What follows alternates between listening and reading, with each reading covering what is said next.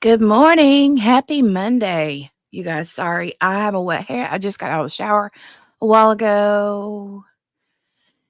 My hair is still wet. My glasses are fogging up because I'm like, got out of a hot shower into the cold air. Mm, I'm just all kinds of a mess this morning. My glasses are fogging up. I do have my coffee. I have my coffee. Yeah, I do. Hmm. I have that. Lord, they're really fogging up now. All right. Let's see who we have here today. Hey, Lauren and Henny, straight out of the gate. Aw. You guys, did you have a good weekend together? I hope you had a great weekend. Glad to have you, Journess. Hey, Miss King. Hey, Sherry. Hi, girl. Hi. Oh, thank you so much, Henny. Yes. Please leave your fingerprint on the thumbs up button. Much appreciated. Absolutely. Thank you so much. Lauren said, just a heads up, tomorrow I'll start my therapy 2 days a week. So maybe I will not come in the stream most of the time, but can't say for sure. But I love all of you. Oh, we will miss you. We will miss you a lot. A lot, a lot. I need something to fan my face. I need something here. I got a blank bubble mailer. I'm just. Whew. I'm glad you had a good time. Glad you had a good weekend. Sorry, I'm a train wreck. I'm a hot train wreck this morning. I'm glad you had a good weekend.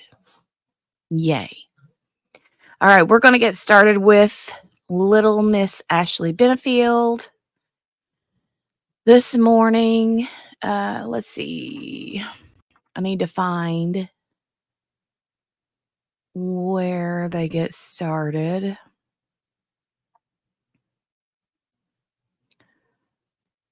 All right.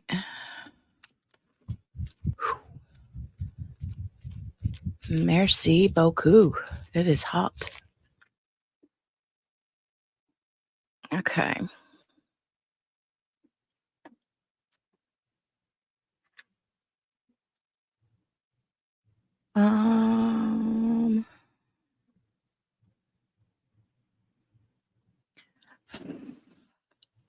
Still kind of reeling from Friday's her testimony. Aren't you guys like, did that happen? Did that actually happen? It was crazy, right? And from the looks of things all over the internet, people are voicing their thoughts, right? We have people who are on the thought that she's innocent and like completely innocent, and others who not so much, right?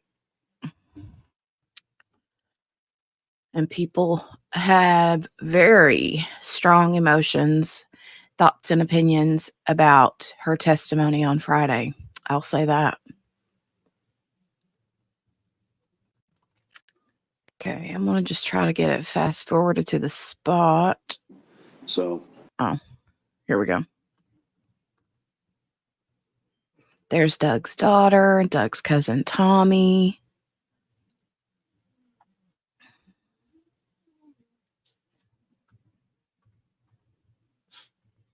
All right. Good morning, everybody. We're back on the record in state. This is Ashley Benefield, 2020 CF 3014. Thank you for your patience as we've gotten started this morning. First thing, we had early this morning, a juror call in that there was some car trouble. The juror was running late. My understanding is all the jurors are here and they've been brought up. And then obviously I've had computer problems this morning. So we'll just get going. Anything you need to bring up before we resume with the defendant's case in chief? Judge, the clerk notified me on Friday that we had not actually entered states 103 and 104. So I would like to go ahead and enter those. I don't know if the defense has an objection. We can do it in our case in rebuttal if we need to, but we did talk about them during testimony. I just didn't say the magic words. I just don't know what 103 and 104 is. It's I don't either. the modeling picture and the mugshot. Oh, actually, yes, we do have something to say about that. All right, so you're just going to save that until your rebuttal? Okay. Yes, and then just to put on the course. There's a discovery issue with respect to those two photographs. We were never provided them. Well, the mugshot. All right. So I'm making a note that we have to have a Richardson hearing on that issue then. And also just to, for scheduling purposes, at some point, hopefully before, right at lunch, I would like to have a discussion about whether the court would allow the state to introduce evidence from Dr. Broder that we had previously talked about before. I just wanted to get a ruling from the court so I know whether to get him here or not. Okay. I don't know what evidence it is, so I'll just wait for you to bring it up. Okay. Defense, any issues before we resume? No, sir. All right. State, you ready? Yes. All right. You said ready. Yes, sir. All right, just want to make sure. Are you feeling all right? Yeah, picked up a little cold, but I'm good. Same here. So I understand. Okay.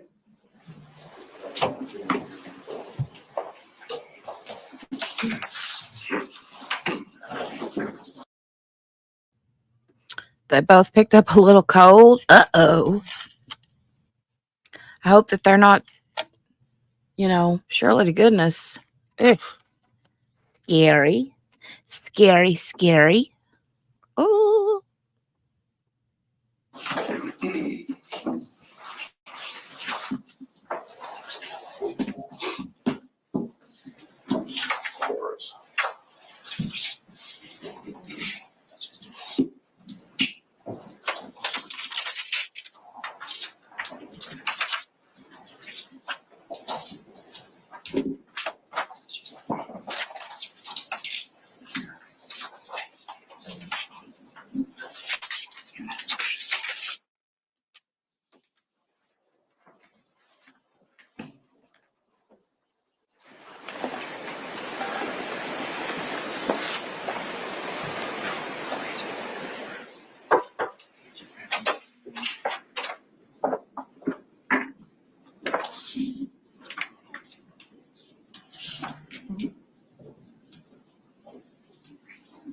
While we wait on the jury to come in, what did you guys do over the weekend? I know what Lauren and Henny did, but everybody All right, else? y'all can have a seat. Welcome back, everybody.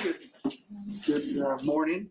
What did you do over the weekend? Car trouble, but I hope everything worked out and you've had time to kind of calm down from that. So we're going to get started as when we left. Good morning, Phil. Hey. Fitz was presenting this case. I do need to ask you though before we get started, because we just had a couple of days off. Did anybody discuss the case amongst yourselves in any way? Did anybody discuss the case with anyone outside of this jury? Did anyone do any research or watch any coverage at all about the people, places, things, or legal topics we've heard anything about? No, sir. All right, everybody says no. Mr. Taylor, call your next witness. Thank you, Your Honor. Defense calls Bruce Ferris.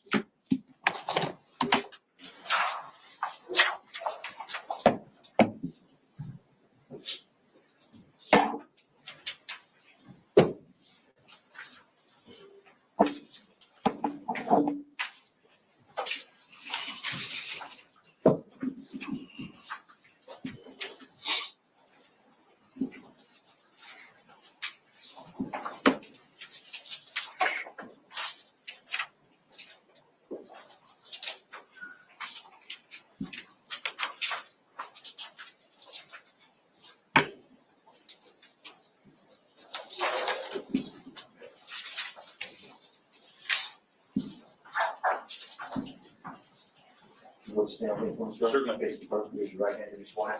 Do you solemnly swear or affirm the testimony you're about to give will be the truth, the whole truth, and nothing but the truth? I do.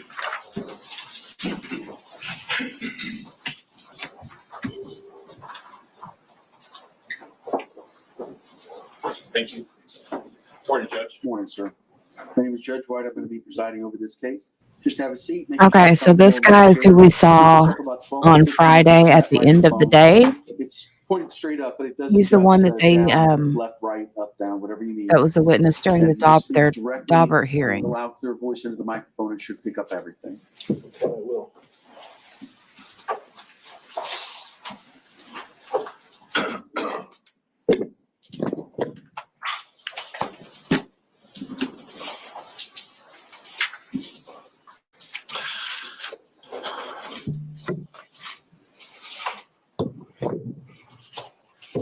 Good morning. Good morning.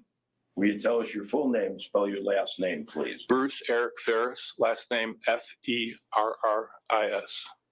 Mr. Ferris, what type of work do you do? I'm a licensed mental health counselor. And how long have you held that position? I've been doing that for 14 years. I've counseled individuals I just recently counted 1,000 clients, not including group work I've done. I also am a consultant in domestic violence and testify as an expert court witness in domestic Basically, violence. we're going to have a lot of the same Talk testimony as about we your heard on education Friday. for a minute. Okay. My assumption, Please anyway. enlighten us. I have a Bachelor of Science degree in civil engineering. I graduated from the Police Academy in Gainesville, Florida, and I have a master's degree in mental health counseling. And do you have any specialized education or training in a specific field? Yes, been to a lot of training seminars and certifications and various conferences. In my curriculum vitae, I'll call it a CV, my resume. There's about 100 items listed of trainings that I've been to over the years. For what specific field? In domestic violence and mental health and trauma to children and trauma in general. And I could go on, but that's the general focus of all my work. Let's talk about your work experience for a moment. Oh, okay. Tell us about it, please. So as a counselor now, my day is spent seeing individual clients. I specialize, like I mentioned, in domestic violence victimization, both men and women. I also see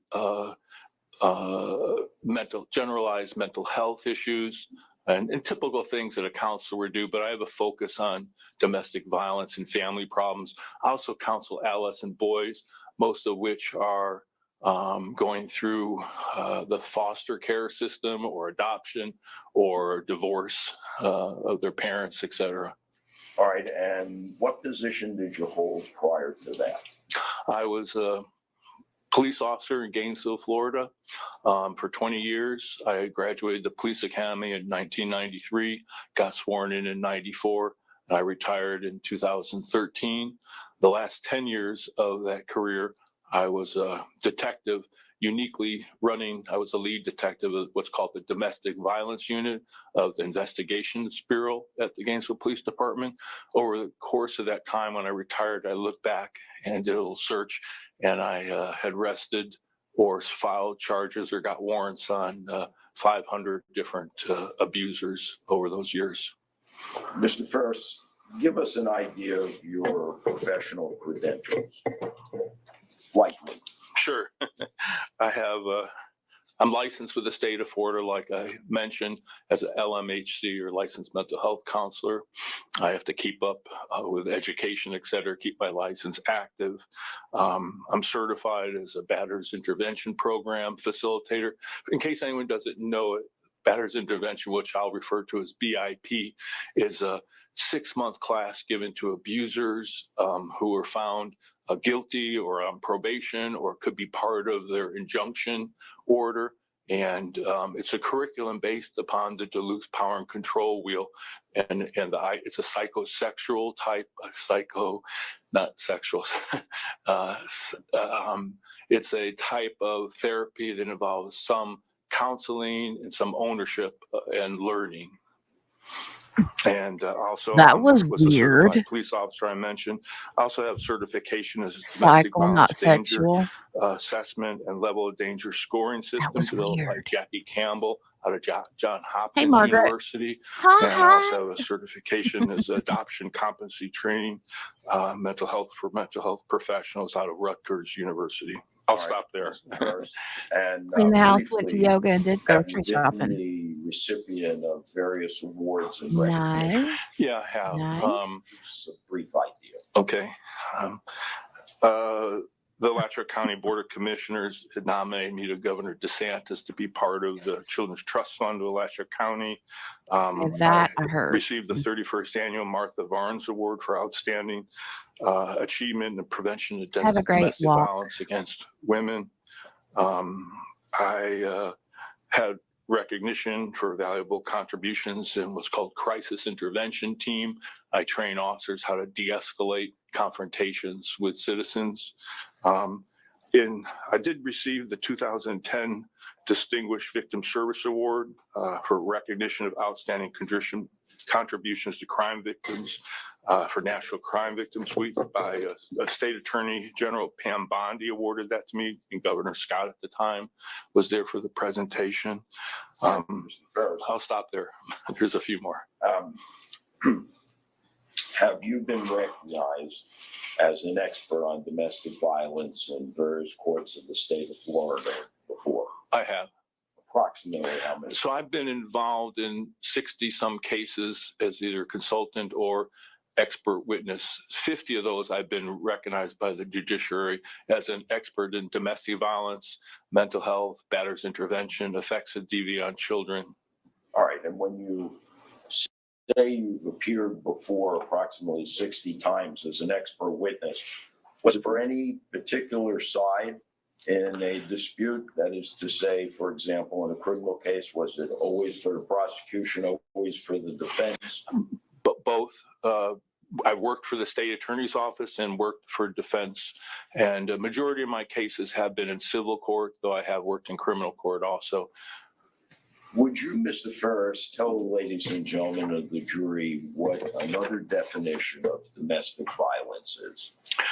Well, so there's the criminal statutes of domestic violence, which are typically, we all know it's battery, assault, ag assault, false imprisonment, sexual abuse, et cetera, person crimes involving a family or household member against each other. And that has another definition, that's spouses or family members living together, or it could be a couple that had a child together that have never lived together. Doesn't include, let's say, cousins who've never lived together and aren't intimate in any way.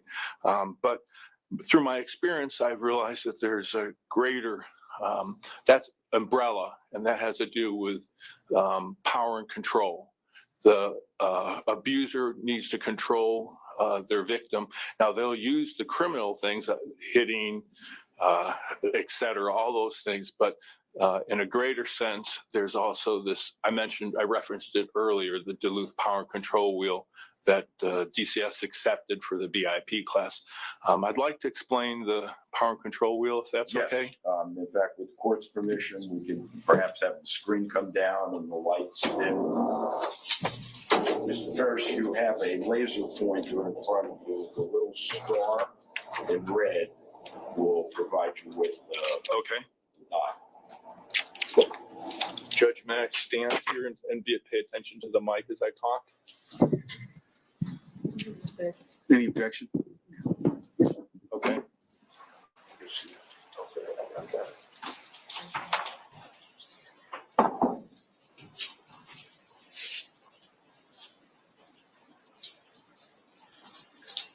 So as I mentioned, there's the criminal definition. Was And there a question, objection, was there a question? Go ahead with the question. Yes. What is it that's on the Right. screen? so what I'm, Mr. Ferris? okay, so Mr. Ferris, yes, Would you please tell us what is on the screen? I will. So this is what's referred to as the Duluth Power and Control Wheel. And so there's physical violence and sexual violence. Those are the criminal things I talked about. And then there's these power and control aspects. And the nature of the power and control is repetitive. It's a way to get control. So up at, we'll call it 1 o'clock, using intimidation, making her afraid by using looks, actions, gestures, smashing things, destroying her property, abusing pets, and displaying weapons would be an aspect of intimidating your partner, again, to gain control. Using emotional abuse, putting her down, making her feel bad about herself, calling her names, making her think she's crazy, playing mind games, humiliating her, making her feel guilty. Then isolation, controlling what she does, who she sees and talks to, what she reads, where she goes, limiting her outside involvement, using jealousy to justify actions. Then a big one that I see often is minimizing, denying, and blaming, making light of the abuse, not taking her concern seriously, saying abuse didn't happen, shifting responsibility for the behavior, saying she caused it. Another one is using children, making her feel guilty about the children, using the children to relay messages, using visitation to harass her, threatening to take the children away, male privilege, testing, treating her like a servant, making all the big decisions, acting like the master of the castle, being the one to define men's and women's roles, using economic abuse, preventing her from getting or keeping a job, making her ask for money, giving her an allowance, making her ask for money, not letting her know or have access to family income. And the last one is coercion and threats, making her carrying out threats to do something to hurt her, threatening to leave her, saying that he'll commit suicide, reporting her to the government, making her drop charges, making her do illegal things.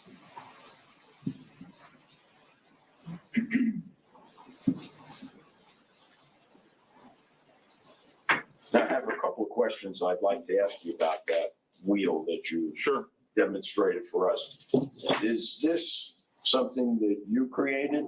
No, this was created by, up in Duluth, Minnesota, there was a domestic violence advocacy group and also researchers, and they looked through police reports, they interviewed victims of domestic violence who come through the shelter, and through a period of time, they developed these 8 items and created the power and control wheel. This wheel is used around the country and actually internationally. Like I said, it's the base curriculum for the Battery Prevention Program class I talked about, and it's taught quite readily all across America and by use by domestic violence shelters, et cetera. How long has this wheel, if you will, been in existence? Yeah, probably, I'm guessing 30 years or so, could be a little more. Are there any agencies within the state of Florida that predicate their decisions Yeah. upon the Duluth Power Wheel? Yeah, the DCF accepted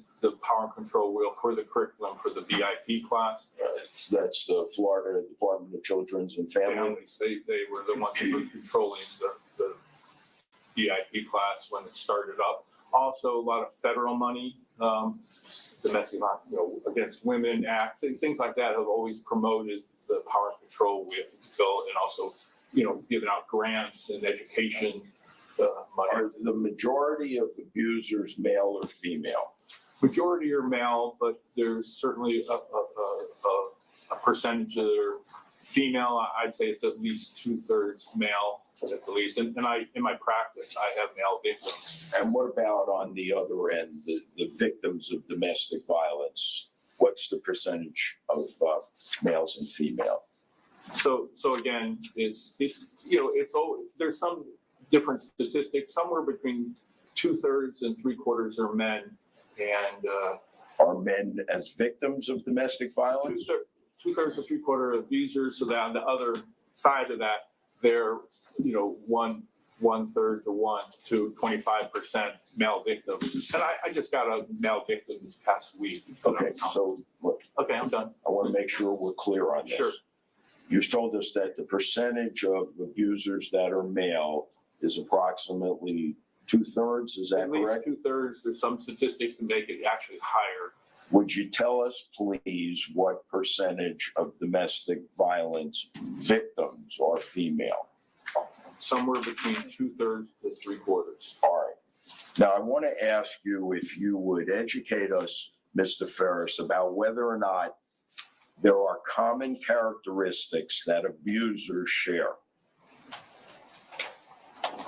And I certainly can do that, Mr. Cheller.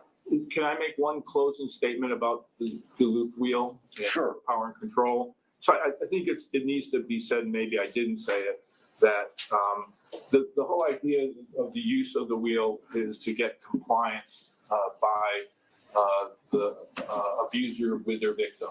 So they're looking to control them, and either they use those criminal, the battery, or they use emotional abuse or intimidation, or use different techniques to try to control them. So the victim of domestic violence is placed with wanting the least harm to them. So they get into a compliance, I call it equilibrium type of status mode, where they seek to get along, to go along. They don't want to poke the bear. They don't want, they believe that this is certainly a danger to be involved with this person, their mate, their spouse, etc. So they comply. They get this compliance mode, and they can certainly appear to society as nothing's going on, but there actually is, and they're afraid to display that because of the retribution that might happen. All right, so this wheel then is the product, if you will, of the science of domestic violence over the past 30 Right. years. And throughout my entire practice, the thousands of people that I've counseled and even the 500s I've arrested, I see this repetitively be true. All right. Now, would you please tell us, Oh, I do. Thank you. I need you to make sure you keep your voice up so that Yes, we sir. can hear you. Would you now tell us, Mr. Ferris, whether or not there are common characteristics that abusers share? They can be anyone from all socio-economic stratas, and that's been my experience also. And I said, like I said earlier, predominance men, but also females. What's the motivation for their behavior, abusers? They want to control their partners. I find often an ownership type attitude. They want to control them. How do they treat generally pets in the household? Pets.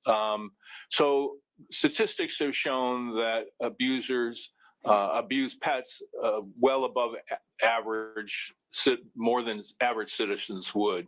And so I have two theories about that. One is that they're missing some empathy, or they tend to see things as objects. And so, Object to Sustained. non-responsive.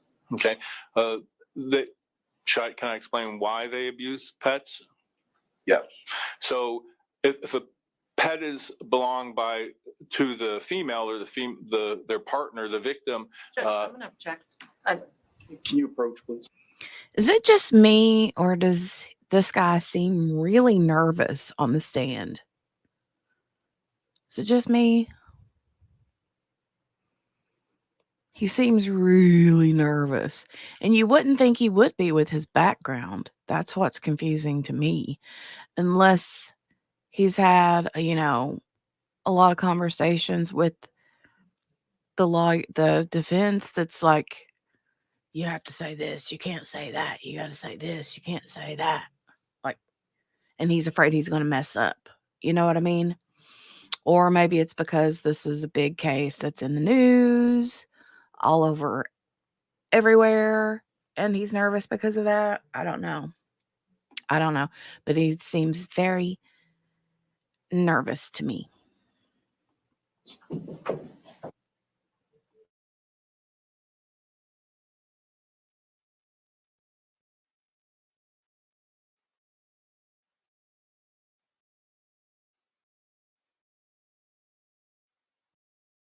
Mr. Ferris, would you?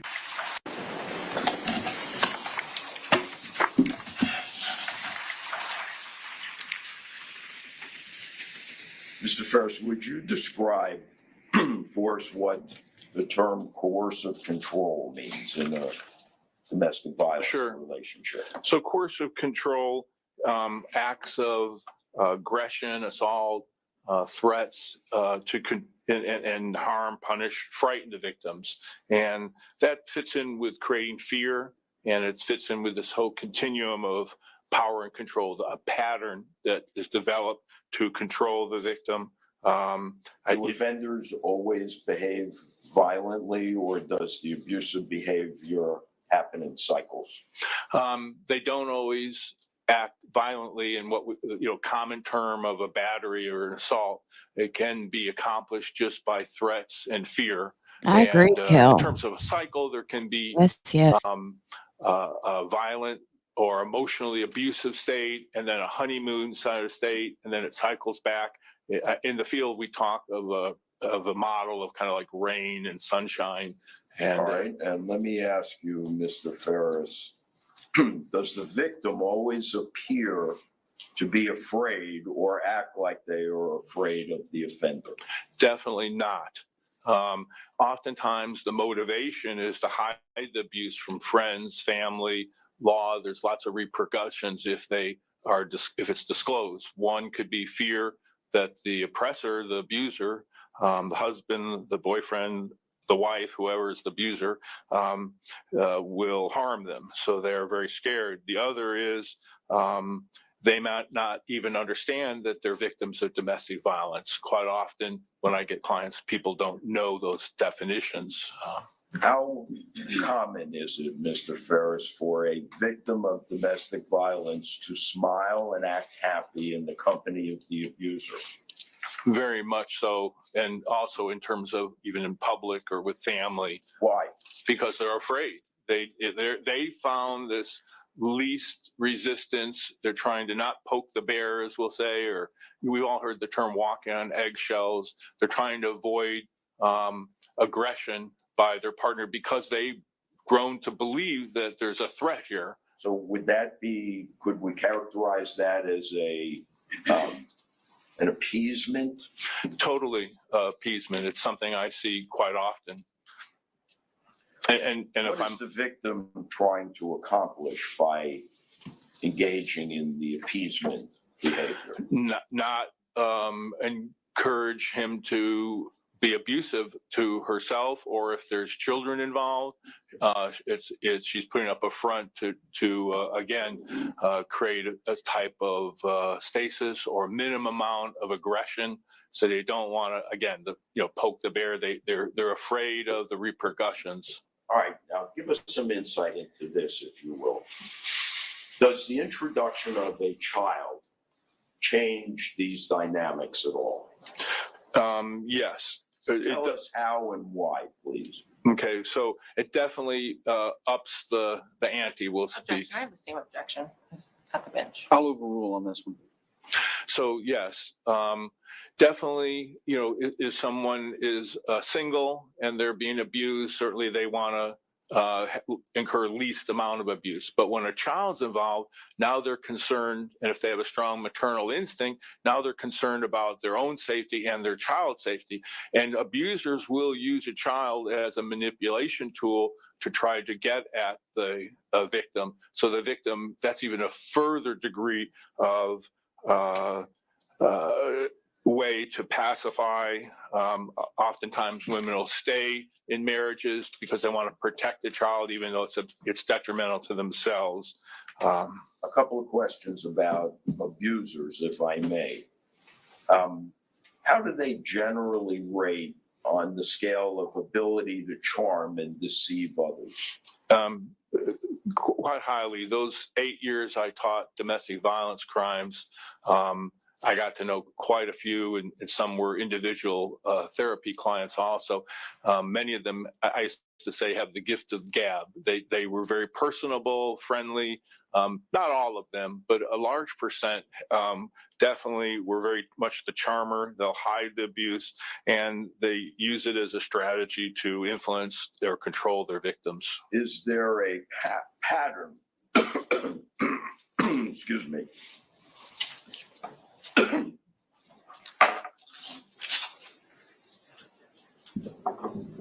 Is there a pattern, Mr. Ferris, of denying, rationalizing, minimizing, or blaming the victim in these relationships? And I can say a very high percentage, well, I don't know, over 90% I'd estimate of all my cases involve minimizing, denying, blaming. In fact, on the power and control wheel, I guess it's gone.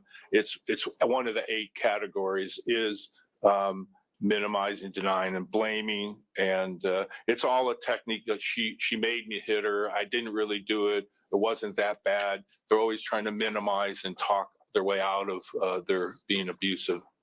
Would you explain to the ladies and gentlemen of the jury, Mr. Ferris, is there a particular time in these relationships when violence is most likely against the victim? Yes, very much. The most dangerous time statistically is when a woman or a victim of domestic violence is leaving their abuser. And if the abuser is there, there's a high fatality rate, high incident of danger to them. I've been trained in this in my evaluation with John Hopkins' work. This is a really dangerous time. As advocates for domestic violence, we oftentimes have safety plans. Those plans, part of those plans, you never leave. Sustained. All right.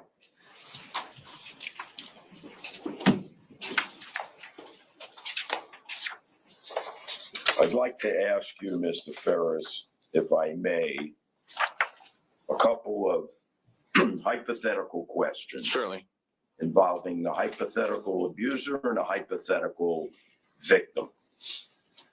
First, I'd like you to tell me, would the following acts be consistent with an abuser? And allow me to finish, and then you give your opinion. I'm going to object to that. All right. Do you want to approach? Yes.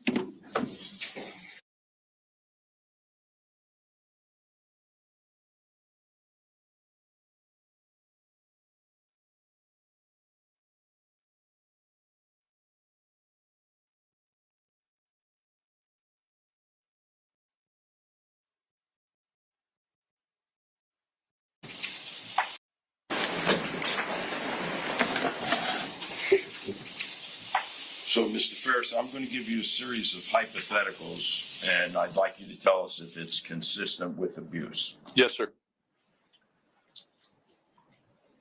Shooting a gun in the kitchen of a home in an effort to intimidate the victim to stop speaking. Throwing the loaded gun at the victim.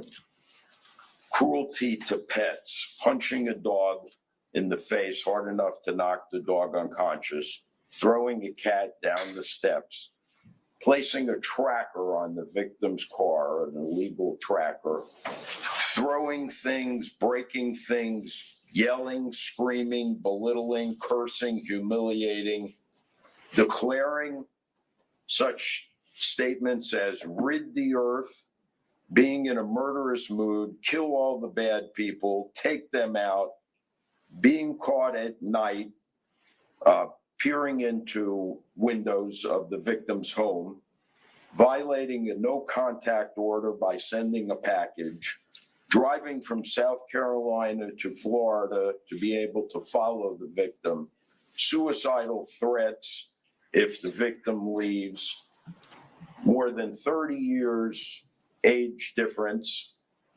and finally, prior marital history whereby the prior wife explains how she was beat up on the honeymoon. Would that be consistent with abuse?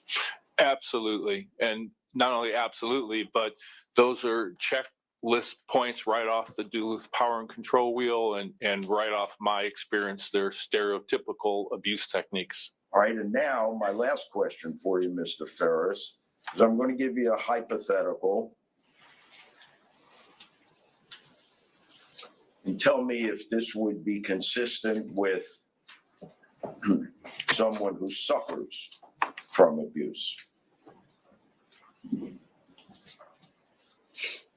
Sending texts that are conciliatory with friendly emojis, accompanying the abuser during child time sharing ventures, acting deferential and subservient in joint therapy sessions, but decisively different in individual sessions, fearful of the abuser finding out the victim described him as controlling, manipulative, and abusive, and being exposed to threats, intimidation, pushing, holding down, humiliating, cursing.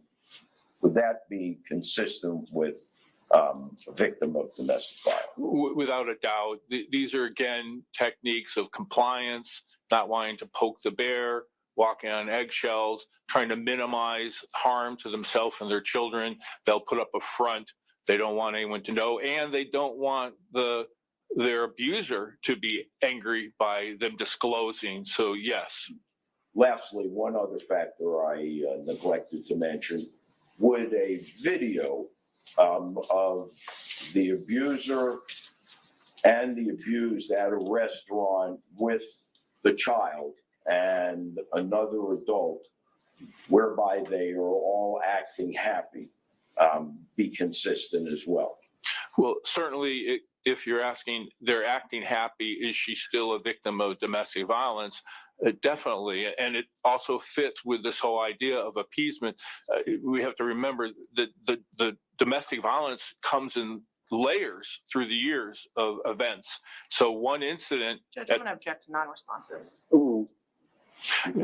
So that behavior isn't just a spot image right then. What's going on inside her? Why is she acting that way? That's what I would ask clients. That's what we're looking for. And if it's truly a victim of domestic violence, she'll be in this appeasement mode to try to please him and not disclose the abuse to get along sort of description. My final question, as it relates in general to domestic violence. Assume, hypothetically, there were several violent or semi-violent acts of domestic violence, and then there was a break in the chain of events for, let's say, as much as a year or two, and then it started up again. Does the victim remember, and is the victim affected by the earlier acts of abuse? Without a doubt. I've got clients who tell me about Sustained. Yeah, just so yes, definitely they don't forget the abuse that's occurred to them, trauma lasting. Adults remember childhood trauma, let alone something from several years ago. Like I say, layers of impacts of behavior. Thank you very much. No further questions from Mr. Farrell. State, Cross. Thank you, Judge.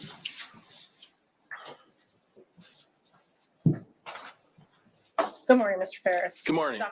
Mr. Oh, I want to ask you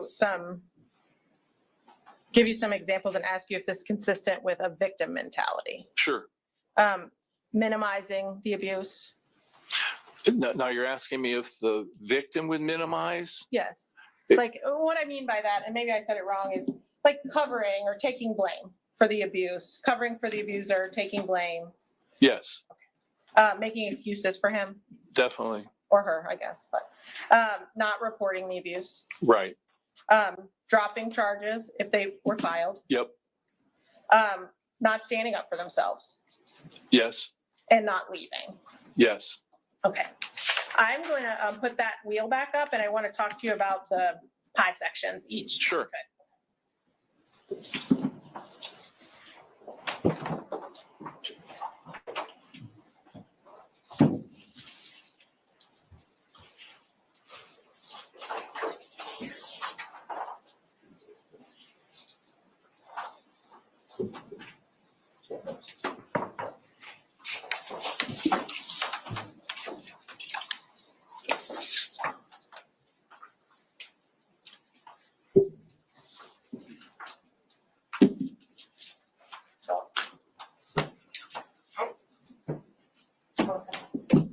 Sorry, Judge.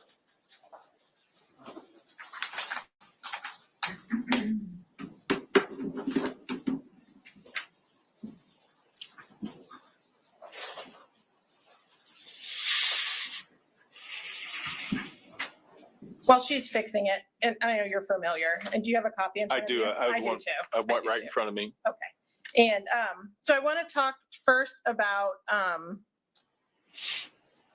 the use of intimidation. Would you agree that if somebody, this says making her afraid by using looks, actions, gestures, smashing things, destroying things, her property. We talked about a break. If those things weren't occurring for years, would you, but had allegedly occurred prior to that, would you still consider that part of this dynamic Yes. if it's been a distance in time? Yeah, I think the distance can be totally irrelevant. And there's a section on here about the economic abuse. Mhm. Would you find that if a hypothetical victim was living on her own for several years, had no monetary dependence on the alleged abuser, and lived in her own home in another state for part of that, and there was no monetary connection, that would not apply to a relationship? Could you restate the Yes. question? So if in this wheel, Right. hypothetically, when I'm talking just about using economic abuse, Right. would you agree, would you say it still applies if the victim was living on her own for several years with family and independently sufficient economically? Mhm. No financial dependence on Mhm. the other person.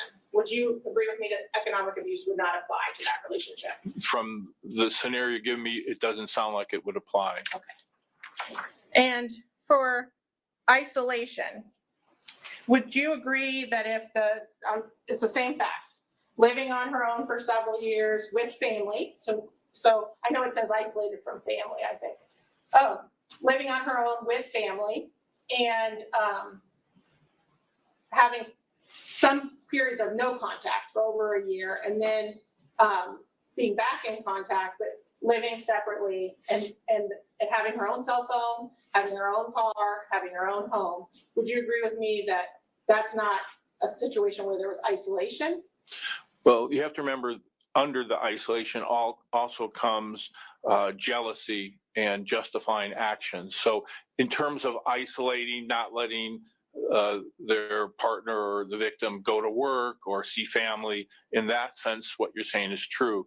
But a component of isolation could also be extreme jealousy, possession, your mind, those sort of things. And I didn't add those facts. You're adding those facts, right? Well, under the power and control world, the last item, I don't know if you actually mentioned it, using jealousy to justify actions. And if that was not a factor, that's not a factor. for my scenario. Then isolation component may not be part of that, component for the scenario we're looking at, the couple we're looking at. And why do you say may not? What part of that would apply? Well, would not be. Okay, thank you. Using the children, Mhm. if the hypothetical victim had custody of the child and attempted to terminate parental rights, and the hypothetical abuser had to seek court intervention to get the child, Right. would that be a factor in your consideration of whether children were being used? If she had sole control of the child. So you're asking me if I could just reframe that the alleged abuser is not he's not using child against their alleged victim, then they're not necessarily guilty of using the children. I'm not asking if it's guilty. I'm just asking if that would apply. We've talked about how these Right. things apply. It may not apply. It would not apply. But I think if I could mention, you're missing the point of the power control wheel. This is about pattern of behavior. I'm not missing Okay. it. I'm just asking hypothetical Okay. questions. How about the using a male privilege? Mhm. If that hypothetical abuser was not having any control over her big decisions or did not live with her, so was not being the master of the castle, was not treating her like a servant because they lived separately, and was not defining their roles, in fact, was offering to purchase things, get her anything she needed, those kind of things. Would you agree with me if those were the facts of a relationship, male privilege would not apply? No, I wouldn't agree with you. Okay, can you elaborate? Yeah, the men's roles, and when you say purchasing things, I would want to look into what is that a concept of what the role is. I'm the man. I purchase things. I control things for you. I decide what to get, et cetera. So that could be a male privilege issue. Okay, and I understand that, and that was a poor fact scenario in mine. I think it kind of goes with the economic abuse. And what I should have asked is, if she's asking for, can you stop and get me boxes, or can you stop and get me tape, or can you stop and get me something else? And he is, yes, of course, and he does it. That's what I'm talking about, not him telling her what she may have. So in terms of him buying things for her that she's asking for, I wouldn't consider that to be domestic violence. Okay, you would not. No. Okay. And so that's, other than that caveat, then male privilege wouldn't necessarily apply to the cycle that we're in, under my facts. The facts are not complete enough for me to come to the conclusion. Okay. How about minimizing, denying, and blaming? What, you said that was present in 90% of the cases. Quite a bit, yes. Right. Mhm. I think you said 90. I did. What if the hypothetical abuser says, I was wrong. I lost control. I shouldn't have done those things, and never says it was your fault you did those things. Would you then feel like that's not minimizing, denying, and blaming? No, I wouldn't agree with that, Okay. because it could be that part of the strategy of minimizing could be that I'm sorry I didn't do it. That could just be minimizing. I'm sorry no, not I didn't do it. I'm sorry I did it. Right. That's part of That's still, minimizing? yes. Well, certainly not denying or blaming, right? I would need more definitive I guess facts. I need an explanation on if somebody takes responsibility for accusations against them, how Right. that is minimizing. Just to say, yes, you are correct, and I am sorry. It could be a way to dialogue or to minimize what occurred by accepting blame for it, and that could be part of their scenario. Could it also be the opposite? Yes, That person it could is be. taking credit, is taking responsibility for their actions. Right, certainly it doesn't deny that it happened, that's for sure. Right. Okay. And no blame being set forward if they say it's my fault. Well, just because someone apologizes doesn't mean they weren't abusive. I'm just talking about the factors on this wheel, Right. and whether or not, if somebody under my hypothetical admits to responsibility for the accused abuse and apologizes for that. Okay, so do you guys feel like she's doing a really good job at getting him like even more nervous? I feel like she's really intimidating him. Hey, Margaret, welcome back. Welcome back. Welcome back. Welcome back. Thank you, Henny. Yeah. For those of you popping in, I would love it if you would hit that thumbs up button. We appreciate it. Big O, mucho much. I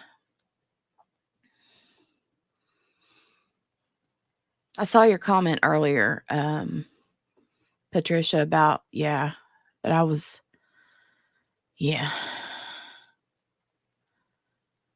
Now we can start the party. I'm back.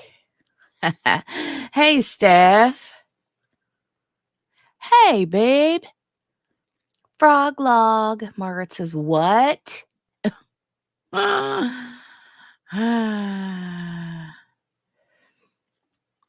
Right, Miss King, I agree with that.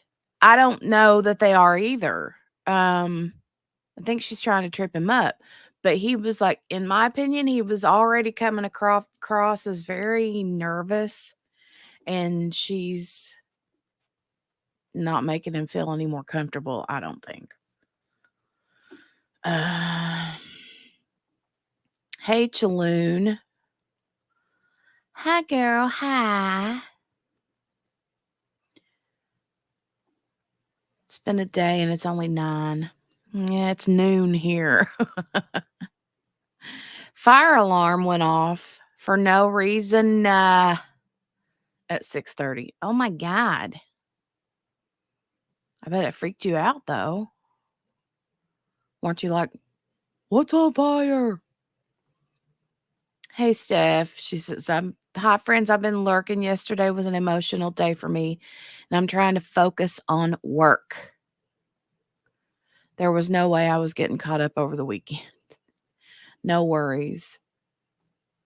I'm glad you're staying busy with work stuff, though.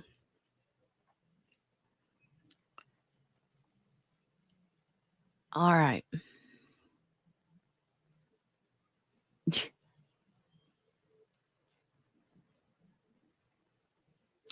I don't know what was louder, the alarm or me. All right. Let's get back to it. That, whether or not you would consider that denying and blaming. I would need more Mm. information on the relationship in the scenario to decide that. Is there a scenario? Okay.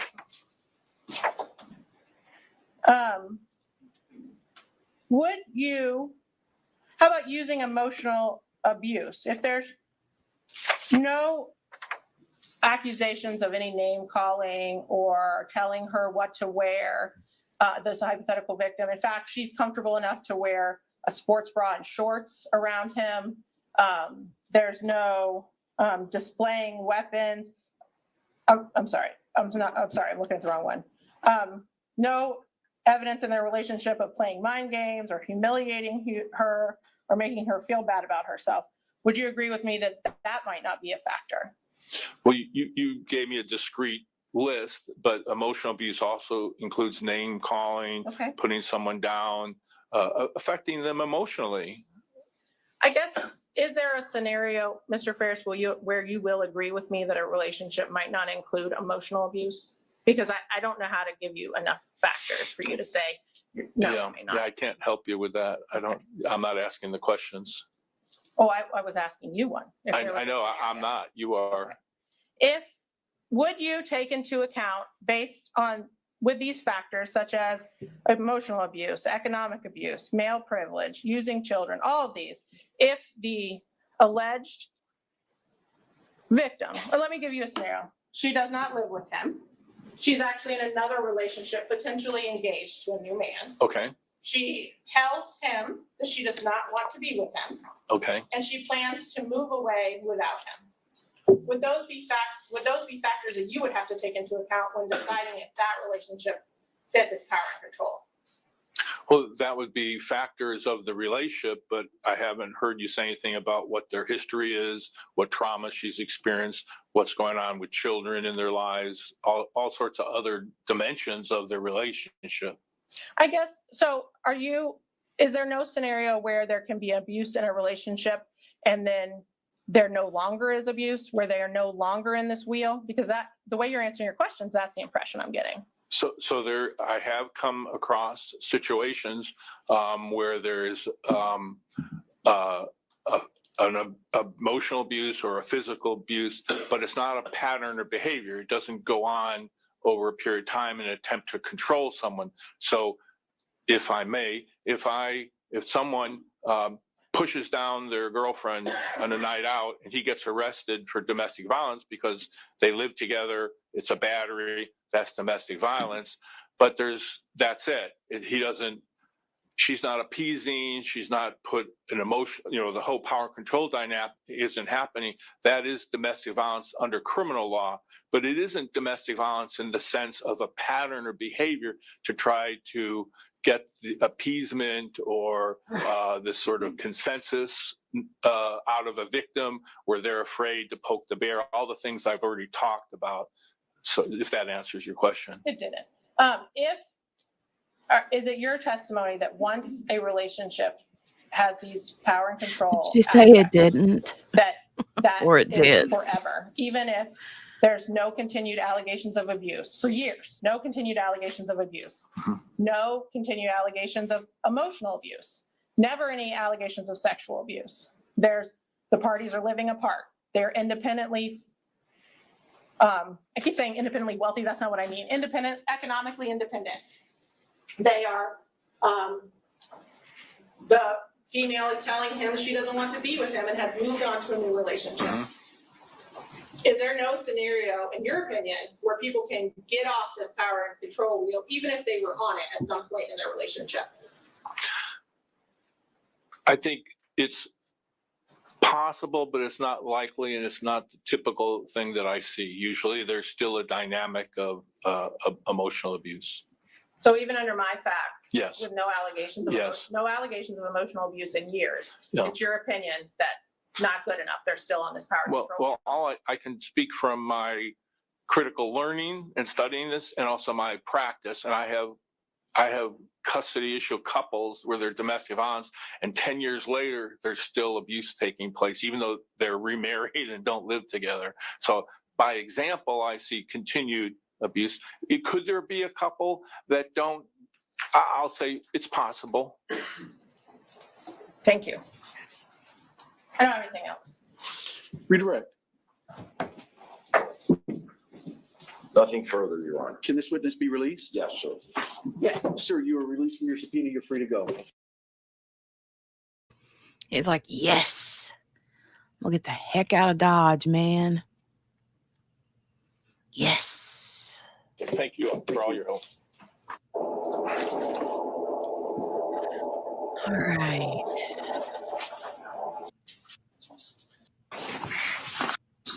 Thank you. Okay.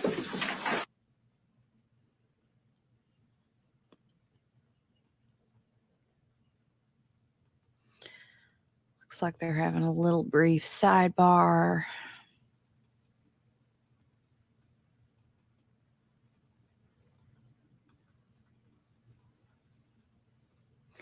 Skipping through.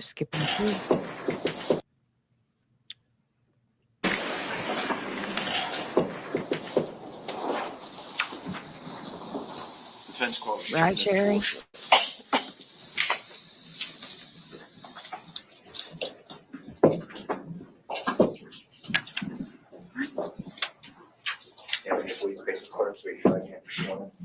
You solemnly swear or affirm the testimony you're about to give to be the truth, the whole truth, and nothing but the truth. I do. Actually, as she's sitting down, attorneys come back one more time.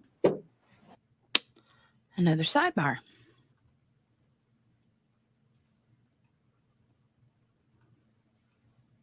Hello, ma'am. Good morning, Your Honor. How are you? Go ahead and have a seat. My name is Judge White. I'm presiding over this case. Hey, Just make Brenda. yourself comfortable in that chair. You want to be about 12 to 15 inches from that microphone. You can adjust it up, down, left, right, however you need. And if you just speak in a loud, clear voice, we should hear you just fine. Yes, Your Honor. Good morning. Good morning. Would you tell us your full name, spell your last Hey, name? Lee. Gina Torchia, Torchia. Haley comes in and takes out the trash and brings in all the Portia. yummy foods, Did you including at one time work for an attorney by the name of just chocolate Stephanie peanut Murphy? butter. Yes, sir. Thank you. Back in June of 2018, would you have been employed under Miss Murphy's guidance? Yes, sir. Do you recall exchanging an email with Detective Gillum on June 5th, 2018? Yes, sir. Did you have an opportunity to review it? Yes, sir. I'm going to pass to you, Ms. Torsia, what I've marked as defendant's exhibit number 25. And ask you if you can identify it for us. Yes, sir. What is it? It's an email from Detective Gillum. And does it include a response from you? Or is it a response to your initial email to him? It's a response from my initial email to him. Okay, and is it a true and accurate copy of your email to him and Detective Gillum's response? Yes, sir. Move to introduce it into evidence at this point, Your Honor, Defense Exhibit 25. Same objection? Yes. Oh, All right, now, defendant exhibit 25 will be received.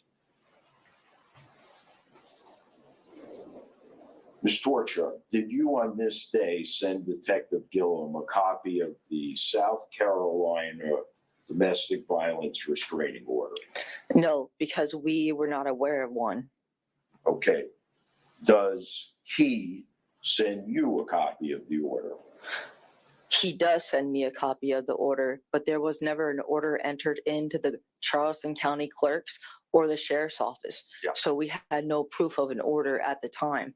Would you please read for us, Ms. Torsia, Detective Gillum's response to you on Tuesday, June 5th, 2018, Gina, 6:19 p.m. I noticed something that you both need to be aware of, unless there's something I'm missing. If you read that section just before the judge's signature, it states the order will be in place 6 months of the day of the hearing, which was May. Can you slow down just a little bit? Oh, I'm so Thank you. sorry. I'm a fast reader. Okay. Sorry about slow that. down a little bit for us. Evelyn Wood School, huh?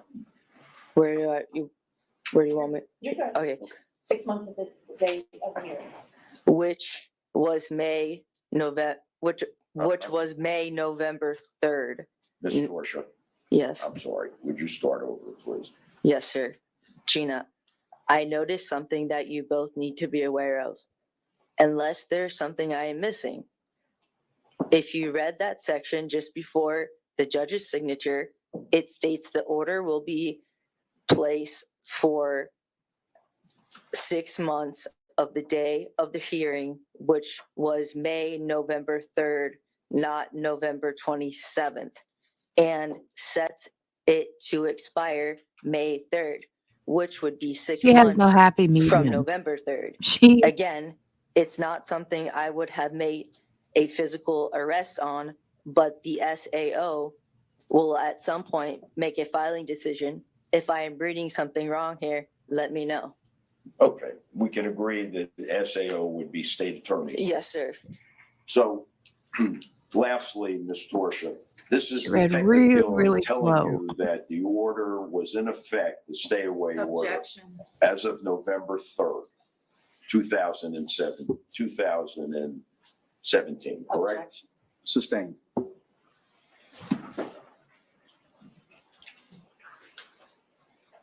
This is Detective Gillum explaining to you. Objection asked and answered. She read the email. Sustained. Just a moment, Your Honor.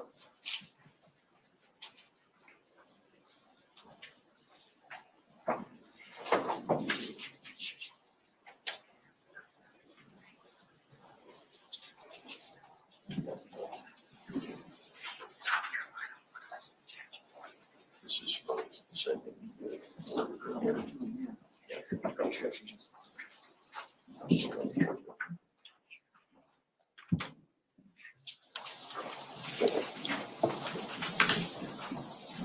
Ms. Torsia, let me pass you what I've marked as Defendant's Exhibit 26. Can I see it, please?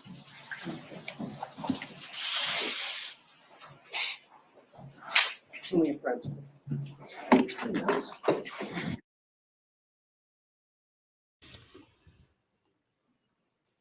It's a big sidebar city day today, apparently, right?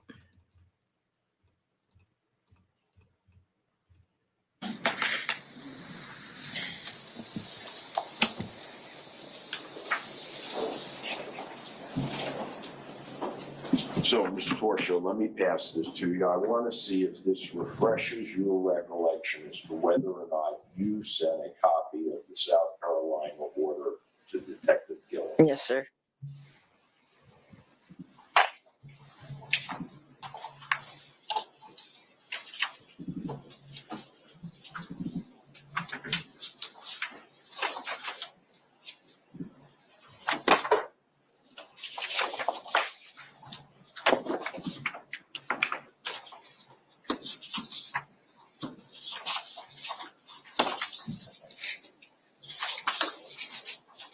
Yes, this is the order.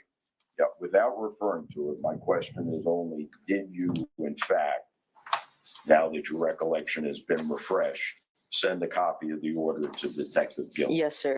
And then he responds to you a couple hours later with the email. With, yes, and there's also No an, further questions, Your Honor. Thank you, Ms. Torsia. Any cross?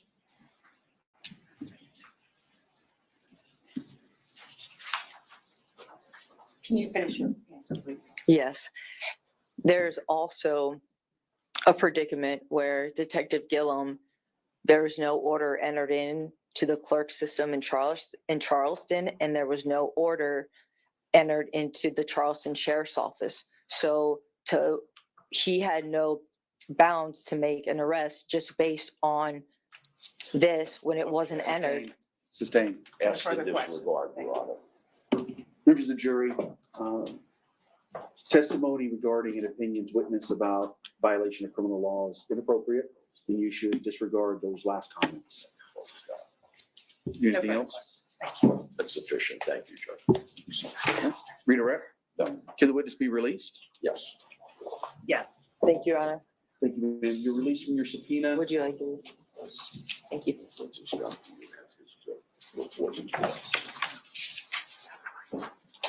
Mr. Taylor?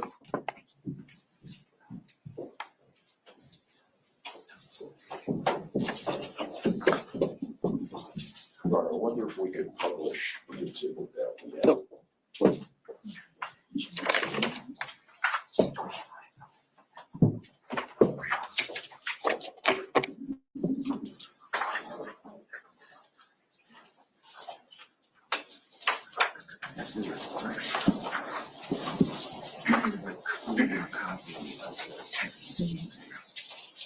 That's okay. I'm not going to be able to go very far with that.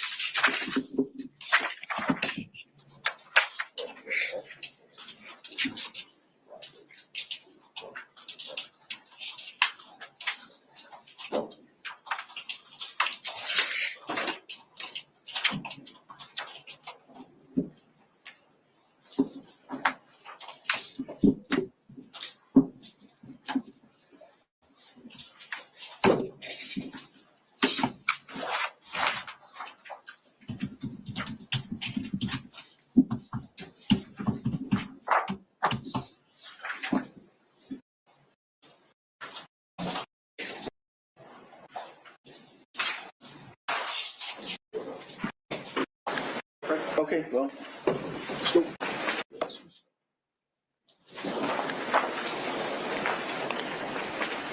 I think we're gonna have to approve. okay, well, so.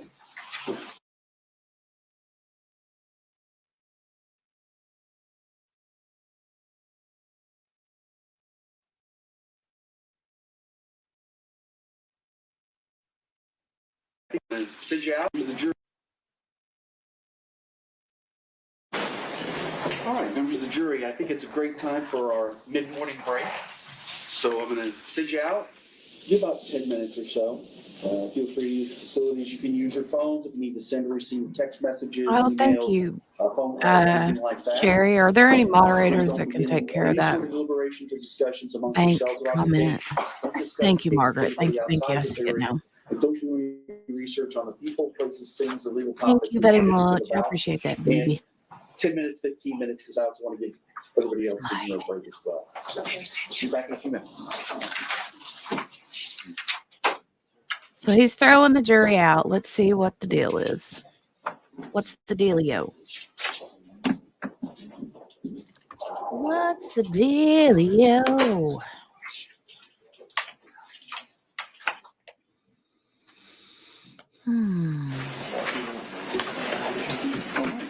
Y'all can have a seat. All right, so the issue is a police report that I haven't seen, but it's my understanding what it says is that Ms. Benefield went physically to the telephone reporting unit of the Manatee County Sheriff's Office. I'm going to summarize, you can correct me. With You got it right so far, though.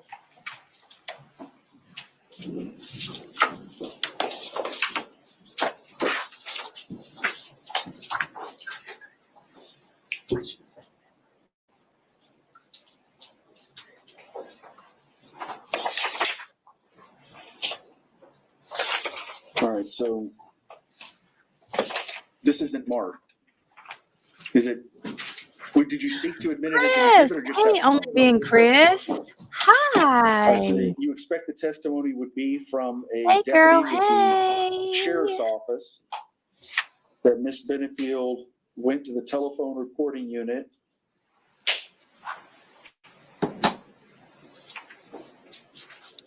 Hey, girl. Hey.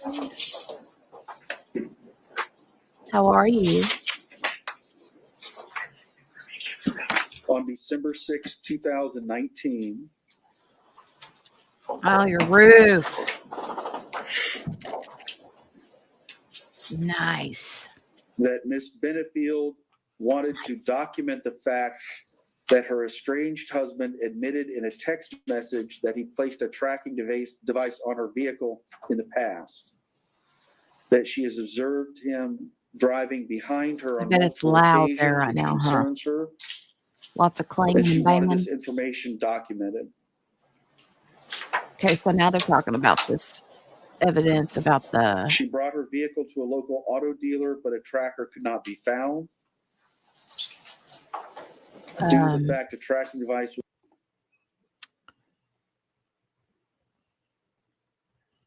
very loud and we are legit blocked in. Yeah. Yeah. I bet. What was I saying? Oh, this evidence is about the tracking device that he put on her car. Yeah. That gives me Micah Miller and JP Miller vibes. The whole tracking thing. Ugh. was never observed on a vehicle and information report was completed.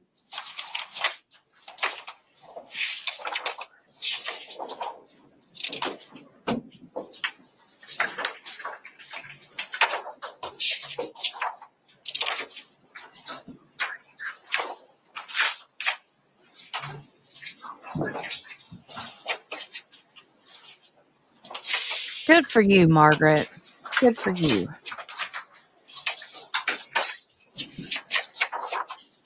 Good for you. All right, any objection? The objection, Judge, is that anything contained in this report, which the nature of this report, according to it, is information. But anything contained in this report is hearsay other than that Ms. Benefield physically appeared at TRU on December 6th, 2019, because everything that Mr. Deputy Lindsay wrote down was told to him by Ms. Benefield. And so the state would object to his being able to testify to anything other than she appeared at TRU on that date, which seems irrelevant, if he remembers. Proponent, defense? Yes, so it clearly goes to her state of mind at the time, and it also corroborates her defense. I do not plan to ask the deputy to read it. I'm going to ask him if he took a report from Ms. Benefield, what the date was, and whether or not it was her reporting about a tracker being placed on her vehicle. That's all. And that's hearsay, in the state's opinion, Judge, because it's self-serving hearsay. It's actually hearsay within hearsay, I think. That if he wrote something and asking him what he wrote in a report about somebody else told him, but it's at least one level. All right, thank you both very much. The purported reason for the introduction of this testimony, according to the defense, is to show the defendant's state of mind and that it corroborates her defense. Both of those sound to me like the introduction of this report to the sheriff's office regarding a tracker is being offered for the truth of the matter asserted that a tracker was placed. That would obviously make this hearsay. It's the introduction of an out-of-court statement to prove the truth of the matter asserted. That being that a tracker was placed on her vehicle, thereby corroborating the testimony that has already been provided My notes are that it's already been testified to that the tracker was placed on the defendant's vehicle. And my notes are. All right, quick potty break. Quick potty break. I have to go wee wee. Let me see real quick though.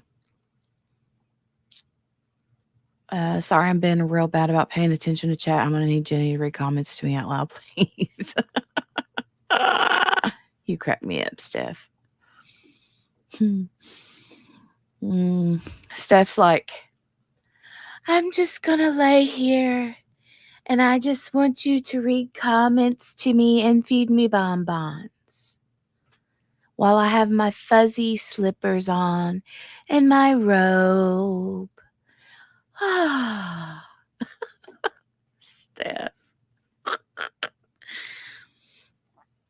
You kill me. All right, let's go. That she testified, or it's been Again, potty break. I'll be right back. that the victim in this particular case admitted that he placed it on her vehicle. Yes. So that's already in. And I think I said this the other day, and it bears repeating. So this is self-serving hearsay. It's clearly excluded. I will just note a secondary reason would be the relevance of this report. The issue is not whether or not she reported it to the authorities. The issue is not whether it's true or it's not true. The case law is very clear on this. It's not relevant whether law enforcement believed her or didn't believe her. The purpose of allowing these prior bad acts, and I say prior bad acts instead of going into all the different ways that can be done, but in a self-defense case, once the defendant has established there was an overt act, prior incidents of violence and intimidation and threats can come into evidence. The case law is very clear. They may be true, they may not be true. The issue is, what did the defendant know on the day that the force was used? And so those prior acts of the specific incidences of prior bad acts or prior violence don't have to have happened to her. She just has to know about it. And the tracker issue, while not necessarily violent, certainly it's intimidating. And I allowed it. I don't remember if the state objected or not, but I allowed that in. The testimony is in. Whether she reported it to law enforcement is of no moment. Whether it's true or not, because put it this way, the tracker wasn't found, so it was just an information report. It doesn't matter if it was found or not. It doesn't matter if this officer believed her or not. The issue is, it's something she's aware of. She testified to an overt act. It's already in evidence. So at this point, this is not marked. What was it? Who was the next person? What was his name or her name? Lindsay. That was Deputy Lindell. Lindsay. Scott Lindsay. It's on the Scott, top of the report. Scott Lindsay, I'm sorry. Lindsey.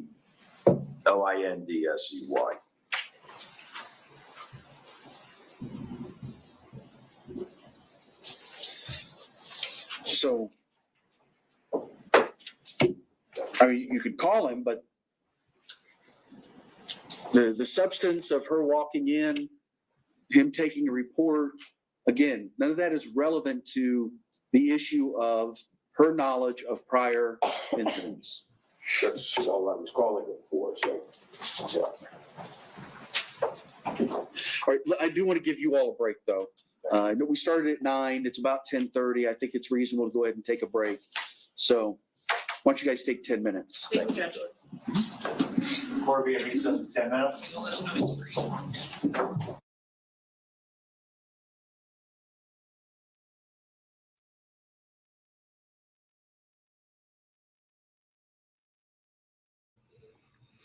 I'm back, by the way. Hi, I'm back. Doug's daughter has the coolest necklace on. Did you see her necklace? Look, let me rewind it real quick. Look at her necklace. It's like a fish. That's just super cool. I don't know. All right, so they're on a break. They are on a break. Let's get to... Let me fast forward, just make sure there's no...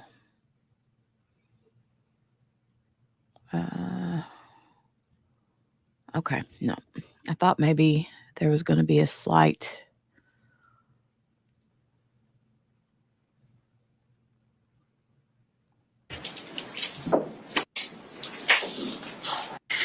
Ready? Okay. Please have your seat, please.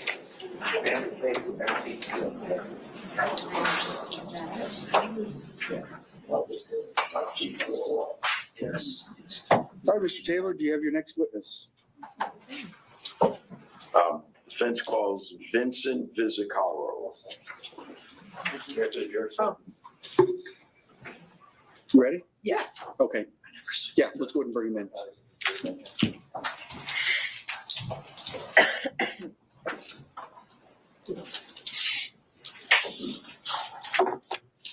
I don't think it was a mermaid tail. It looked like a... I thought it was a fish. Was it a mermaid Please make tail? sure you have him spell that for the court reporter.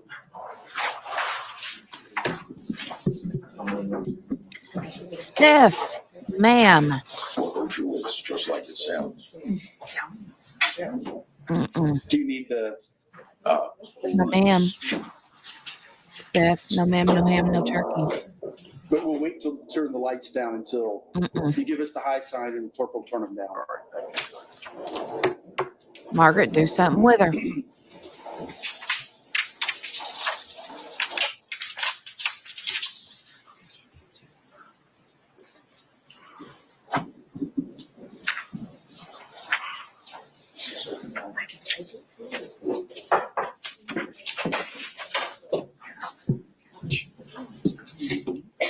Here, I'll do this right here. Steph, this is for you. No, ma'am. No. No. All right, y'all can have a seat.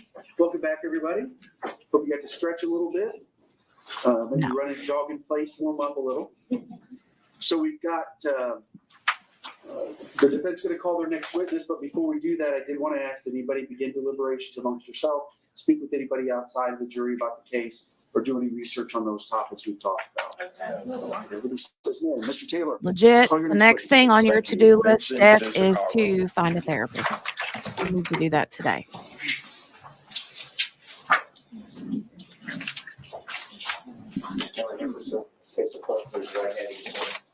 Dude, the bank guy's back. Get out of here, yo.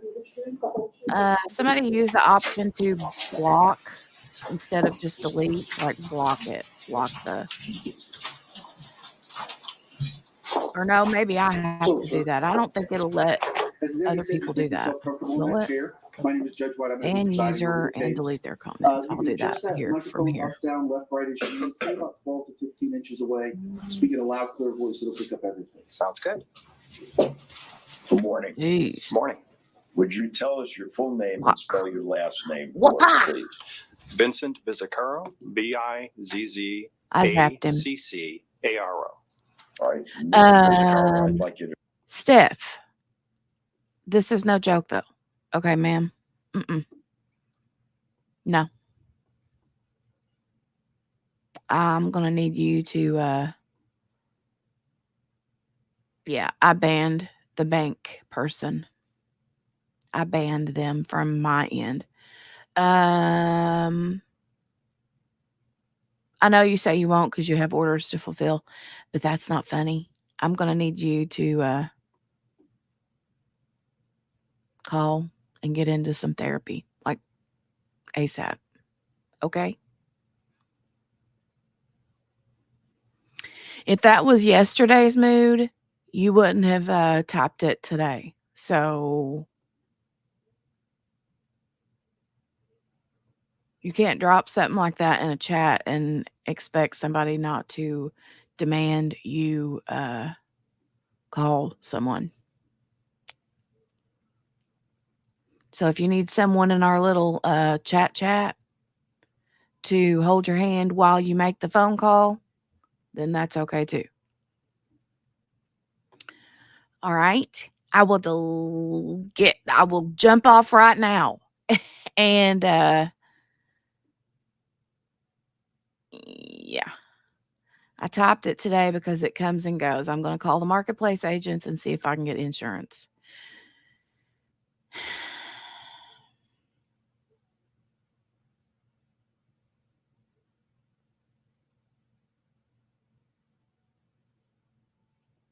Steph, I will slap your eyeballs out of your head. No. No.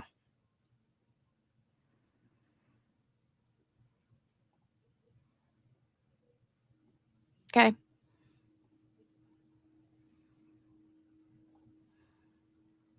You're cute, but you're not that cute.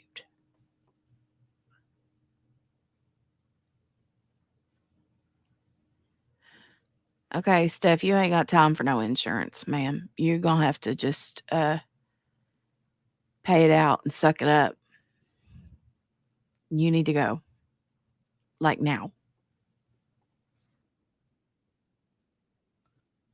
Do not make me do a welfare check. Because I'll do it. I have your address.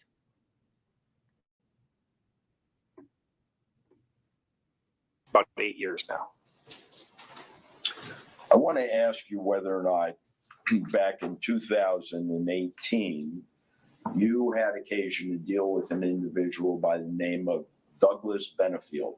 Yes, I did. Would you tell us the circumstances under which that relationship took place? Yes, he contacted me looking for a home. Hearsay. I'll overrule at this point.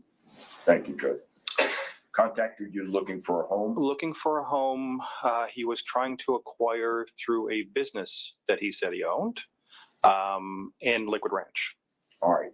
And back in 2018, Mr. Vizzacaro, did you use emails to communicate with him?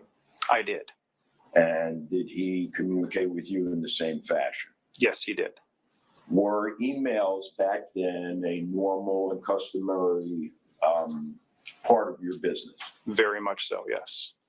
Did you preserve the emails as they related to each client's files? I do that, yes. And were the emails under your care and custody? Yes.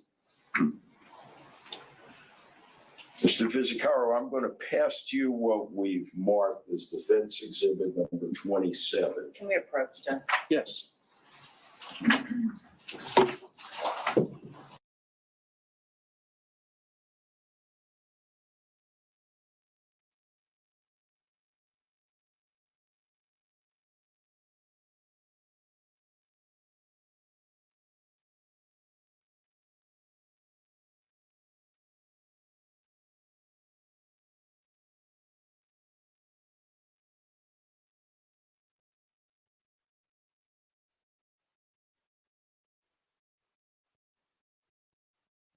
Notes and issue. All right, members of the jury, I do need a few minutes to resolve a legal issue. That's my responsibility. So if you could, close up your notes and leave them there on your chair. And I'm going to excuse you back into the jury room for a couple of minutes. I will get you back out here as soon as I can. Don't begin deliberations. Don't talk with anybody outside the jury. And no research on any of the issues. Thank you.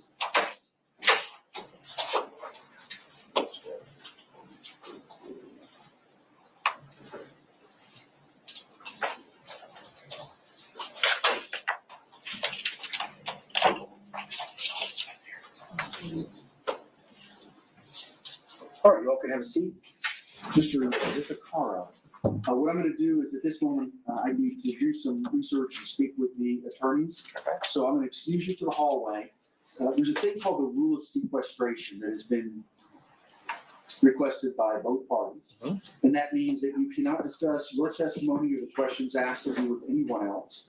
Can't discuss other witnesses' testimony or what questions they were asked, what testimony they gave while hearing court, or do any research on the case, watch it, or anything else. Understood. All right, we'll call you back as soon as we can. Okay, thank you. Thank you.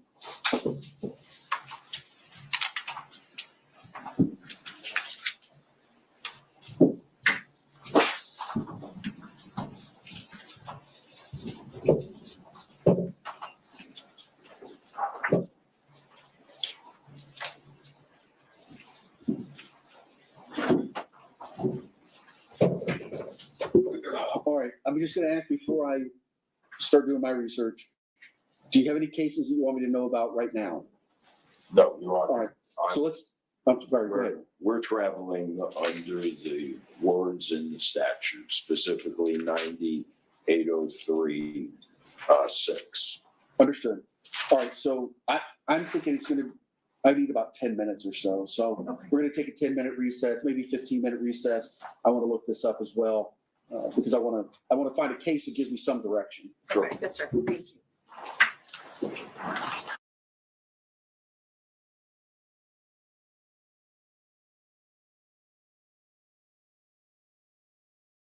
Of course, that means you can too, when we go back on the record. Yes.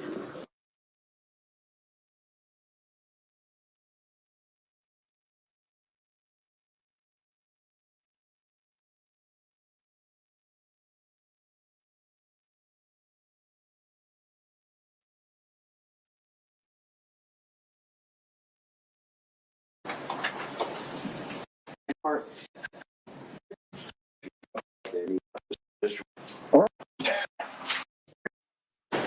All right, you guys ready to go back on the record? yes. Yeah. Printing something. All right, the objection is hearsay.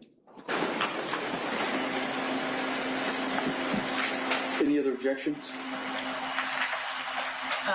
Judge, also, I would like to make a relevance argument that the fact that he's going back and forth in this email about a specific property, there's no relevance to it.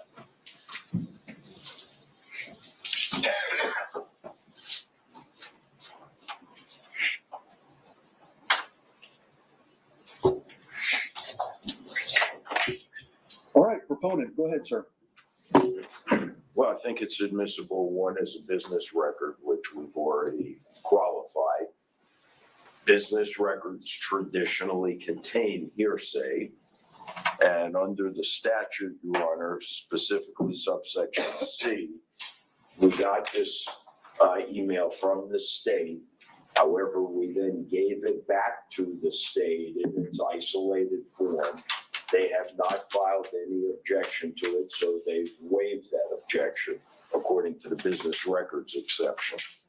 We also believe that it shows Doug Benefield's state of mind that he was in the process of buying a home directly behind Ashley Benefield's home during the time period when the South Carolina injunction was in full force and effect.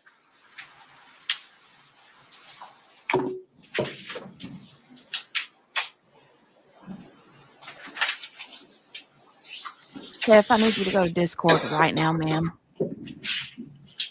All right, anything else, sir? No, sir. State. Judge, I found a case I would like to put on the record, Thomas v. State, 993 Southern 2nd, 105 from 2008. It is specifically addressing an email that was put in as a business record. I didn't have long to read this, but it was an email that was sent to an apartment complex manager of some sort. And it appears as though it was not qualifying as a business record. And additionally, the hearsay within the email was not admissible. There is a yellow flag, and I'm trying to look at it now.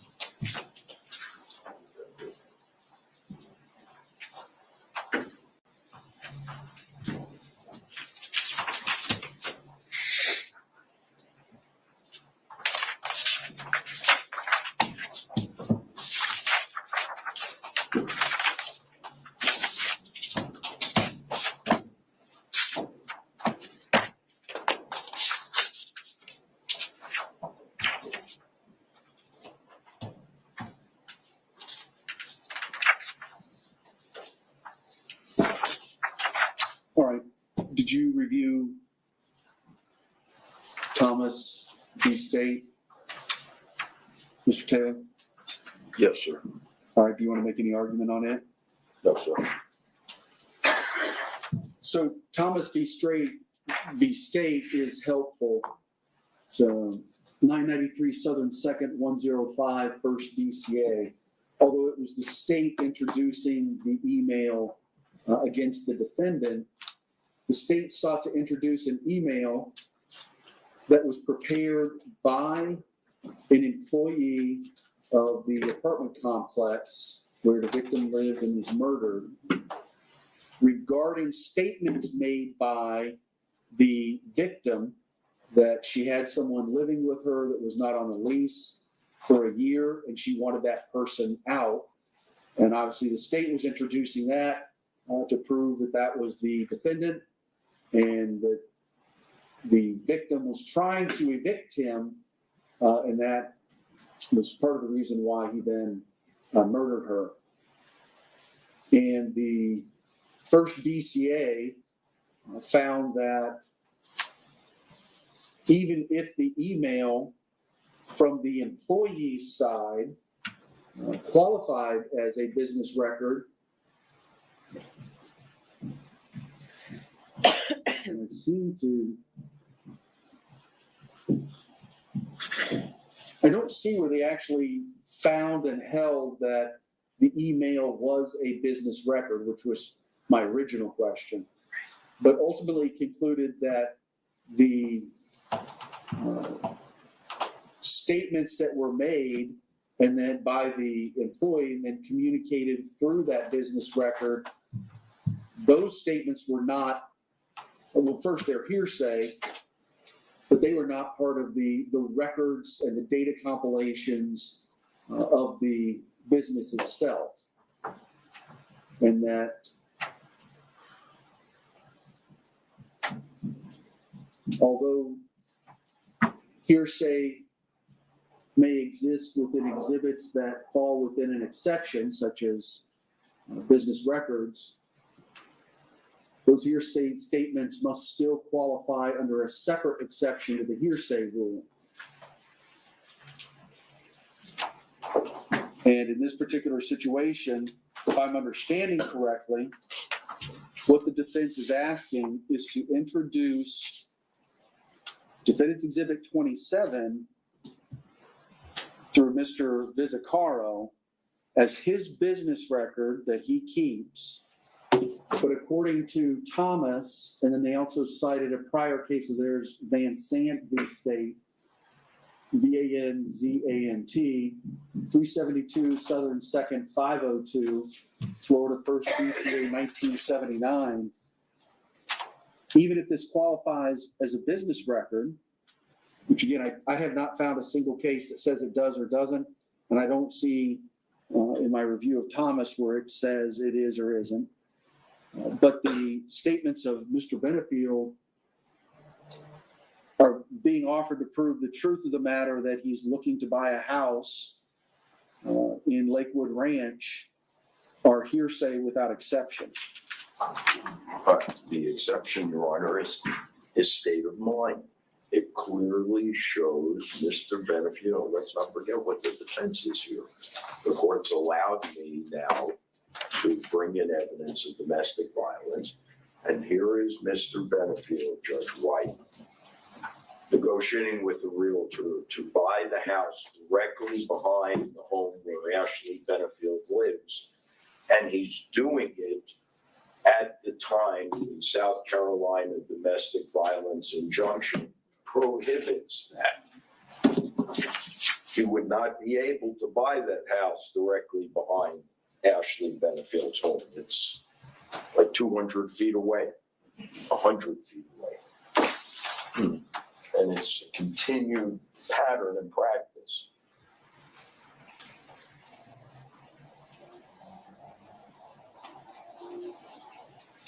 That cooperates with the defense. Do you want to be heard on 90.8033, then existing mental, emotional, or physical condition? Judge, his emotional, mental state, that still has to be material to a material fact. And his state of mind at that time is not a material fact. Also, I think the defense is misrepresenting some of what's in the email. Mr. Benefield never said he wanted to buy the house. He said he wanted to rent the house, and he said, I'll have to check with Ashley first. So I think some of the misrepresentation that's going on, we should probably just read the email. But I don't think it has anything to do with his state of mind. His state of mind at this point in time is not relevant.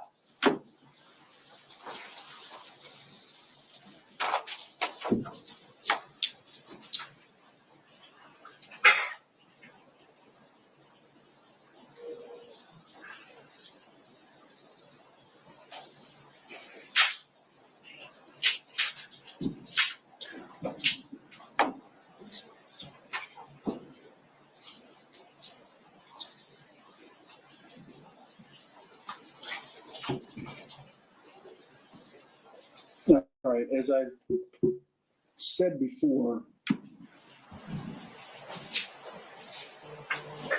are you going to establish the location of the home through Visicaro, Yes, sir.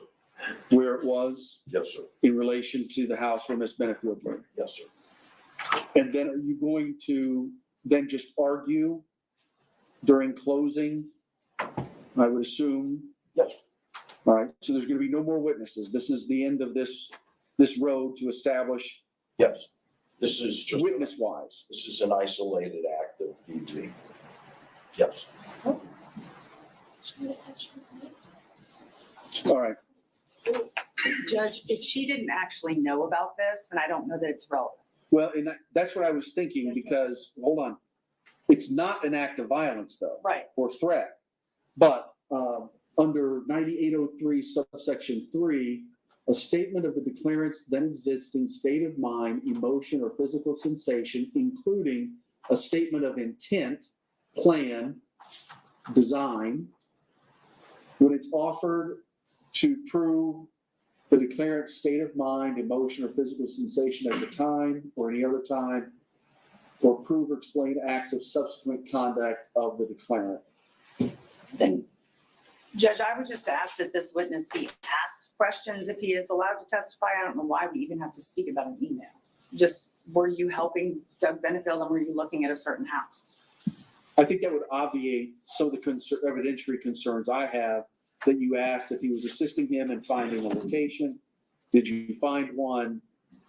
Where was that location at that you were talking about putting an offer on?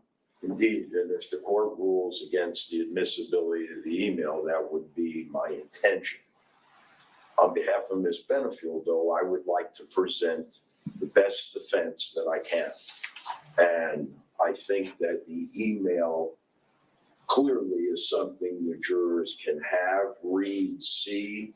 It's tangible. It has the same kind of impact, Judge, that the prior inconsistent statement of Gillum or the emails involving Stephanie Murphy does. And in the absence of a reason why it should be kept out, I would like to admit it. All right, thank you both very much. I'll allow the admission of Defendant's Exhibit 27 under 90.803(6) for the Realtor's portion and 98.03(3) for the Benefield portion. With the understanding that, again, this is a relatively collateral matter. In and out, Judge. All right, can you bring the witness back in, Mr. Visicaro?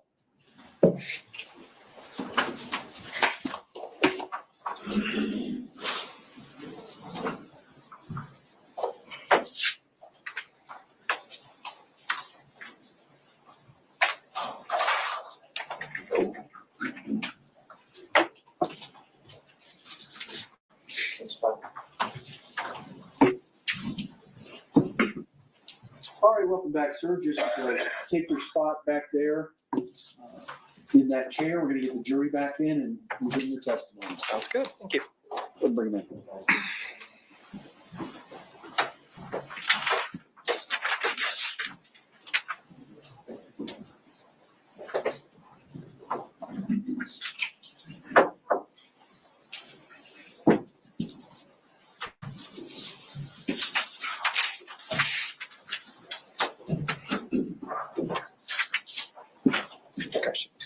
to come in this one.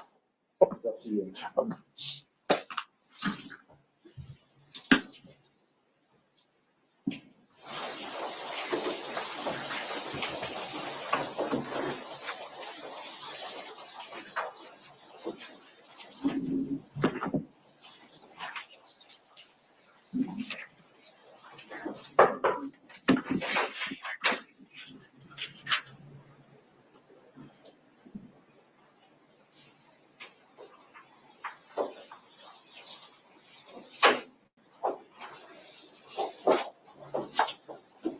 All right, y'all can have a seat. Welcome back, everybody. Get ready to begin deliberations. Talk with anybody outside the jury about the case or do any research. Everybody says no. Mr. Taylor, you may resume your direct examination. Thank you, Judge White. Hey, Mr. Margaret. Vizcarro, when we Yep, last all's good. spoke, you told us you were a realtor and that Douglas Benefield had contacted you relative to a house in Lakewood Ranch. That's correct. All right, I'm going to pass to you, Mr. Vizcarro, what I've had marked as defendant's exhibit number 27.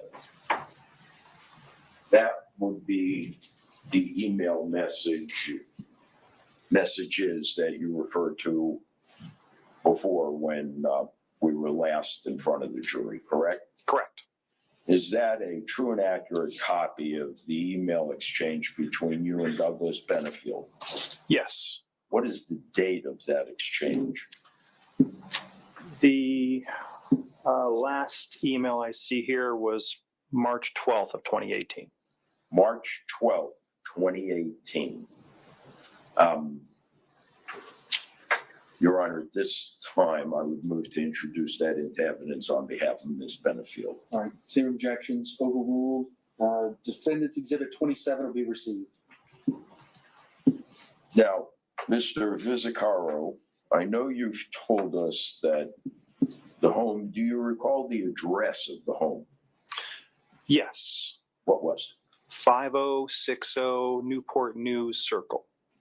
All right, I'd like, with the court's permission, to dim the lights, and we're going to put a diagram up there for you.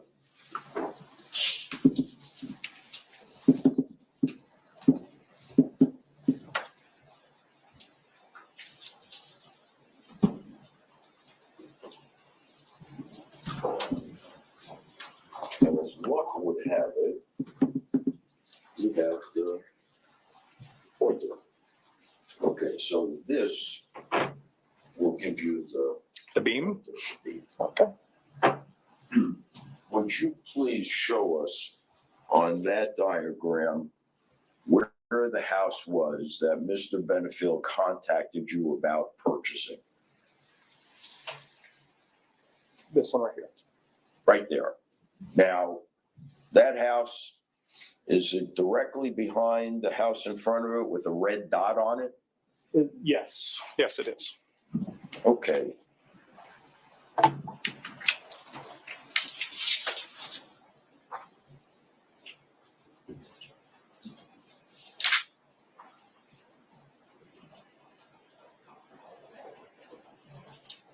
Do you know, Mr. Vizcarro, who was living in the house with the red dot at 11331 White Rock Terrace? No, I don't. And do you know whether or not, if I may,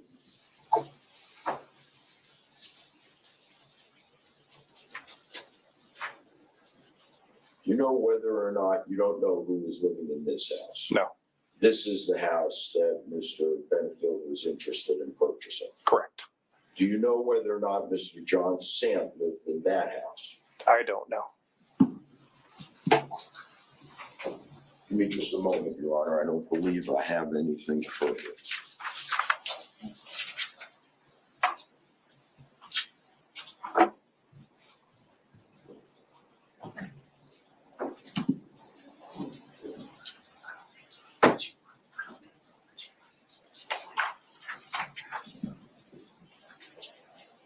Okay.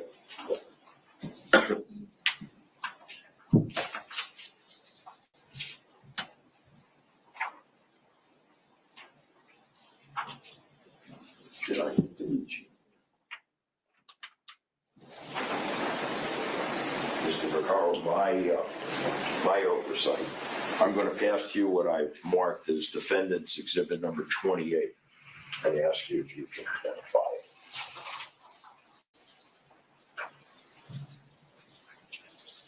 Yes, that's the house. That's the house that Douglas Benefield had contacted you about purchasing. Correct. And is that in exhibit 28 a true and accurate reflection of the locale?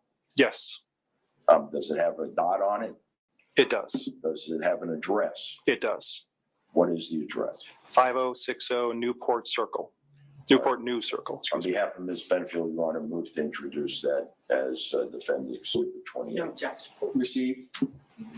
That's all. Thank you very much, Mr. Fisicalo. You can leave. Gotcha. Cross. So you've had the opportunity to review the email, correct? Yes, I have. If I can just That's right. grab it real quick. And for the record, this is case exhibit 27. And it appears as though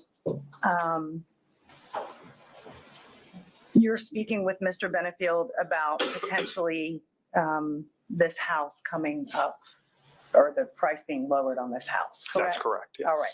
So you were contacting Mr. Benefield? I reached out to him about that. Okay. And he actually said he may just want to rent. Isn't that correct? That is correct. And he also said he didn't want to do anything without speaking to Ashley first. That was a comment that was later in the conversation. Yes. Okay. And if I could show you State's Exhibit 27, it's very small type at the top. So you might be able to. It's That's why. Record defense exhibit. I'm sorry, Defense Exhibit 27. Does he say there that he needs to speak with Ashley first? It appears that way. Yes. Okay. Yeah. Thank you. No further questions. Can you redirect? No. Can the witness be released? Yes, sir. Ma'am? Yes. All right, sir, you're released from your subpoena. You're free to go. Thank you.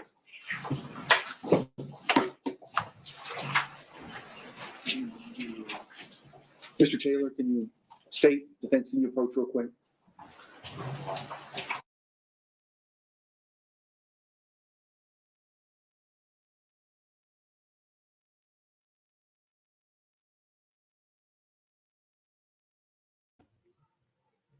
I'm back to my 2 pairs of glasses. Aren't they cute?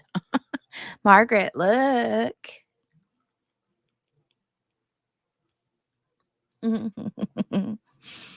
Hmm.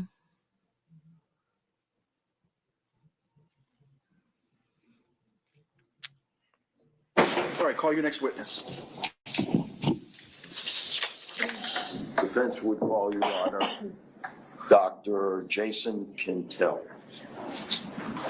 They're getting through their witnesses today pretty quickly, right? Yeah.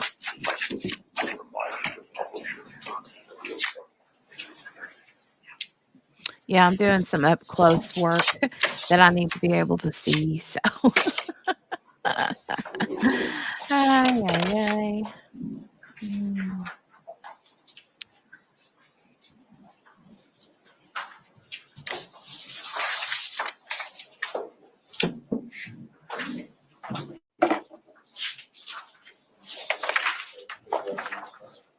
Ms. Swan is for affirming testimony about to give you the truth, the whole truth, and nothing but the This guy looks familiar. Have we seen him already? I don't know. Hello, doctor. Welcome back. Hi there, thank you. As you may I don't recall, my name is remember. Judge White. I'm presiding over the case. Same He rules as looks last time. familiar, Just though. make yourself comfortable. Adjust that microphone as you need. Speak in a loud, clear voice.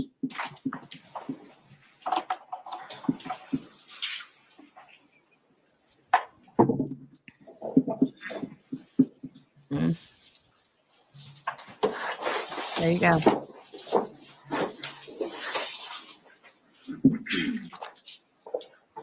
Good afternoon, Dr. Quintel. Last week. Hi there. Okay. Welcome I back. thought so. Thank you. You're right, As a result Margaret. of the counseling sessions that you Yeah. had with Douglas Benefield, It was his testimony last week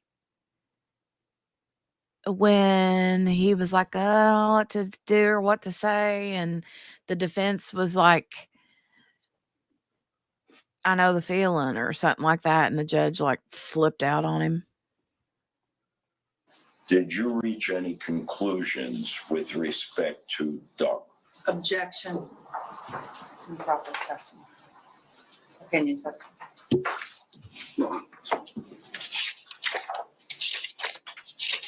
Can you go ahead and approach?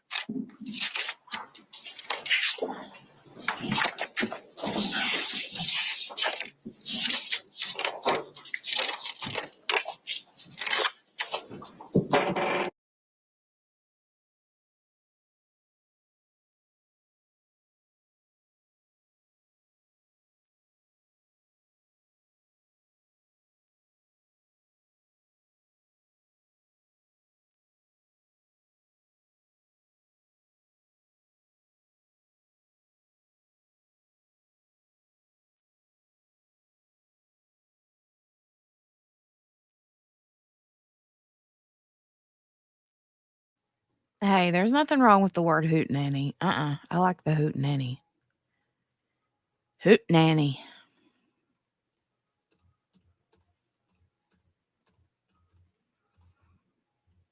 Hootenanny.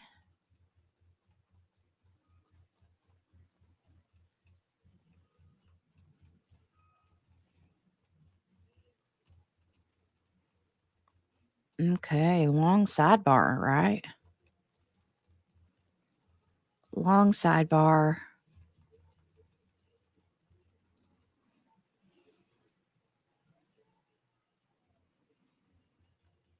Geez, this is a very long sidebar. Also, Okay. And we're back.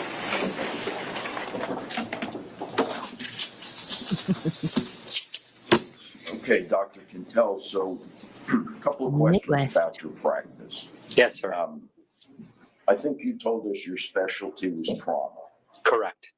And for purposes of practicing your profession, various clients come to you and relate their backgrounds, correct?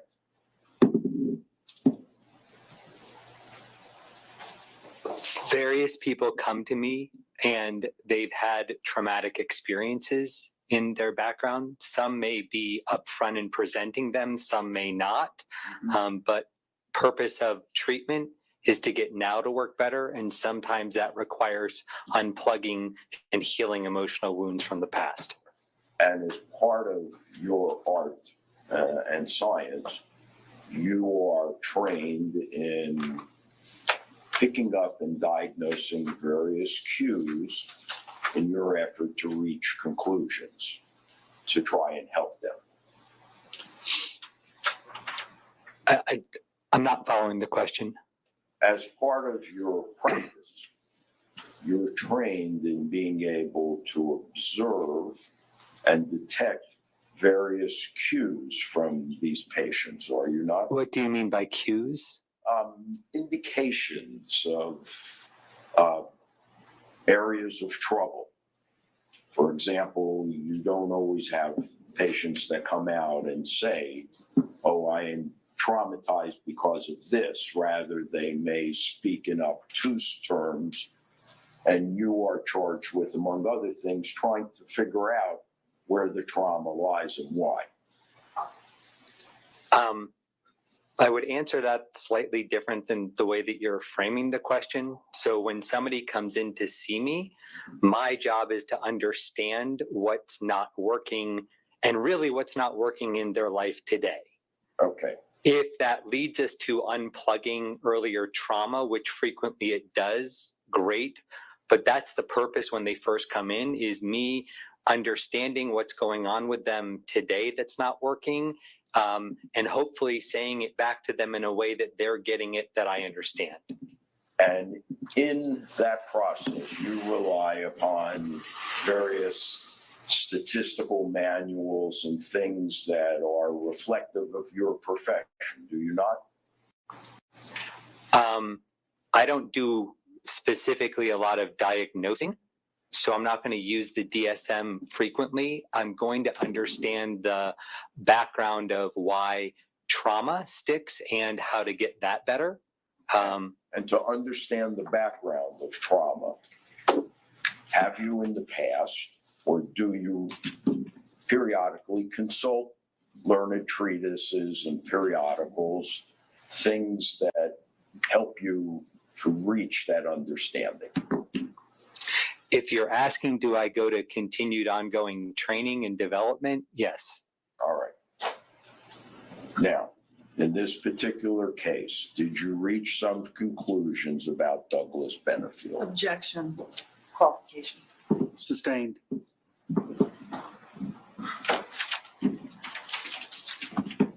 Did you counsel Douglas Benefield? I did, yes. Both Ashley and Doug. All right. And in counseling Douglas Benefield, did you listen and absorb the various points that he was making to you? Yes, both when they came in as a couple and then when I did individual therapy with them separately. And when they were in there as a couple, was part of your process observing the dynamics between the two of them? Yeah, I wanted to understand why they were seeing me and what stuff we wanted to get better. So certainly I'm paying attention to what they're telling me, how they're communicating, what they're communicating, and such. Okay.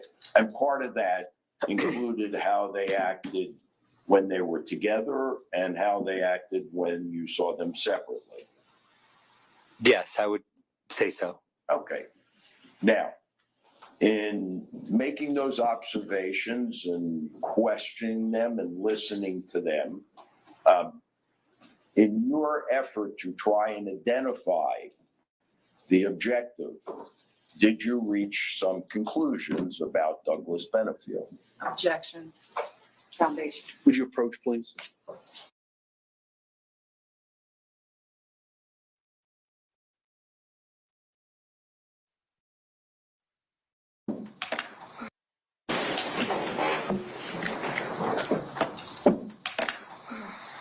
A brief deviation, Dr. Quintel. Tell us what degrees you hold. So I have a bachelor's in psychology, a master's in social work, and a PhD in clinical sexology. How long have you been practicing as a psychologist? I got my master's in 98 and started working in the public school system. So since 98, 2006, I started a private practice. And since you've been in private practice, Dr. Quintel, can you give us an idea of the number of patients that you've seen and counseled? Thousands.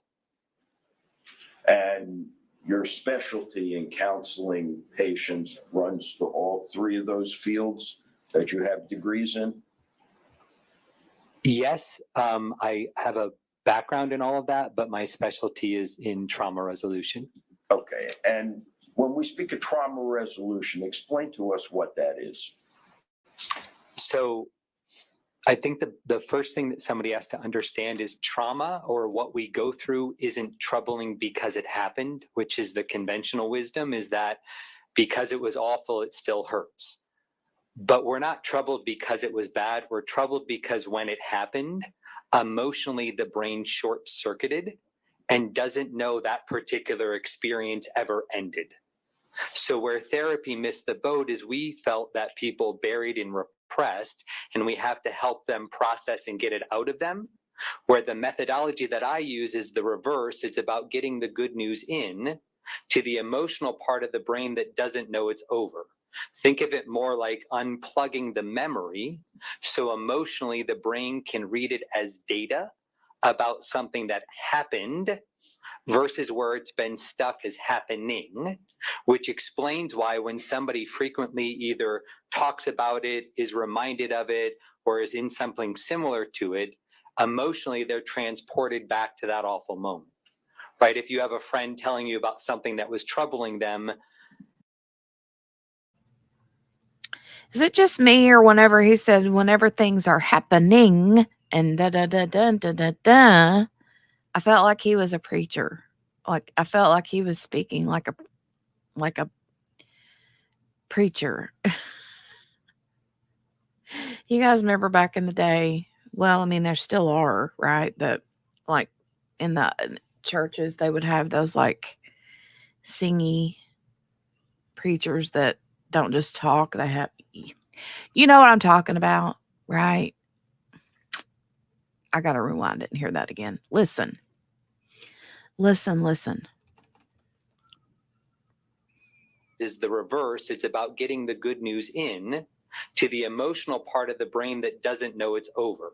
Think of it more like unplugging the memory so emotionally the brain can read it as data about something that happened versus where it's been stuck as happening, which explains why when somebody frequently either talks about it, is reminded of it, or is in something similar to it, emotionally they're transported back to that awful moment, right? If you have a friend telling you about something that was troubling them, and as they're telling you about it, it's almost as if they go back there to that troubling moment. Mhm. So our goal is to keep the person more emotionally present as we unplug the emotional effect that the past has had.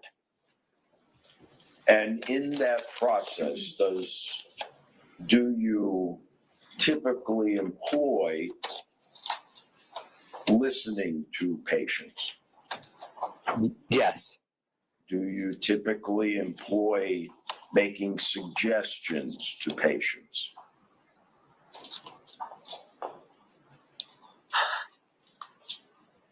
I don't know if I would say it's making suggestions versus more kind of having a mutual outcome of how we want them to be in mind. So if I'm kind of creating a future self or an outcome, it's got to be something that they're good with, or if it shows up as conflictual, we're never going to be able to reach the outcome. Mhm. Okay. Now, So more instead of a suggestion, it's more of kind of a mutual outcome. all right, and you went through this process with both Doug and Ashley Benefield. I did, yes.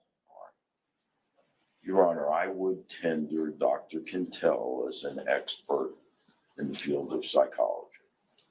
Do you want to voir dire the witness? Objection. Do you want to voir dire the witness as to experience, training, and knowledge? Yes. All right.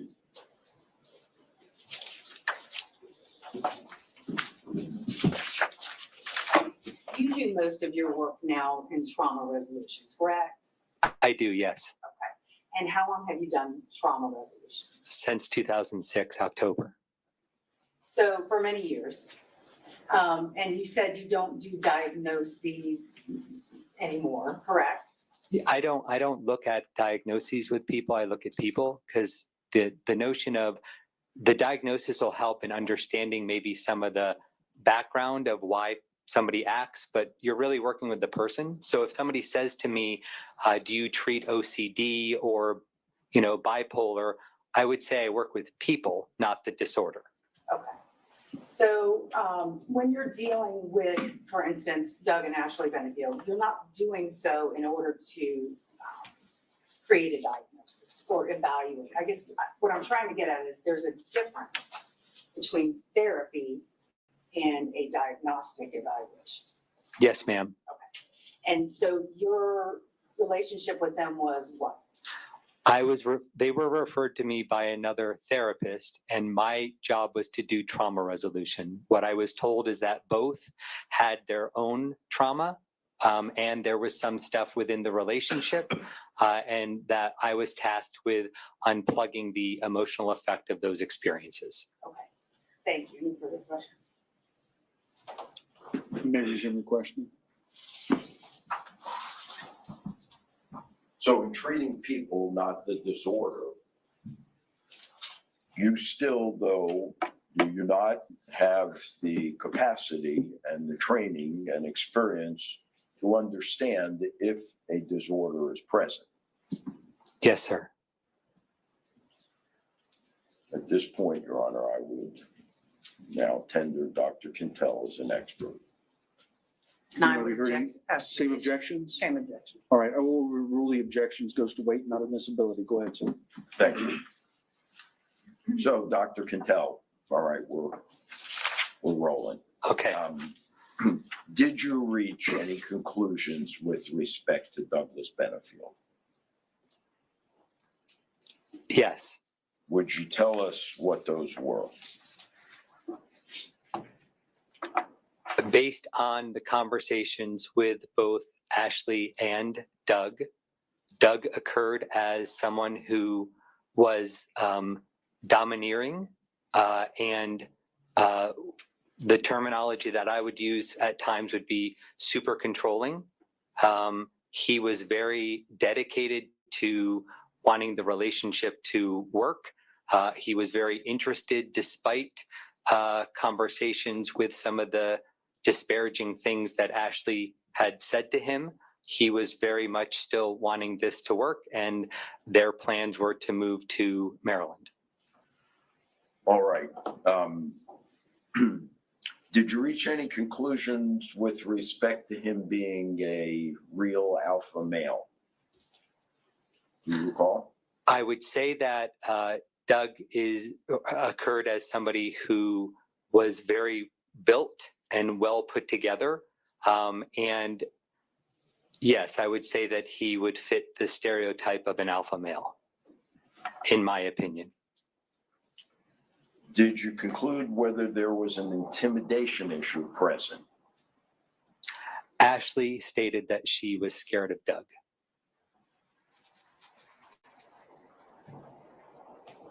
Did you reach any conclusion, Dr. Quintel, about whether Doug's depiction of himself as being godly was reliable?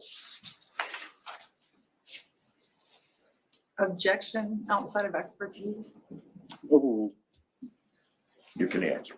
Can you say that again, please? Sure. Did you reach any conclusion with respect to Doug's presentation of himself as being particularly godly? Yes, I think it was over the top. All right, and did you reach any conclusion as to whether it was genuine? I did not think it was fully genuine, no.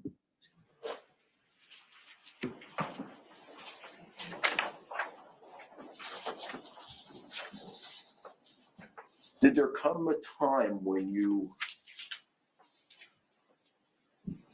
inquired of Doug why he would want to remain in this relationship? Yes, I did. Why did you do that?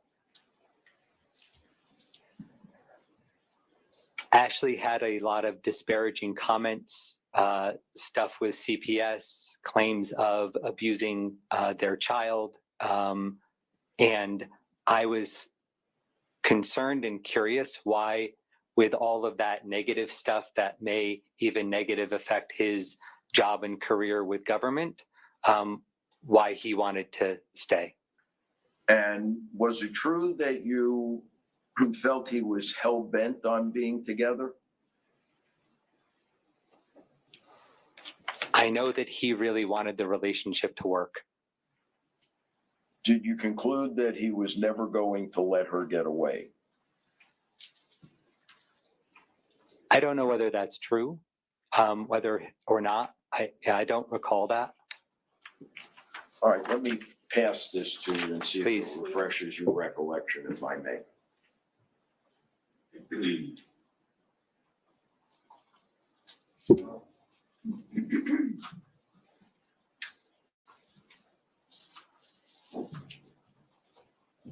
Thank you. Does that refresh your recollection, Dr. Quintel, as to Doug's perception of letting Ashley get away from him?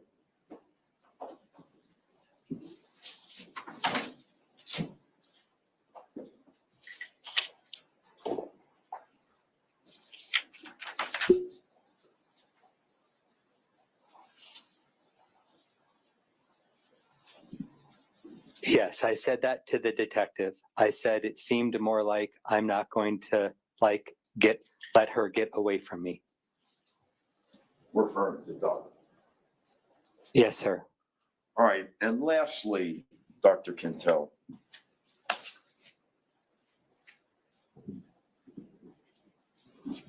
Did Ashley have anything to say to you about Doug's interest in Emerson and whether or not it was just as, Objection, hearsay. Sustained.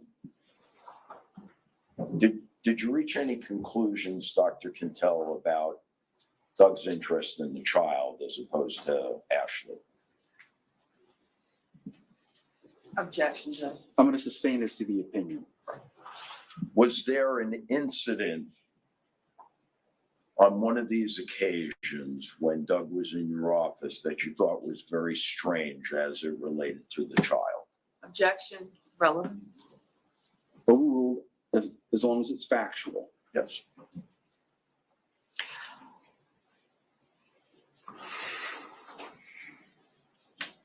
Can you say that question again, please? Thank you. Was there an incident that you observed that you found particularly puzzling between Doug Benefield and the child, Emerson? Yes, at the time that I spoke with the detective, I had an appointment and Doug had waited in the reception area, and it was a couples counseling, and Ashley was out in the car with the child. And I thought it was unusual that he didn't go out and see her.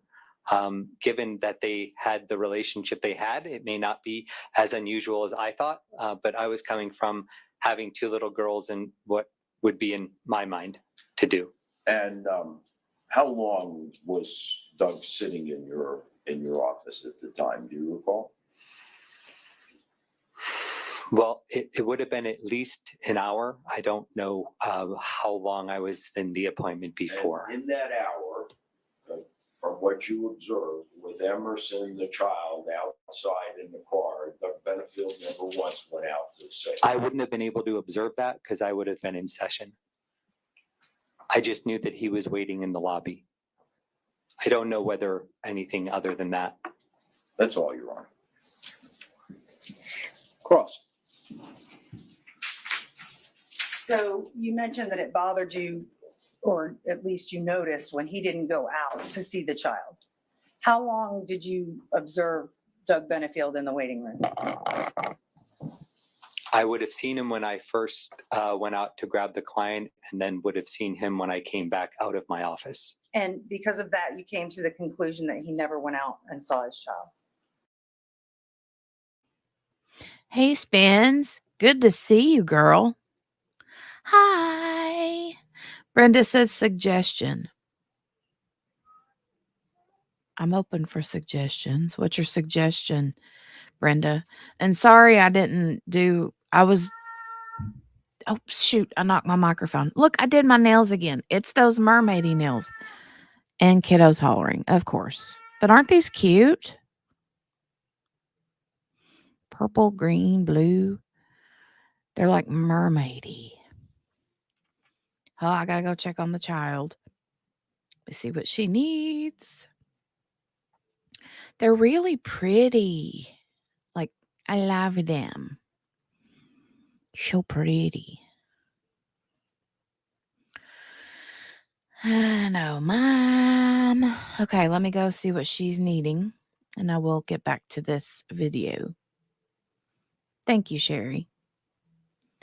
Thanks, guys. I think they're super cute. They're super cute. I had to cut them down a little bit because they were long. Yes, I did. Okay. And I believe, and correct me if I'm wrong, in your direct examination, you said you met with Ashley Benefield alone 5 times.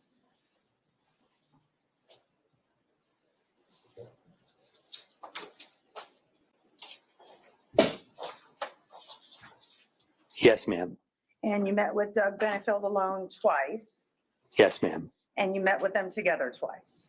Yes, ma'am. So the majority of the time you met with Ashley Benefield, over half of the times you met with her. To do trauma resolution. Yes, ma'am. And her discussions with you and her recitations of things played into your decision about this opinion that Doug was being domineering and super controlling, did it not? Yes, they were comments that she made and frustrations that she had within the system. Okay. So it was not solely based on things that you were observing in Doug Benefield. No, ma'am. Thank you. No further questions. Redirect. Nothing further. Can this witness be released? Yes. State. Yes. All right, sir, you're releasing your subpoena. Thank you very much. Here you go. Thank you. Can we publish the couple of exhibits that we put in through this week as a column? That's the wrong And then I think, well, once a break for lunch. I don't think that's. So that's not, Yeah. so you have 27? 27.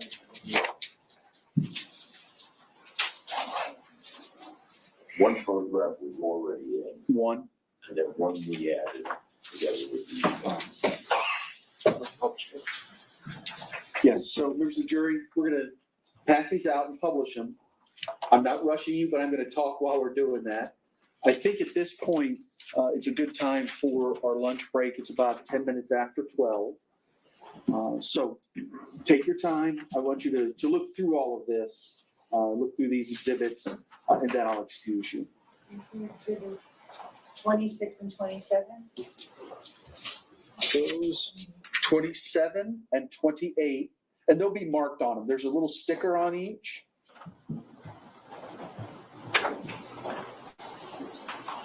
Which should say 27, 28, and I think the other one is Defense Exhibit 1.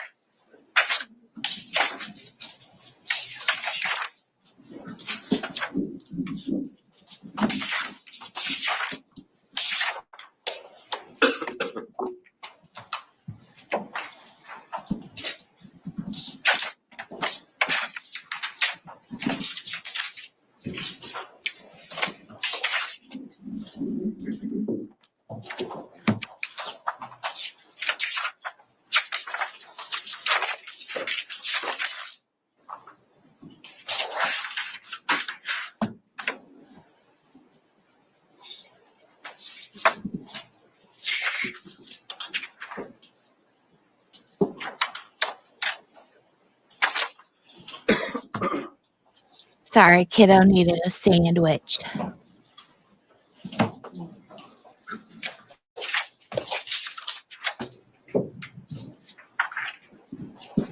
Oh, gotcha, Brenda. I thought you were talking to me.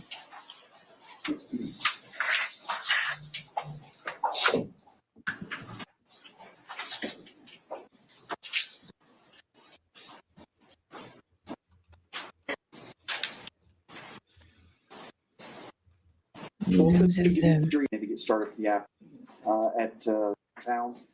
Be in the jury assembly room at 1:30. We'll get you back up here as soon as we can to get started for the afternoon. Remember the admonishments, don't talk amongst yourselves with anyone outside of the jury. We're doing any research on the people, places, things, the legal topics we don't know anything about. Sharp cheddar cheese. Yes, please.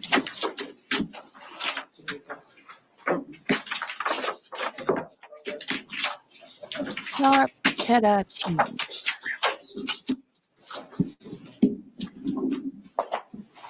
Okay, All right, so y'all they're can have a seat. I would assume, before I let you all go, that the request for an exhibit list from the defense of the items that they expect to introduce has been provided, Yes. and certainly a list of witnesses that are expected to be called. Yes.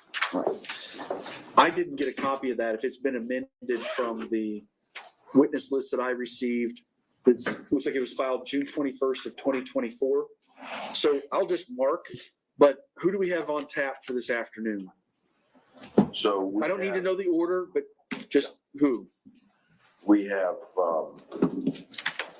Jason Alexander, Michael Haig, Haag, Dr. Hold Emma on one Lou, second. I'm sorry. I got it. My list is, okay.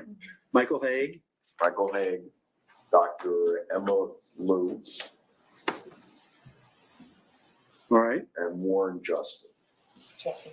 Warren, Justin, the lead homicide detective.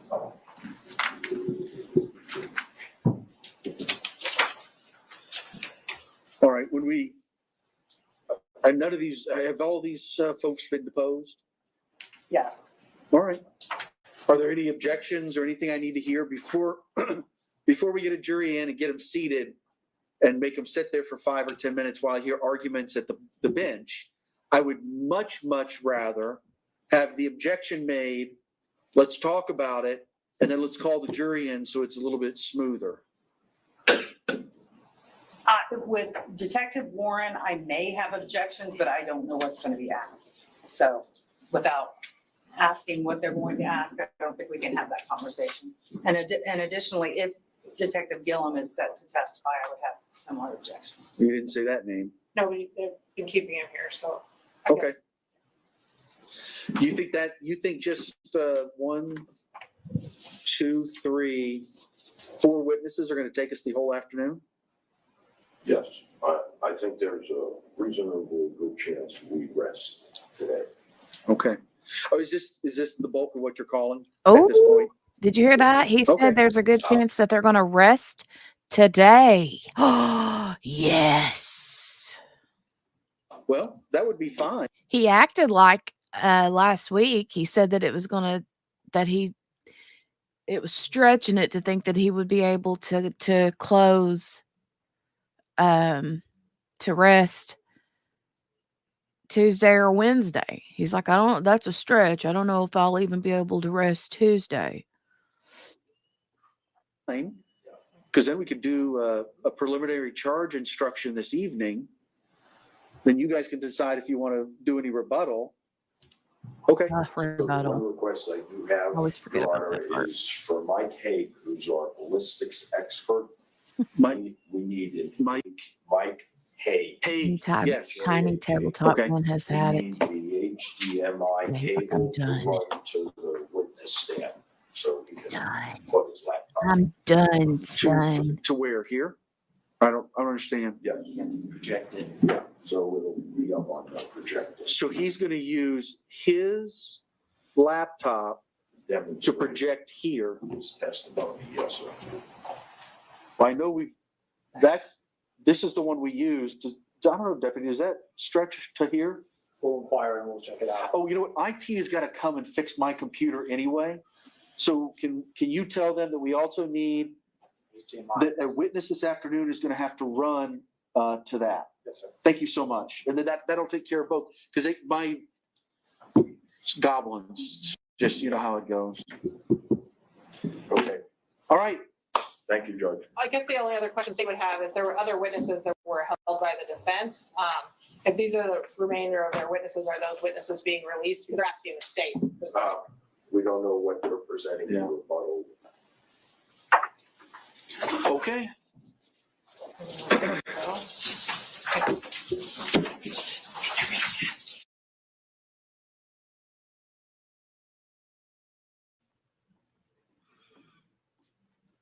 Patricia said he's ready to pack it up. Tiny Table Man got barked at for shuffling papers. He did. He did. And what's funny, what's really funny, hold on. What's really funny, I've got this, like, why did it do that? It wasn't supposed to do that. Hold on. Let me go back to this one. Okay, there we go. So what's really funny is that on the day before Friday, was it Thursday? Whatever day the judge jumped onto Tiny Table Man 2.0, the day before that, Morgana called it. And she said, that Tiny Table Man needs to stop shuffling papers. I put my coffee in a metal cup and it needs a reheat. Can I put it in the... No, ma'am. No. Not unless you want your fire alarm going off again. Stop it. What you do in that instance, because that happens to me a lot, is you pour it into another cup and then you pour that back into the other cup.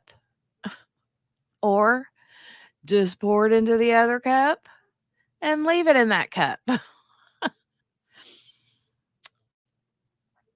Yeah. Yeah, we need a poll. Margaret needs a poll. He did get called out here first, right? He did. Okay, let's move it on over. Let's get through their lunch break. Court is on lunch.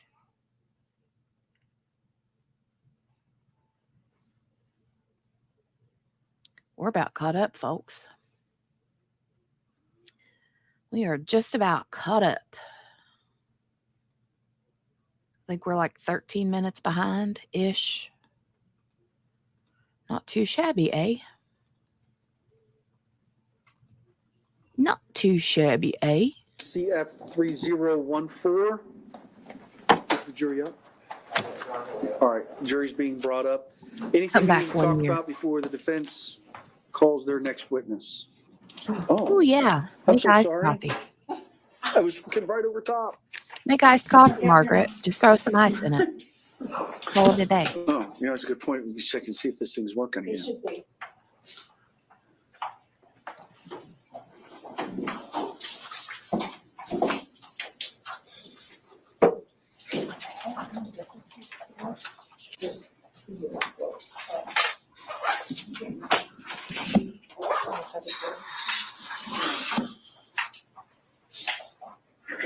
You know, this judge is All like, right, looks like I cannot wait for this my trial to be real-time over. viewer is working again. All right, welcome back, everybody. It's after lunch now. We're all back in 2020 CF 3014. Is there anything we need to talk about before the defense calls its next witness?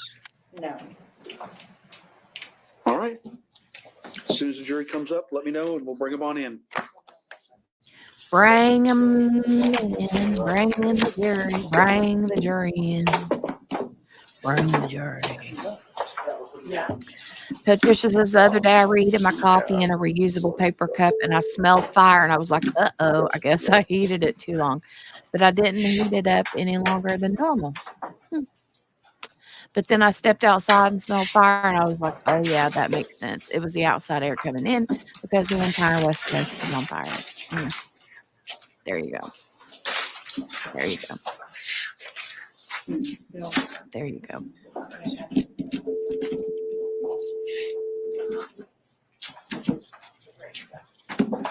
You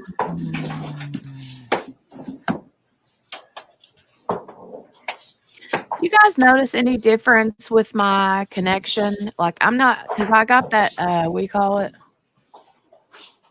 The thing that I plug my Ethernet cable for my internet into a converter to USB. Now instead of using Wi-Fi, I'm directly connected to the internet via the Ethernet cable. And I'm not, usually I'll get a little All right, thing y'all up can in the sit down. Welcome corner back, of my everybody. StreamYard that says your As we connection were is breaking, I saw unstable. some folks And I got haven't been new getting pads of that, so paper, and everybody's pen is still doing hopefully okay. it's smoother for you All guys right, just too. let us know if not. I hope you had a good lunch. Did anybody discuss the case amongst yourselves? Talk about the case with anybody outside of this group, or do any research on people, places, things, or legal topics, or get any information about the case? No, sir. Everybody says no. All right, Mr. Taylor, call your next witness. Thank you, Judge White. Defense calls Justin Warren.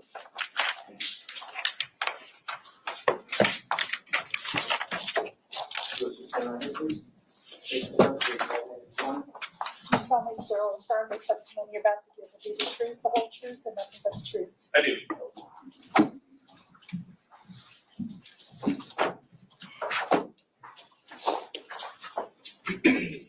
Oh, sir. Thank you. Just Good make yourself deal, Miss comfortable in that chair. King. Get about Thank you for 12 the to heads 15 up. inches from the microphone. That makes Just me up, happy. up, down, left, right, however you need. Loud, clear voice, and we'll Okay. hear everything. Yes, sir. Your Honor, with the court's permission, Oh, I remember this guy from the what do you call it? That stand your ground hearing, right? Remember? He was like smart alecky and him and the defense like "Rah, rah, rah, rah, rah, rah, rah, rah." This ought to be good. This ought to be good. permission to treat as adverse. You can go ahead and approach.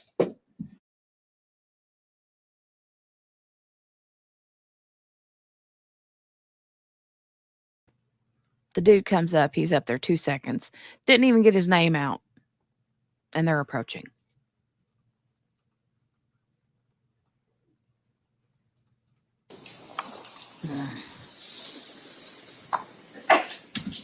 Bless you. Detective Warren, good afternoon. Good afternoon, sir. You were the lead on this case, were you not? Yes, sir. Will you tell ladies and gentlemen of the jury, what does that mean, the lead detective?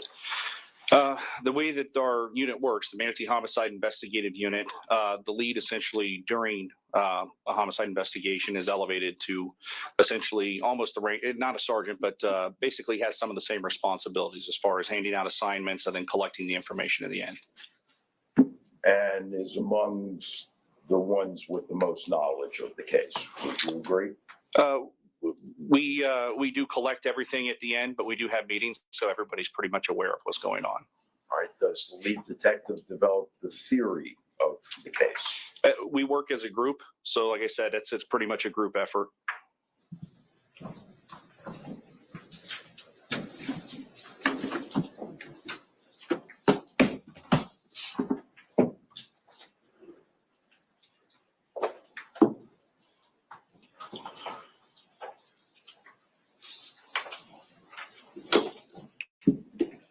Do you recall being asked the following question on May 16, 2023 at a deposition? Question, okay, so part of your responsibility as the lead detective, you would develop a theory of the case, would you not? Answer, sure. The answer is still sure. Yes, sir. You want your investigation, especially for homicide case, do you not, Detective Warren, to be objective and fair, Yes, sir. with conclusions supported by evidence, Absolutely. Yes, sir. not speculation? That's correct. It's not something, given the nature of what a homicide investigation entails, that you want to jump to conclusions. That's correct. Did you submit an arrest affidavit for Ms. Objection. Benefield? Pretrial rule. Just asking the question. Overruled at this point. Did you submit an arrest affidavit for Miss Benefield? Yes, sir. Did you represent that Objection, pretrial ruling. Sustained.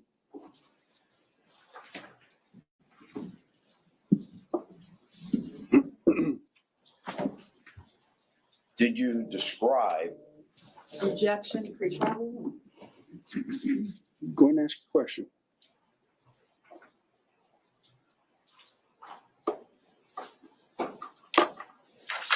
Let me ask you this. Was it your position that based on the entry wounds to Douglas Benefield, that it did not appear he was facing Ashley Benefield when he was shot? Based on what I knew, yes. And as it related to the chest wound, what did you base that on? Well, whenever we have a homicide investigation, one of our detectives will go to the medical examiner's office for the examination and obtain a preliminary finding. We don't actually receive the medical examiner's report for several months to maybe even a year in some cases. You're aware that the medical examiner's finding here was that he was shot from Objection, the front. hearsay. Sustained. As it related to the wound to the leg, Detective Warren, what was the basis for your conclusion? I'm sorry. As it related to the wound to Douglas Benefield's leg, what was the basis for your conclusion? It appeared that he was shot from the right side of his body. Can we agree that you got both of those wrong? I wouldn't say so, but I'm not a doctor. I would ask the doctor. Okay, so it's your position as you sit here today that Mr. Benefield was not shot from the front. That's not the way that it appeared when we did our preliminary investigation with the medical examiner, and then later on. And it's your position today as you sit here that Objection, Judge, can we approach this?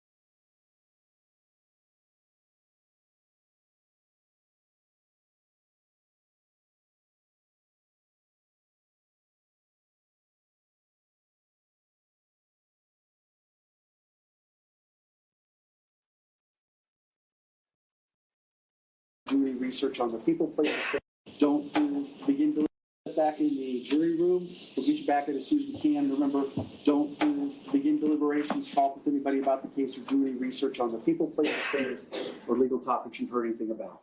Thank you.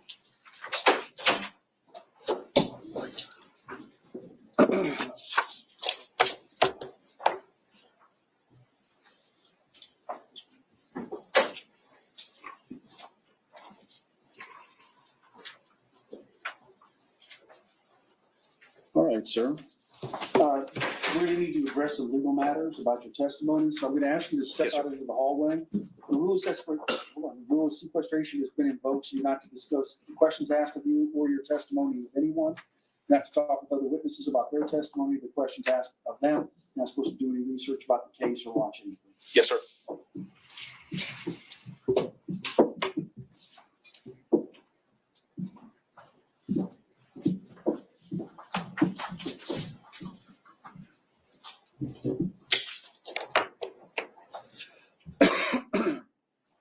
All right, the witness is out.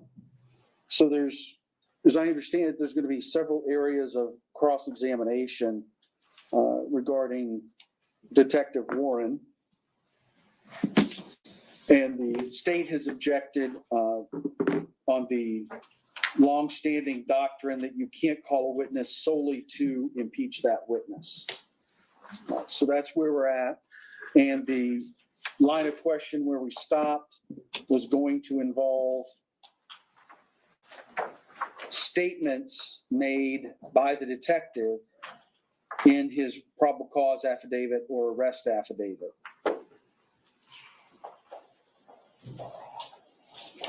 All right, so these issues were addressed, and I seem to recall that I allowed these at the stand your ground hearing, and this may have been the footnote where I said rulings at trial may be different.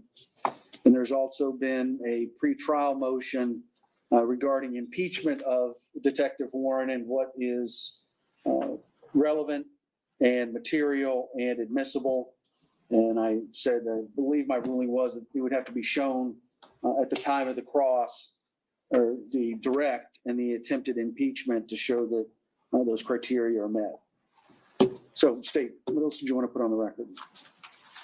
Judge, only that this keeps happening, and we did hours of litigation about these issues so we would not have this problem in the middle of trial.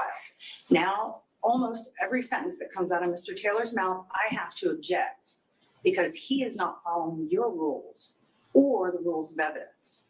So I would ask that we try to get this ironed out now so we don't have to call the witness back and I have to object 5 more times. He has clearly only called this witness for impeachment purposes. That is the A#1 first objection that I have. Sure. All right, I called this witness to establish substantive evidence. I asked him, what does being the lead detective on a case mean? Is that the one who has the most knowledge of the case? Do you develop a theory of the case? He resisted that. I impeached him with a prior acknowledgement.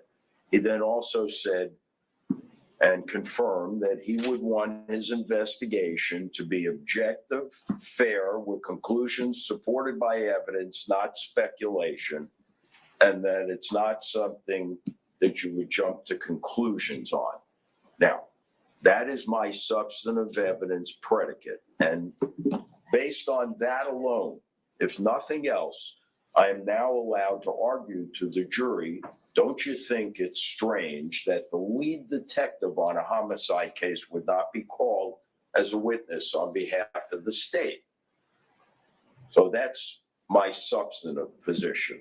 Along the way, I should be also likewise entitled to impeach him. For example, he has testified that you would not want to jump to conclusions on a murder case. You'd want it to be objective, fair, conclusions supported by evidence, not speculation. All right, fine.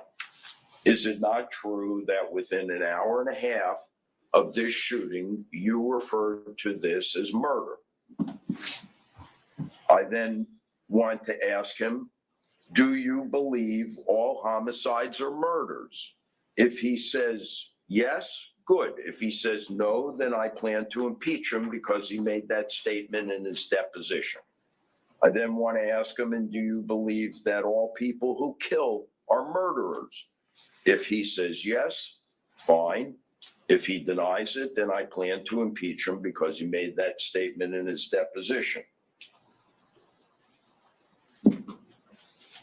I don't see why that is not fair game, respectfully.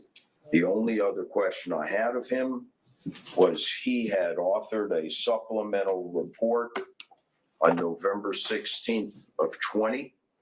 And in that supplemental report, there is a provision on the report for bias, referring to the subject, Ashley Benefield, and he checked the box, or either checked the box or wrote in no bias.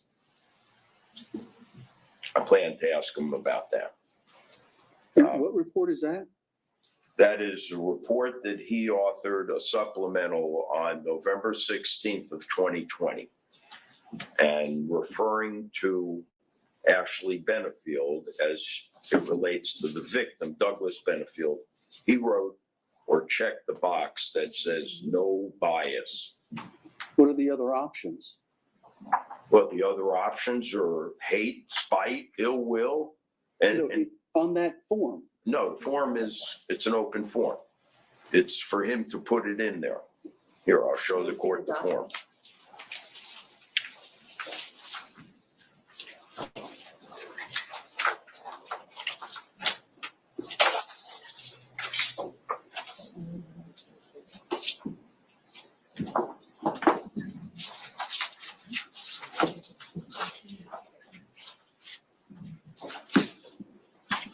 Which,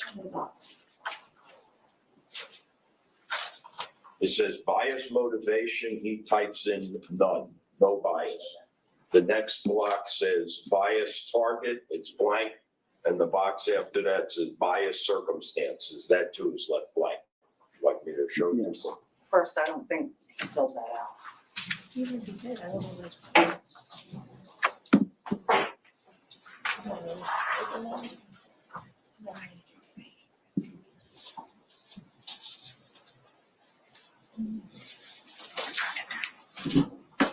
No, I will tell the court in deposition, Detective Warren questioned whether or not he had filled that form out, despite the fact that it's got his name typed on it.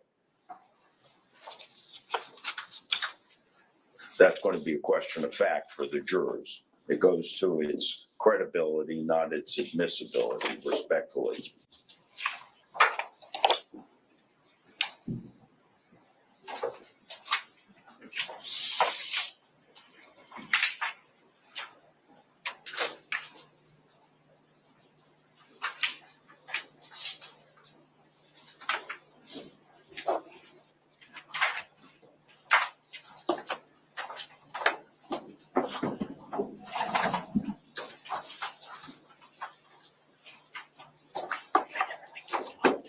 All right, the line,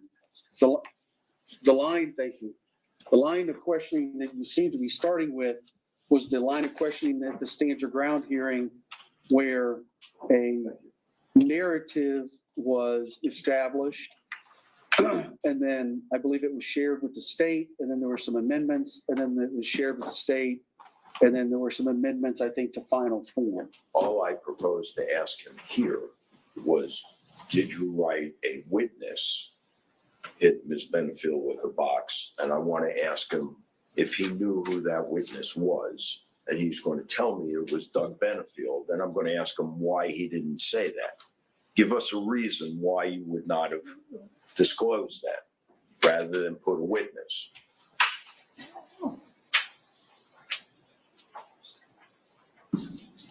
Judge, I feel like we litigated all of this. And this was supposed to be shown to the court outside of the presence of the jury so you can make a predetermination before the jury came out. I would like to know the relevance of what is in his arrest affidavit. He cannot call a witness to the stand and say, do you do a thorough and fair investigation just so he can impeach him with this stuff that he's trying to get in. He calls him and says these questions and calls them substantive evidence. It's not substantive evidence. It is setting him up so he can get in all of these items that he thinks are impeachment. We have gone over this before, that what is in this arrest affidavit is irrelevant. What the judge signed the arrest affidavit. You said in your pretrial order that the use of the word murder versus homicide, my motion was granted unless this defendant can establish to the court why this is relevant. And the defense did not say anything different than what they said before when we argued this.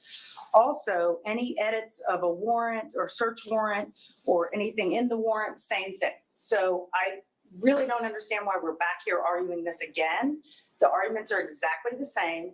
He calls this witness, asks a few questions to set up impeachment. It is disingenuous to say that this witness is called for anything substantive other than attacking his credibility. He was never a witness. Why is he attacking the credibility of a witness that never testified? So as I understood the Final court's ruling, until such time as I could demonstrate the relevance of it, it was not admissible. I think the relevance of the lead detective believing that all homicides are murders is overwhelmingly relevant. Please explain. I understand, and you said that multiple times in multiple hearings. Relevant to prove what? Bias. This guy executes a search warrant within 45 minutes of the shooting, referring to it not as a homicide, but as a murder. We've already had testimony from at least 2 deputies, and in particular, I'll remind the court of Lieutenant, I believe it was Dickens, who? Dickerman, who testified that not all homicides are murders, that the reason you have to take time to investigate a homicide is to determine whether or not there's been criminality. So here's the lead detective who initiates the theory of the case. Within 45 minutes, he's calling it a murder rather than a homicide. And he makes the statement that all homicides are murders and anybody who kills is a murderer. And the court is going to instruct the jurors, if you feel her action was justified, then she's not guilty, because not all homicides are crimes. How could that not be relevant? This witness never testified. Any further thoughts? No. All right. Yeah, these we've already covered this ground. So it answered a question just a moment ago about what was the purpose for calling this witness. And the law is very clear. And I think both sides know this area of the law. You cannot call a witness solely to impeach that witness. Asking if that person is the lead detective, is it important to be fair and objective? Is it important to rely on facts? Is it important not to engage in speculation or jump to conclusions? Those are not substantive questions regarding the investigation. Those are just general questions to someone about being objective and fair. In this particular situation, and I'm skipping over the part about any argument about the state not calling the lead detective in a case. I'll leave that to whenever it's presented. I think we all know the law on that as well. But the answer I got is, what is the relevance of him referring to, in a search warrant within an hour and a half, a murder? What's the relevance? Yul Brynner was also better looking, Margaret. Are all homicides murders? That's an opinion. It doesn't matter what he thinks. If he thinks that all homicides are murders, or all murders are homicides, or there's some mix of the two of them, that's a jury question that the jury is going to have to answer. I can't think of any witness I would let speculate or testify as to whether this case is a homicide or a justifiable homicide or an excusable homicide. That's the province of the jury. Judge, can I ask? I tried to give both sides as much time as they wanted to put information on the record. The question, are He all basically people who like, kill murderers? Again, what I'm asking is, what's the relevance of that to show his bias? There hasn't been anything established that he was particularly biased in any way, or how that would be relevant to this particular case when it's an opinion whether people are kill or murderers. That's going to be a jury question to decide whether the state has proven beyond a reasonable doubt its allegations of murder in the second degree with a firearm, or if the facts and evidence support a lesser included offense, or if the state has not met its burden and the defendant is not guilty, whether they haven't met their burden or because the jury believes and finds that the defendant has acted in lawful self-defense. The other issue about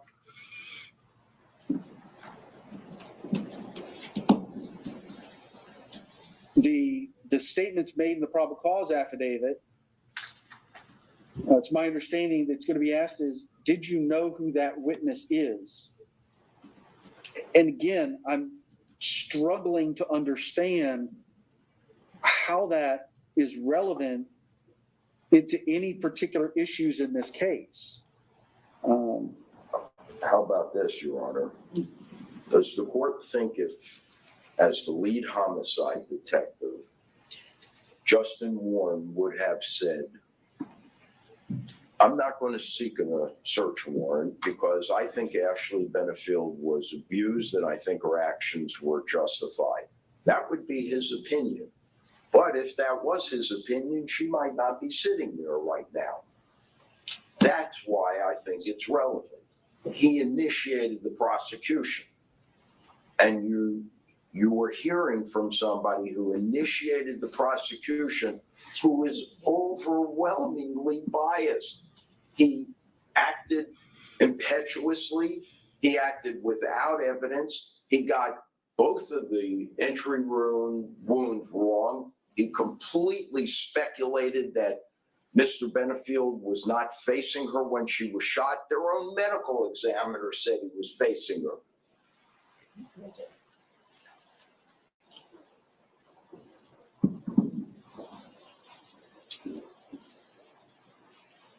State anything else? No, Judge. Mr. Taylor, I am certainly giving you as much room as I can to cross and impeach on relevant and material issues. But from what I've heard so far, and I will just say that the impeachment from earlier regarding theory of the case, that was not materially different. But so far, the questions you have asked and the questions that I've heard you represent to me and issues that you intend to represent and question this witness on are all impeachment issues. All right, I have two questions remaining. Will the court allow me to ask them? One question is, I want to ask him if he spoke with the medical examiner before he submitted the arrest warrant. And the last question is, did you fill out this supplemental report and indicate no bias? That's it. Then the only thing left is I want to show him the DNA report and have him read the section that's applicable. We gave them business records notice. Oh, I have, Well, hold on. okay. The two questions that have been stated at this point, the two questions, just to try and get objections out of the way and get them ruled on so we can get this going, is one, two is this supplemental report, nothing regarding bias. And the first thing again? And the first one was, did you speak with the medical examiner before you submitted the arrest warrant? I think he's already testified to that. I think he did. None of it is relevant, Judge. All right. And I will be asking for a curative instruction depending on the court's ruling. All right. And then you wanted to show him The DNA. DNA report. Yeah, he submitted the exemplars and he got the report back.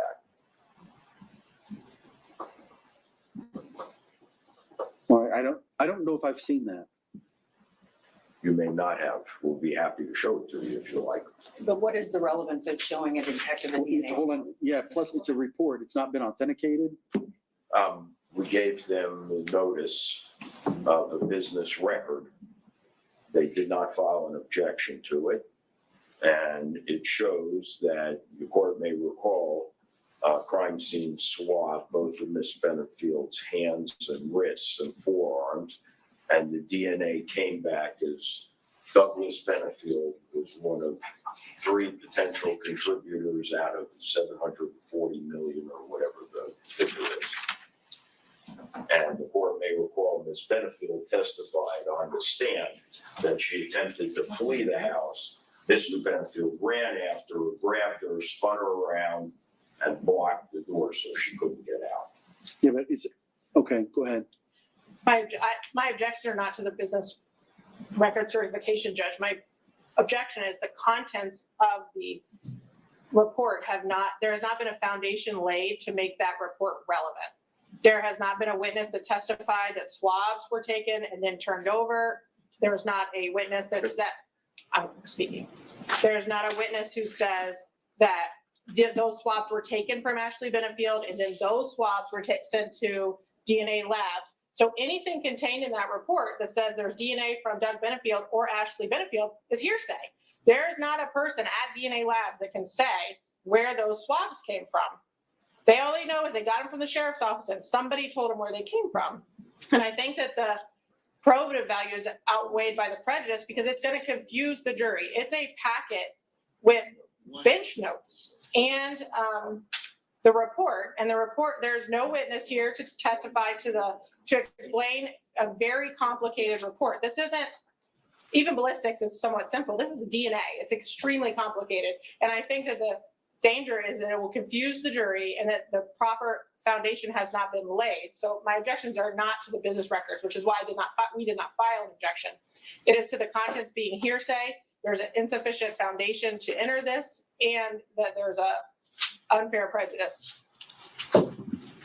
I'm quite comfortable relying on the court's notes, and if the court checks its notes under Megan Dorvac, the court will see that Megan Dorvac testified after being called by the state that she swabbed at the sheriff's office that evening Ashley Benefield's hands, arms, and forearms for DNA evidence. And I even specifically asked her if the purpose of that was to be able to determine who may have touched her on that occasion. She agreed. Now, Warren submitted those DNA samples to the lab. The lab returned those DNA samples to Warren. Now I'm going to ask him what the result was. And I have the DNA report for the court if it would like to see it along with the business certification records of the custodian. I've seen plenty of them. All right, anything else? No, Judge, that's not how any of this works. There's been no swabs. There was no witness that said, these are the swabs I took from Ashley Benefield. There's been no witness that said, these are the same swabs that were sent to DNA labs. There's been no witness that said, those are the swabs I received. There's been no establishment that anything in that report is related to this case based on anything other than hearsay, which I'm sorry, Judge, I already said all those things, but it's just frustrating because they're all the steps to get that reported under certified business records have been skipped. And so although I don't object to that portion of it, it's the contents being hearsay and improper. As a proponent, I'll give you the final word. Now I need to make a ruling. Well, just say the state never filed any objection. We gave them notice plenty of time. Yeah, this is a really easy call. That lab report is not admissible. You could call the DNA analyst who could come in under 9702 and establish the foundation and the bases to admit DNA evidence. After the chain of custody has been established, there's been no evidence. I haven't heard anything at all about the I heard about swabs. I don't recall seeing the swabs. I heard about swabbing being done, but then the chain of custody, getting them to whatever lab did the testing to ensure the integrity of the evidence.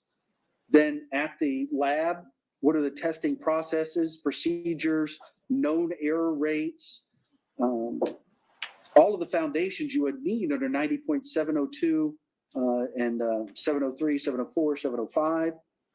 about how this all happens. And then, of course, we need the analyst to explain what these results are. So that lab report doesn't come in. In addition, it's prepared in anticipation of litigation. I mean, that's the whole reason it's done. So Steph, if Margaret's that would be an easy available, one. That is, I gonna be will have prohibited, her, crossing Warren on the DNA report. if Margaret's available here in a little while, there she is. When we go to break, I'll have her come up if she wants to reread it. If not, I can go back to the other video and find where she reads it and play it from there. Because we're about caught up, I think, when they do their like afternoon break, unless they've already had it. I don't remember. But we'll rehear the poem again. It was good. The other two, though, the state objects. I think it's fair to ask Detective Warren if he spoke with the medical examiner before he sought an arrest warrant. And you can question, ask Ms. him, King. I think, if that's his supplemental report. I think it's close, but I'll let you ask him, here in this box regarding bias, nothing is there. But out of everything I've heard, those are the only two questions that I think are relevant and material and appropriate to of everything we've talked about and aren't solely to impeach. So, all right, And Judge, I would just ask to establish the without bias part without speaking it out loud to the jury first. I don't understand what that means. He's leading this witness and speaking what's on the report before the witness even says he wrote it or anything. So Right. I would So prefer that he not. establish if it's his report. Establish that down on right here. There's a box that says a bias. What does that mean to you? And he left it blank. And is there anything in particular that why he did that? But that's the extent of what I've heard relevant. So let's bring it back in.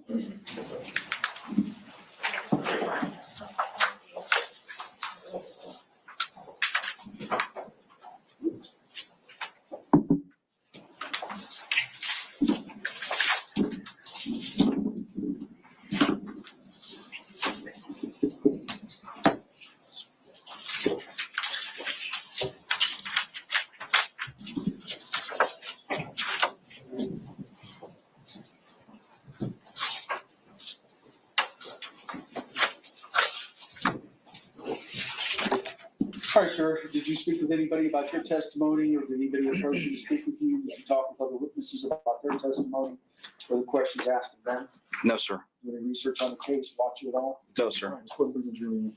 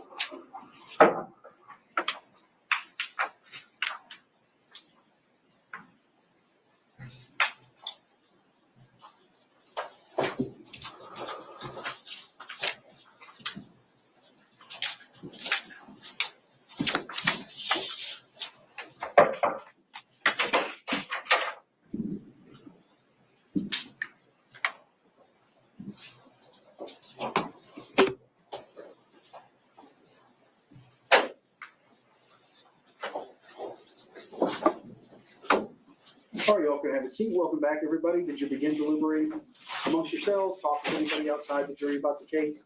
Do any research on people, places, things, or legal topics? Everybody says no. You may resume your direct exam.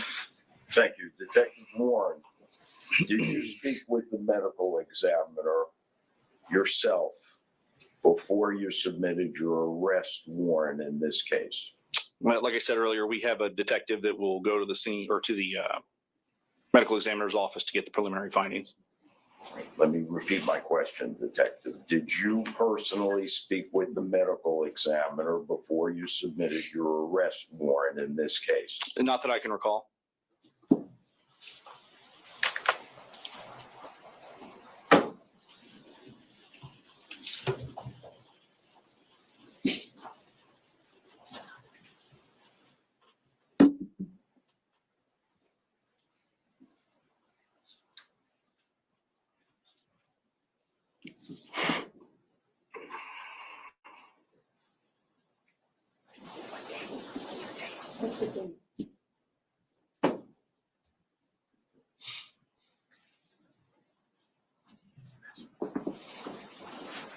All right, let me pass this to you and see if this refreshes your recollection. Sure.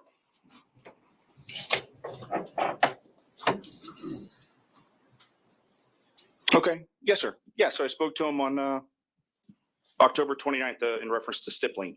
You documented in your report, did you not? Yes, sir. All right, my last question, Detective. Do you recall filling out a supplemental report on November 16th of 2020?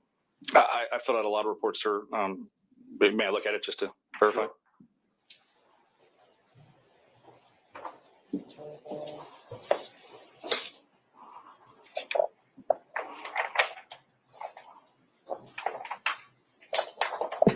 Okay.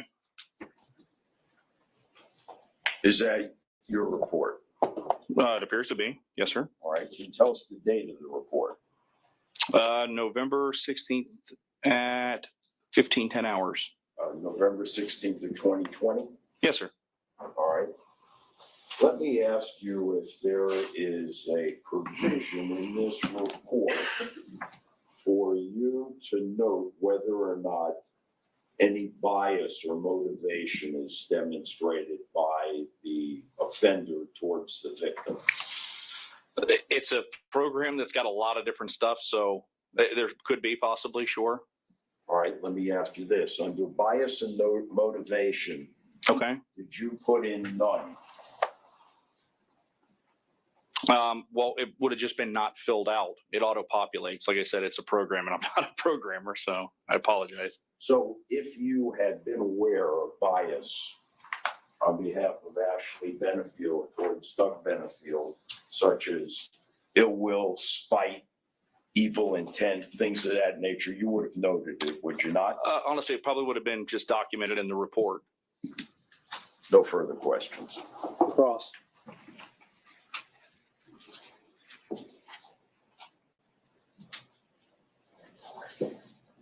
This section that says bias, isn't this for hate crimes?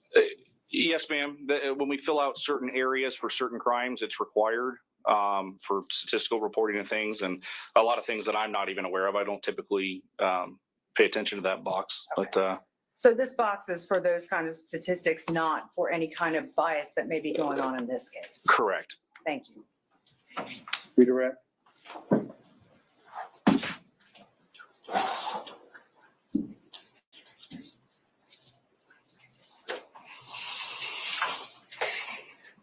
Do you think it odd that you're the lead detective in this case and Objection you weren't called beyond by the the scope. state?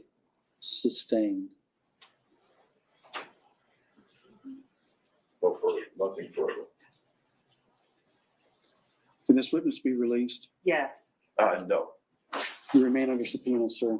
The instructions I gave you about sequestration remain in force. Do I need to stay in the building or can I leave? No, sir, you can go, but you Okay. need to be available in case somebody calls you. Yes, sir. They have my email. Thank you. Weird.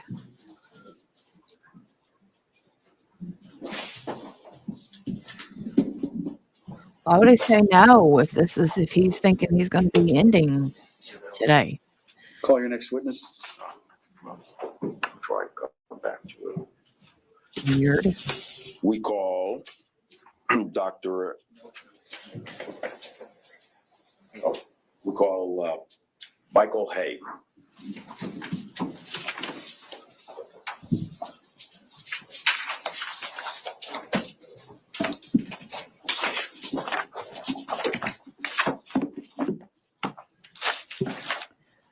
Very, very weird.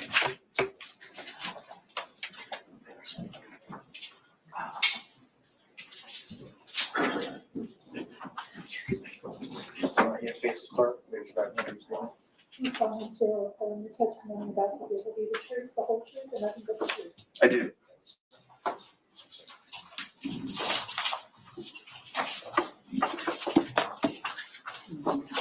Thanks, John. No, sir. Appreciate it. My name is Judge Ryan, presiding. Make yourself comfortable in that chair. Get about 12 to 15 inches from that microphone. You're just up, down, left, right. There you go. Just speaking a loud, clear voice, it'll pick up everything. Thanks, sir. Good afternoon. Will you tell us your full name, spell your last name? My name is Michael Haag, Haag. What type of work do you do, Mr. Haag?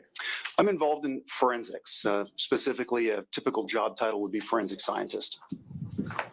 Let's talk about your educational background. Where'd you go to school? My formal education is as a chemist. I have a Bachelor's of Science degree in chemistry from the University of Arizona in Tucson with a math physics minor. When you speak of forensics, what are we referring to? Forensics in the broad scope simply means the junction or the joining of science and the law. So it's where somebody who is particularly interested in or has been trained to examine physical evidence brings findings or an interpretation of that physical evidence into the courtroom. Could you describe your forensic career history for us? My background and training is fairly unique in that I grew up in this field. My dad, Luke Haag, also does this kind of work. So even in grade school, I'd go out and assist him with both casework and research, and I got the bug.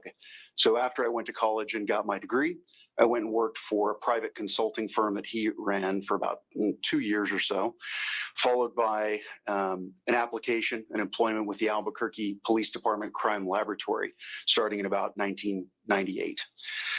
With APD, I worked for about 25 years and got to the retirement point and was able to retire. But during that same time frame, I also ran my own private company, specializing in my sort of primary area of interest in forensics, which is shooting incident reconstruction. The study of the physical evidence relating to shootings, the interpretation of that physical evidence, and the reporting on it, of course. With the Police Department Crime Laboratory, I wore quite a few hats. Primarily, I worked as a firearm and tool mark examiner, which someone in that role particularly focuses on the physical evidence relating to those things. But I also worked in drug chemistry as well as blood and breath alcohol, and was a supervisor of those units for about 12 years as well. Any additional training and or classes that you have taken in order to be skilled at your job? The list is fairly long. Honestly, I don't remember everything that I list on my CV.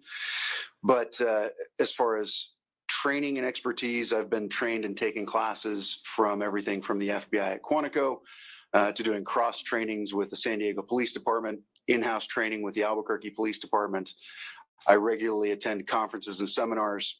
I worked for the German Bundeskriminalamt. If you spell it, Bundeskriminalamt, which is like their FBI. So I interned with them for a while before I came to the Albuquerque Crime Laboratory, and a wide variety of other trainings I received over the almost 30 years now. Are you a member of any professional organizations having to do with your specialty? I am. The ones that are particularly relevant to what I do would be the Association of Firearm and Tool Mark Examiners, or AFTE, the American Academy of Forensic Sciences. EMFSI is one that I've been a member of for about 2 or 3 years. That's the European Network of Forensic Science Institutes. They actually have some very, very interesting perspectives on forensics, among others, including the Association for Crime Scene Reconstruction. But that's another bug I got from my dad, is being very active in the field, seeing how other units do things, as well as participating in those conferences. Have you authored or published? Side note, let me just tell you guys this really quickly, okay? this dude talking about what things that he got from his dad or whatever. Have you guys heard?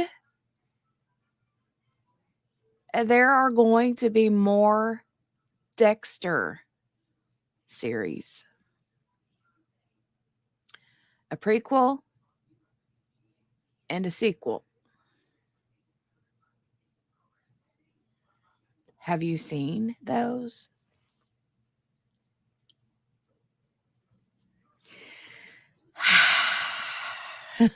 That's all I'm saying. There's going to be one called, I think they're filming it now. It's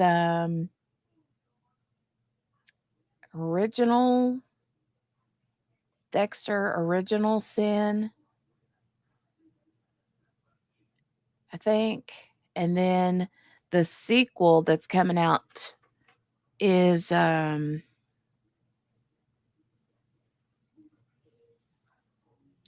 is it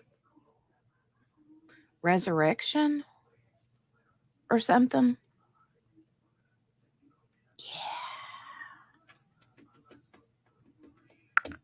Go look it up. Go look it up. There are already like trailers for the prequel. You're not going to guess. You're never going to guess. So, spoiler alert.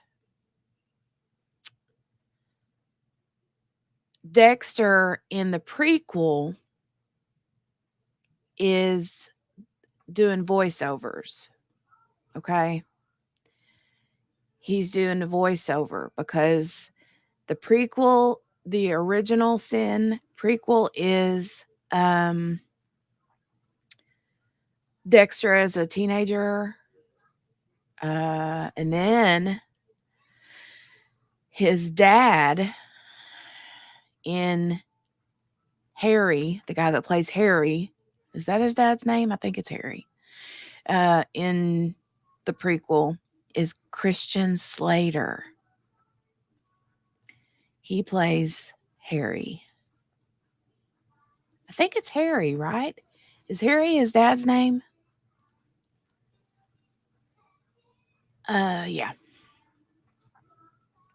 And also the chick that played Buffy the Vampire Slayer. I forget her name. She's supposed to be in it too. You guys. Yeah. I watched some interviews last night. It's gonna look good. Is it Sarah Michelle? That's not it, is it? Is it Sarah Michelle Gellar? Is that who played Buffy? Anyway, go check it out. Go check it out. I would play previews of it and show you things here, but I'm afraid that they'll like strike me. So yeah. But yeah, I'm so excited. I can't wait. I can't wait. I don't know when the dates are supposed to be, but also hi, Suspense. Also hi. He mentioned things that he got from his dad, like traits or whatever, and I'm like, oh my god, that reminded me of Dexter. So apparently, it was just the information was just released, I think. But there are interviews and there is a really, really, really cool trailer. Really cool trailer. So make sure to check it out. Just saying. Hey, JB. Good to see you here. Hi, girl. Hi, girl. Hi. Glad to have you here, JB. We miss you, ma'am. Published any scientific papers? Quite a few. Another bug I got from my dad. I publish very regularly in scientifically peer-reviewed journals, such as the Journal of Forensic Sciences, the Association of Firearm and Toolmark Examiners Journal, amongst others. Written any textbooks? Luke, my dad, and I wrote a textbook, one of the few on shooting incident reconstruction. It's in its third edition now. And I'm also the author of a chapter in the Encyclopedia of Forensic Sciences on shooting incident reconstruction. And how about, Mr. Haig, any forensic presentations of note? I very regularly present both at conferences as well as for organizations on this area of work. Can you tell us what certifications are offered in the area of firearms identification and comparison work? The primary certifications, which certification applies to an individual and accreditation applies to a laboratory. So those are terms you'll often hear mixed, but certifications available and that are relevant to what I do include 3 from the Association of Firearm and Toolmark Examiners, 1 in gunshot residue and distance determination, 1 in firearm identification, that's the examination of microscopic tool marks, as well as tool mark identification, the examination of microscopic tool marks from other things besides guns, like screwdrivers and hammers and things like that. And then when the International Association for Identification had a certification, they've discontinued it, for crime scene reconstruction as a whole, I applied for and took that. All these tests involve both the knowledge test as well as a practical examination. And the AFTI ones, which are still active, of course, require recurrent training and testing.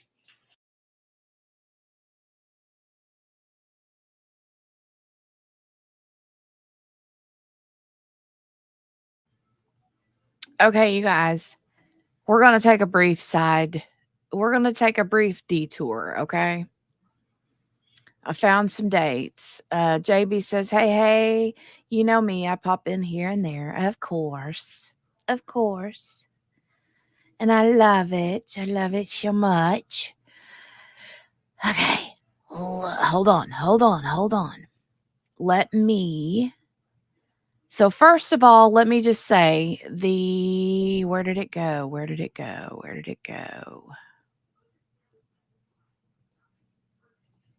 Okay. The original Sin prequel starts December of this year. So August, September, October, November, in 5 months. And then the Resurrection, the sequel, starts, it's saying summer of, where did it go? Summer of,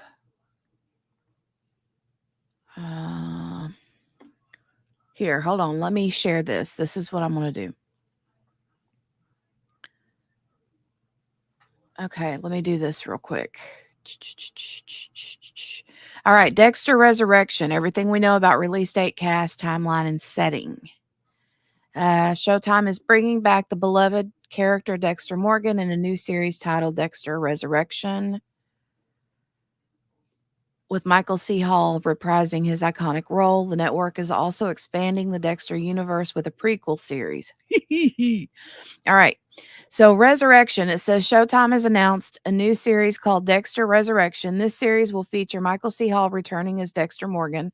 The announcement was made during San Diego's Comic-Con at the Dexter Original Sin panel. Hall made a surprise appearance with Clyde Phillips, the executive producer and showrunner of both shows. Michael C. Hall will not only return in Dexter Resurrection, but will also narrate the inner voice of a young Dexter in the prequel series, Dexter Original Sin. Patrick Gibson will play the young Dexter in this series, which is set in the 1990s. Dexter Resurrection, the sequel, will follow the events of the 2021 series Dexter New Blood. Okay, so you remember how the new series ended. It's going to resume straight from there.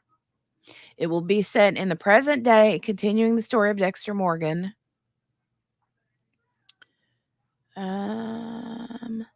Release date is scheduled to premiere in December 2024. The Original Sin is, and then Resurrection will launch in the summer of 2025. All right. Now here is a little bit of a, hold on. All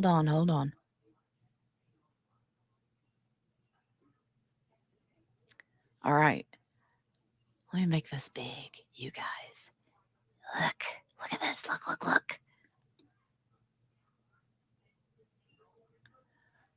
Let me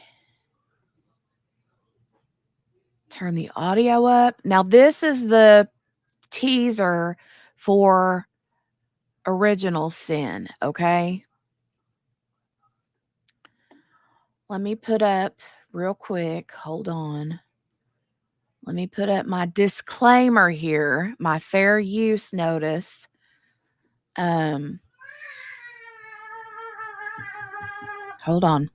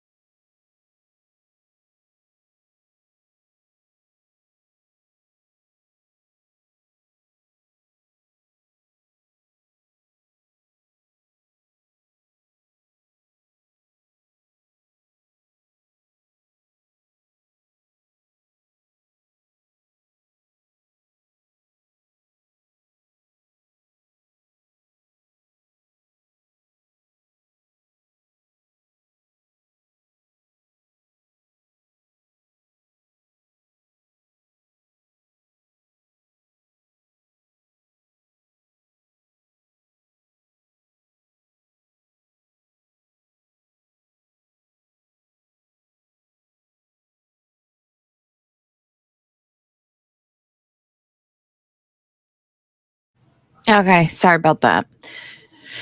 Okay, so anyway, what I was saying was fair use. Disclaimer here. Let's take a look. Let's take a look at this.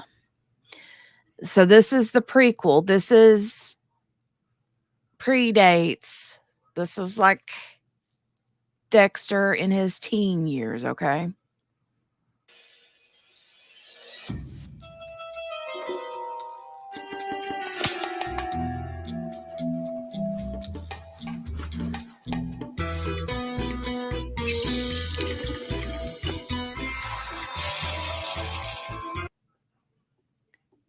Did you see those eyes?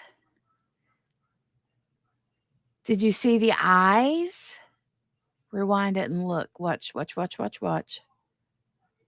So it shows the beginning with the mosquito smack, you know, which is kind of cool. But look at the eyes.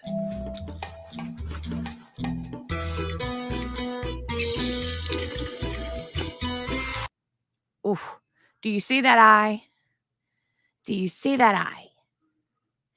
That is a Christian Slater eyeball. Can spot it from a mile away, right? So it's a little weird because in the actual series, right? The intro, this intro where he smacks the mosquito and he's shaving and the blood drop and all that, that's Dexter.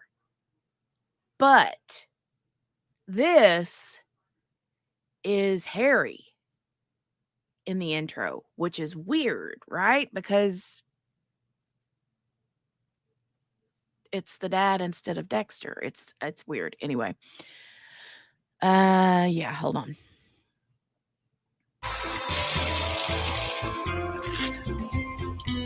Christian Slater. Okay, this is gross. You know how they always have to do everything red in the intro thing, and so he's like brushing his teeth with red toothpaste. It grosses me out, but anyway, this is weird. Trigger warning for those that get grossed out by this kind of thing. Just gonna say right here, trigger warning. Trigger warning. Oof. Now, look, Killer mixtape, summer of 1991. It's a freaking mixtape. It's just ketchup, right, Margaret? Look at the mixtape. Look at the mixtape. Look at the mixtape. Mixtape. Anybody else getting 80s, early 90s vibes here. Killer mixtape. Oof. And it says right here across it, Dexter's Mix.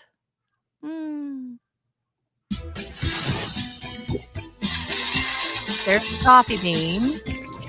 There's the coffee.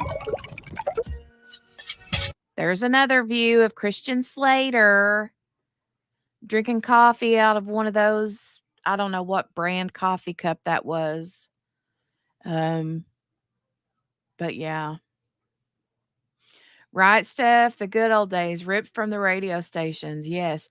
Chaloon, that's what I was thinking. Cinnamon toothpaste. Yeah. Yeah, definitely. It would have been cinnamon flavored. Yeah. For it to be red.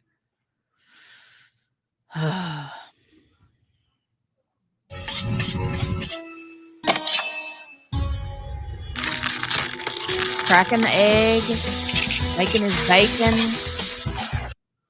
Remember, this is like right there too. That's straight from the Dexter intro. The beginning of every single episode was him cooking the eggs and eating the bacon, and there's a few more really cool little similarities you'll see. If you're a true blue Dexter fan, you'll see what I'm talking about. Watch. Continue.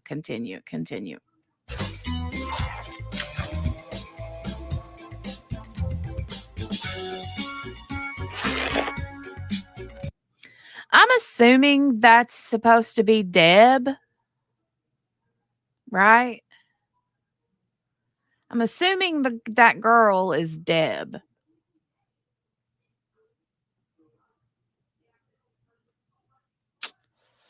That's my thought. Sarah Michelle Gellar, right? Special guest star. So maybe she's not in the whole series. I don't know. Okay, so this is a you remember the part where Dexter pulls the t-shirt over his face and you can see his face smash, and then he like pulls it down and his bottom lip goes oof, oof, oof, oof. Oof. I love Dexter. Yes. Okay, there that was the other part. Those were the two parts. The t-shirt and where he's tying his shoes. Where he was tying the shoes when he's like tying the shoes. Yeah.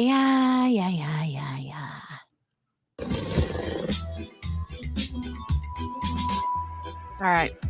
So that's Dexter, Deb. Hello, Dexter Morgan. All right, let me rewind that. So out of the house comes Dexter in the graduation cap and gown, his dad, Harry, who's Christian Slater, and then Deb, whoever that is that's playing Deb. Shh, no pining for Michael C. Hall. I pine for Michael C. Hall. I love Michael C. Hall.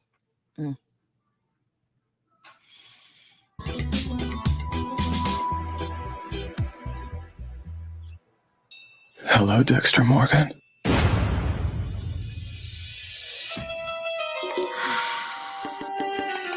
Wow. It's gonna be good.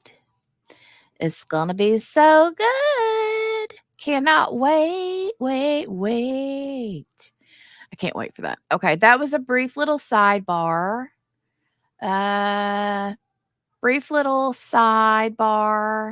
Margaret, have you never watched Dexter? Oh my God. It's so good.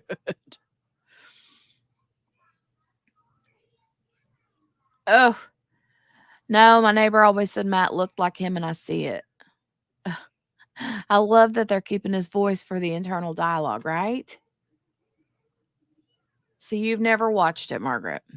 You've never watched Dexter. Yeah, oh my God.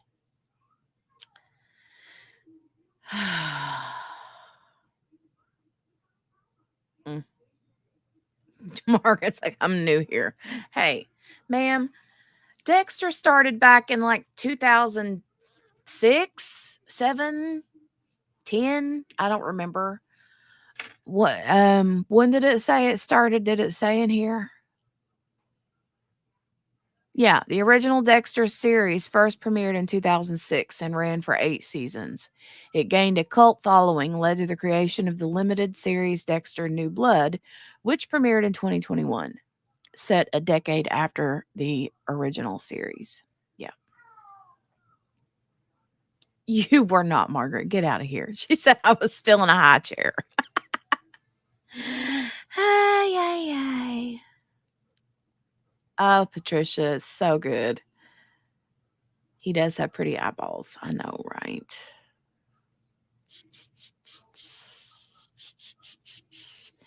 All right, let's get back to the matter at hand. Let's get back to these eyeballs. Or these eyeballs. Oof. Oof. Oof. Oof. Oof.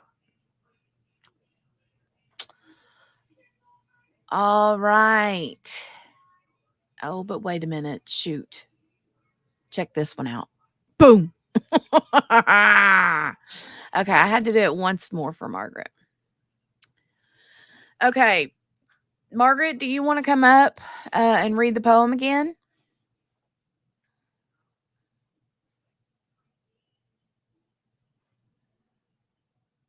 Chaloon said, I've been collecting the series DVDs when they pop up at my charity shop. Ooh, cool. Because Netflix takes stuff down all the time. They do. They do. I know. Okay, hold on. Let me send this. Here you go, Margaret. The link, ma'am, is in the chat.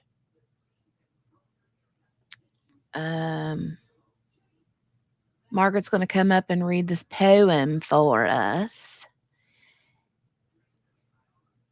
Okay, she said let her get set up. Okay.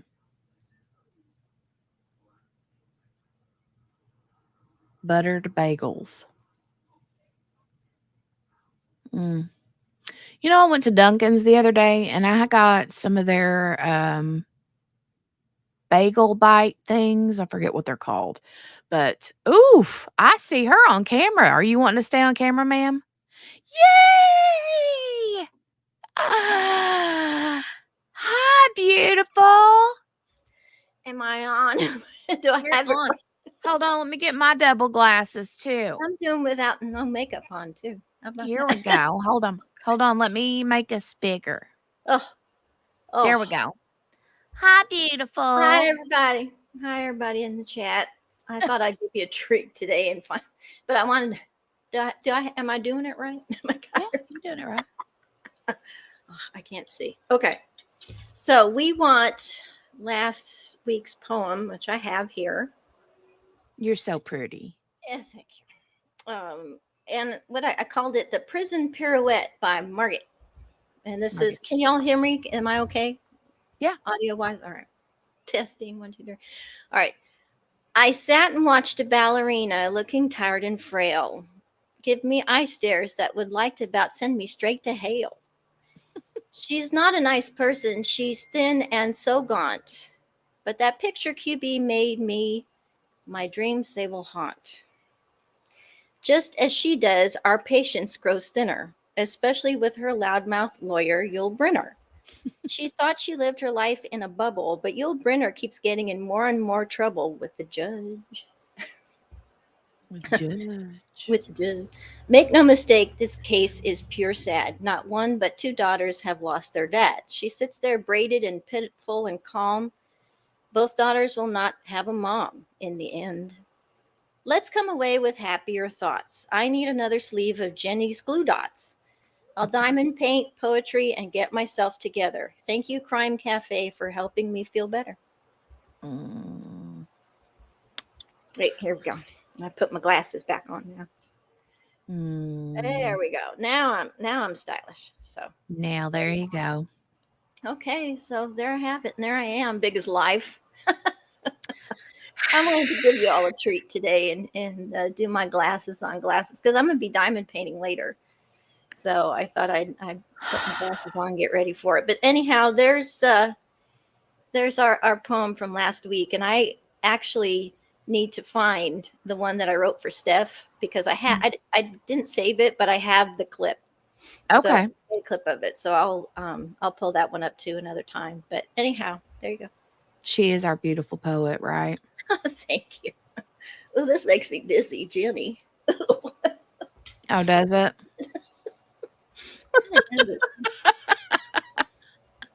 Okay. Here I we are. know. It's not always easy, Well, but when I diamond paint, I need the distance and I need the up close. So yeah, I know. that helps me. So plus I learned it from you. So yeah, that's Yeah, I have to use these yeah. to see you. Mm-hmm. But I have Okay. to use these to see like Mm-hmm. up close, like when Yeah. I'm looking at my phone or I was doing my nails a while Yeah. ago. So They're so pretty. I aren't they need them. pretty? I need They all match of my them. shirt kind of, but then they turn like a So blue. they got that iridescent kind of thing. Yeah. Yeah, they're They're pretty. weird. I like that. I like it a lot. Thank you. I like it so much. Smudge. Anyway, so thanks for letting me come up here and read my poetry and all that. It's always good to see everybody. Good to see Well, you all. Now you get to see me. All I put on was lipstick. I didn't put anything else on. you look Can't believe beautiful. I'm on the YouTubes like this. You look beautiful. Thank you. Thank you. I clean up nice. All right, I love y'all. Love you. Love you. Thanks for coming on with me. Thanks for having me. Always. I love you, baby. Love you. She's the cutest. The cutest human. She's the cutest human. Margaret, our beautiful poet, right? Oh, shoot. Margaret, our beautiful poet. All right. So let's get back to this. And we will see how far they make it today. Have you been recognized and testified as an expert before? In a Thank court you, of law? Margaret. I have. That was Approximately how many lovely. times? At last count, I think I'm getting close to 100. And where have you so testified? Primarily in the area where I worked for most of my 30 years in New Mexico, in Albuquerque. But in addition to that, all across the country, to include states like California and Texas and Rhode Island. And I'm not sure if I've been to Florida before, but many, many states across the country, and courts ranging from district or regional courts, state courts, to federal courts and military court martials. Mr. Haig, have you given your opinions in high-profile cases before? I have. Give us an example. The cases that come to mind would be Aaron Hernandez in Boston. That was a high-profile homicide trial. I've been involved in the examination of physical evidence in places like Taiwan, even for presidential assassination attempts. I worked cases from Iraq and many other places that I lose track of. Are you an instructor in any areas of forensics? I am. You've written on the subject as well? I have. And you provide regular training in shooting reconstruction? One of the areas that I actually gain a lot of pleasure from is instruction in shooting incident reconstruction. So this is the examination, as I said, an evaluation of any physical evidence when a shooting takes place. That can involve the crime scene itself. It could involve trajectories. It can involve a wide variety of things within that sort of umbrella title. But I've taught a shooting incident reconstruction course for almost the entire last 25, 26 years of my career. They're week-long live fire shooting courses. So this isn't just a thought process. I go out and shoot things so that people that do what I do, crime scene investigators, forensic scientists, even pathologists, can come and see how these shootings take place and understand what they're looking at when they go into a scene. So I do that very regularly, especially now that I'm retired. I'm able to do about 4 to 8 of those a year, it seems like. Is the assessment of bullet trajectories taught in your SIR courses? It is. Can you describe for us what a 3D laser scanner is? This is a tool that I actually feel very lucky to have helped brought into the crime scene realm. It's an engineering tool, technically. But if you think of a laser rangefinder, a very simple one that you might aim at something, push the button, it shoots out a bullet of light. Light travels at a very consistent speed. So when that light is reflected back to the sensor, time is measured, and we then can calculate a distance because of that time and the known speed of the light. That's one bullet of light. A 3D laser scanner is an engineering tool that sits on a tripod and has such a thing inside of it, but spins in a 360-degree azimuth, left and right, and also is able to shoot out the laser beam in a vertical path as well. So imagine in this room shooting out millions of bullets of light and collecting individual data points on a very accurate scale, and then blending all those individual data points together. You get a representation of reality. You get a computer takeaway of your scene, and then you move that system from one place to the next. So you can move around corners, and you can blend all of these data sets together so that you really take the crime scene with you. So I was lucky enough with my police department to help start this theft of this technology into crime scene back in about 2005. And since then, many departments have also seen the value of it, particularly with trajectories, in my opinion. And it's become a very common tool across the country and internationally as well for crime scene investigation and shooting reconstruction. Mr. Hay, can you define for us what exactly a trajectory is? When I'm describing a trajectory, I like to think of it or describe it or liken it to a snapshot in time. If you imagine yourself in a dark room, completely dark, and things are moving, and you set off a strobe from a camera, let's say 3 times in that dark room while things are moving around, then you've really frozen things in place for that brief instant while the strobe was going off, or in our case, when a shot is going off, because bullets move to our perception of reality in a very fast manner, of course. And so if a bullet, say, goes through something and then strikes something else, it can help us orient those objects that are struck, and indeed then where the firearm is as well. So snapshot in time is how I tend to think of it, but it's a way of understanding where things were, including potentially the firearm itself, as well as objects that are struck. All right, so you come upon an investigation, if you will, of a shooting incident, and you reconstruct it, correct? I try to. All right, now would you tell us the significance, the importance of trajectory as it relates to that reconstruction? In forensic science, you in very many ways have to throw out what you may have seen with regard to TV. Most of the things that TV puts out are completely false. But the beauty or interesting thing about trajectories with regard to shooting scenes is that fact that it gives us a way of assessing where things were in those moments of time. A person in my role may not be able to say exactly what happened in between them sometimes. Sometimes there's a logical progression of what might have happened given the physical evidence that we do have. But in my job, I basically lay the pieces of the puzzle on the table, meaning what physical evidence I have to look at from a shooting scene. And that could be the projectiles, the cartridge casings, the firearm itself, or trajectories, the room, and then try and see what snapshots in time we may have available to rebuild. Is there a distinction between what you've been referring to as trajectory and wound path? Wound path is sort of a subset of trajectory. Wound path refers to, indeed, just that, the path a bullet took or created when it goes through a body part in specific, or a body. But in each case, the accuracy and the meaning of those trajectories can be evaluated, because bullets, for the most part, there are exceptions, tend to travel in more or less straight paths. Like I said, there are absolutely exceptions to that, particularly with, we're not dealing with, in this case, non-expanding rifle bullets. But we look at these paths as relatively linear. Every measurement taken by human beings is an approximation, though. So an understanding of how much accuracy to place on those measurements and that documentation is absolutely, of course, important as well.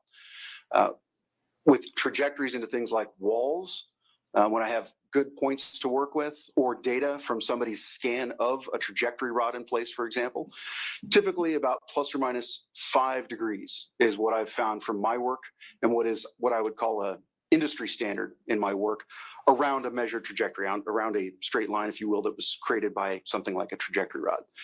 With wound paths, it can be a little more difficult, and this is something I've lectured on to not only the pathologists in my area, who I worked closely and well with and helped train when they'd come in as fellows, and that I've lectured on at the Swiss Wound Ballistics Workshop 2 years ago, I think, and was asked to lecture on, is the idea that not only are trajectories in bodies a little bit more inaccurate because the way they're measured and how bodies move, we're not walls, we're not rigid. So we have to indeed look at those as a little bit more of an approximation. But for the most part, with things like we're looking at here, expanding handgun bullets, that category, we can describe them or think of them as relatively straight Hey, lines. Lauren, as have a good documented. night, They honey. give us an idea of where a firearm may have been at the time the Sleep shot was fired, good. based on that path. So wound ballistics is a subset of just trajectory. And I hope They're you have a related. great day You may tomorrow. have alluded to this. Love you. If you did, my apologies. What is the Love you, Lauren. degree of accuracy of trajectory reconstruction? With regard to common things that I typically deal with in crime scenes, like walls, sheet metal in cars, desks, almost anything you can think of, I shoot in my classes to demonstrate this and basically check ourselves and see how accurate we are, about plus or minus 5 degrees. So I'm motioning with my hands to make sort of an arc. So if my primary line of measurement, we're going right down the center of my wedge here, I'm making a visual representation of approximately plus and minus 5 degrees, a 10-degree cone overall if you rotate that into 3 dimensions. But I think I can show you that later. What steps did you take in preparation for your testimony here today? When I do a case review such as this, there are materials that I typically would like to see in order to help inform myself on what evidence, what pieces of that puzzle are on the table to include, particularly documents, things like crime scene images, autopsy images, autopsy reports, lab reports, all the documentation that goes around a typical investigation, as well as 3D laser scan data, if it's available, amongst other things. And in this case, did you examine all the evidence that was available to you? I actually forgot to mention that. In addition to that, in this case, I did examine the actual physical evidence, meaning the projectiles, cartridge casings, etc. And when you say projectiles, we're referring to the bullets? Correct. All right. And this information that was provided to you was provided to you by the county, correct? By the sheriff's office crime scene? Which information were you talking about? That you were able to review in preparation for your testimony here today. I think technically I received it through you, with the exception of the 3D laser scan data, meaning the documentation, the crime scene of photographs and autopsy reports. Do you recall whether or not you actually came to the sheriff's office to do a review of the evidence? Absolutely. All right, let me ask you with that preface to tell us, please, about the projectiles in this case. The examination of the projectiles helped me understand in a way where they'd been. This is sort of one of my main areas of interest, is the damage to projectiles sometimes, depending on their condition when they finally come to rest, can tell us something about where they've been and what they've hit, especially if we're dealing with particular types of projectiles, such as we're dealing with in this case, which are expanding handgun bullets. This basically means that we're dealing with a construction that is designed to change shape if that projectile strikes something that is liquidy, and we are mostly liquid, so that would include tissue. A hollow point projectile is typically designed such that it has an external jacket made of copper. So my hands here are representing copper, and then that goes around it in 360-degree rotation. So in this demonstration, my finger's pointing up. That's the way the bullet would travel. A hollow point projectile has just indeed that, a hollow point cavity in the nose of the bullet. And it is designed that way such that if it's traveling stably, nose forward, and that hollow point cavity encounters something liquid, could be a gallon of milk sitting on a countertop, doesn't matter, or tissue. The liquid actually goes into that hollow point cavity, and because the bullet is traveling forward, you build up hydraulic pressure, liquid pressure, just like the brake lines in your car, inside that hollow point cavity. And so pressure inside that hollow point pushes the sides of the bullet open, and it comes open like this. So if I take my hands and make the model bigger for you, the jacketing material, the copper jacketing material that's facing forward as the bullet travels when it encounters something liquid and expands. Some people like the term mushroom. I don't prefer that term. But when it expands or encounters soft damage, the pressure builds up. And so that jacketing that was facing forward actually peels backwards, down and around. But it leaves you with a forward-facing area of the projectile that's greater than the original caliber. In mushrooms, you get greater surface area presented to the way it's going. And when you do that, you increase drag. And when you increase drag, you decelerate or slow that bullet down more quickly. And so these bullets undergo or created through intense engineering by people at the companies such that they go a preferred depth in tissue or tissue simulant. So the main reason for hollow points in handgun in particular, whether that's somebody in law enforcement or somebody interested in protecting themselves, as opposed to going to, say, the range, would be to control penetration depth. So this bullet will stay in one body and you don't over penetrate and go through further. When I work cases that have non-expanding bullets, often called full metal jackets, typically you can see over penetration. You can go clean through one person and on into another. So that's the hollow point cavity mechanism. Where were the bullets in this case, Mr. Haig, recovered? From my review, there were 4 fired cartridge casings and 4 projectiles and 1 small lead fragment that were recovered. And we can kind of go through these because this brings into play a term called the limited universe, meaning we limit our options. We take pieces of that puzzle off the table and put them in their place. So for example, 1 bullet was recovered at autopsy. The entrance gunshot wound was listed as over here on the right chest, as I recall, and the bullet was recovered in the back of the decedent. That bullet, in my examination, shows soft damage, expansion, just as I would expect from bullets of this type. That bullet's wound path in the torso is well documented, and so we can kind of take 1 of 4 off the table in that the entrance hole, primarily for me in the shirt, is a nice round hole indicating that it was not unstable tumbling before it got there. This is basically a nice stable bullet entry, and that bullet was recovered there. So that's 1 of 4. Another bullet was recovered after going through one of the walls of the bedroom and through several cabinets into a bathroom area. And under examination, when I looked at that bullet, it initially looked mushroomed, which is why I'm not a fan of that term, because it had the visual appearance of it, but it was just deformed. Instead of the jacketing material unfolding as I described before, how bullets do in tissue, it was just collapsed. So if you see pictures of this bullet, which as I recall, this is bullet number 11 in the crime scene images, I believe. While it looks fairly mushroomed, it does not demonstrate soft damage. And the hole going into the bedroom wall is, again, a nice round hole, indicating that that bullet was stable when it struck the wall, had not struck something else first. So that's 2 of our 4 bullets that are sort of off the table, and we kind of know somewhat what their story is. A third bullet was recovered down a hallway from the bedroom and in a wall. And other crime scene images indicate that it had gone through things like a book, I believe a part of a mattress, and maybe a book holder before it got to the wall where it was recovered.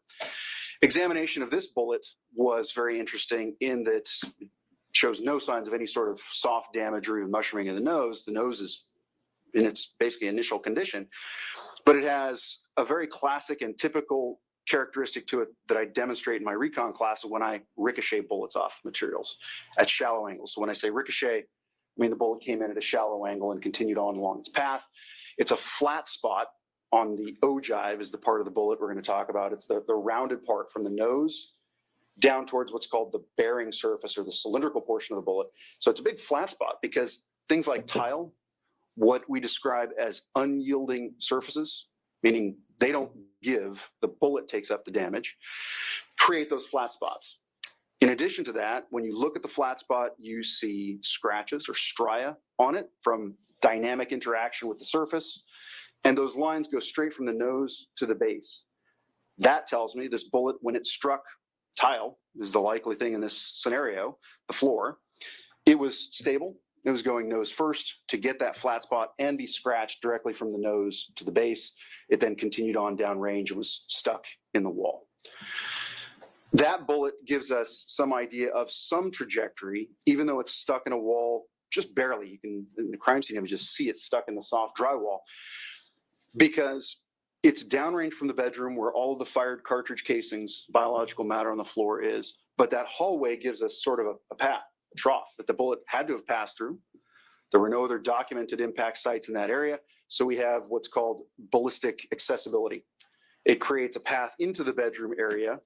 If we assume that's where the firearm was, which is a logical assumption in my opinion, based on the cartridge casings, the biological material, that doesn't overlap with another trajectory. I'll come back to that in a second. Our fourth bullet is found on the floor in the bedroom, in the middle of the floor.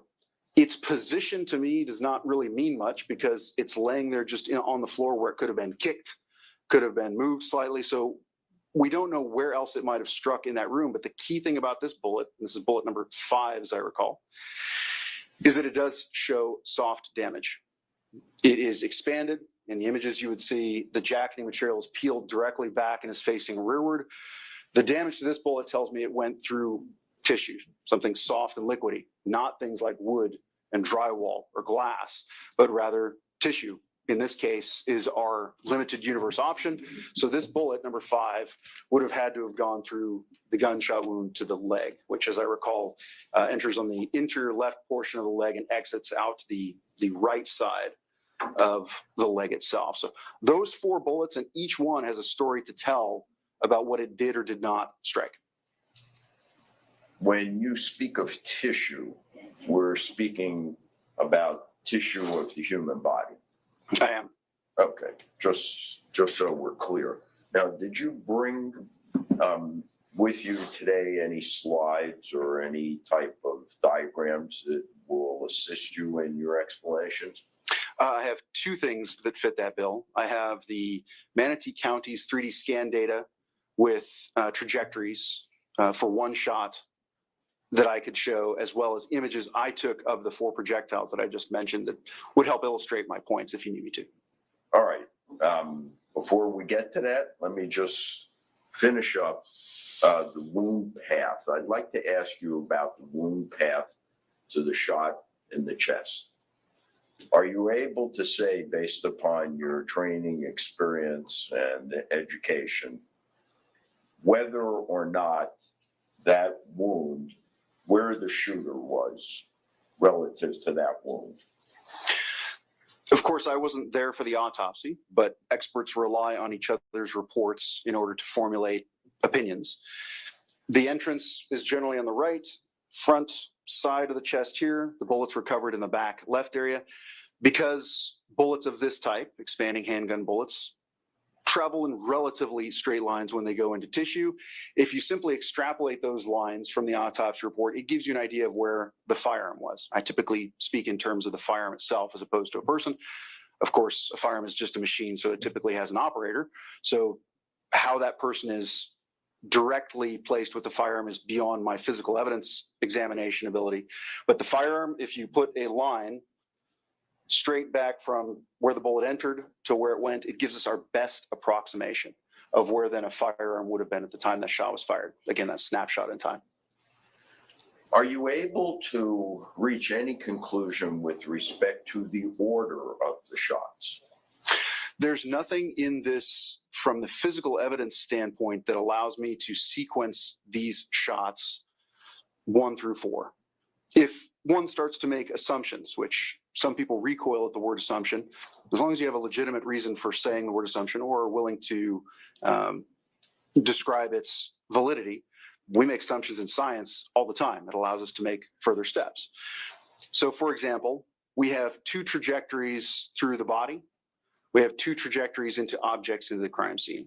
If I look at the trajectories just within the crime scene, one that has to go through that long hallway, and one that we actually do have some data for to figure out where the firearm was that just goes into the wall within the bedroom, and we look at those two trajectories, they don't overlap, meaning there's not a physical possibility for the firearm to have been stationary between just those two shots.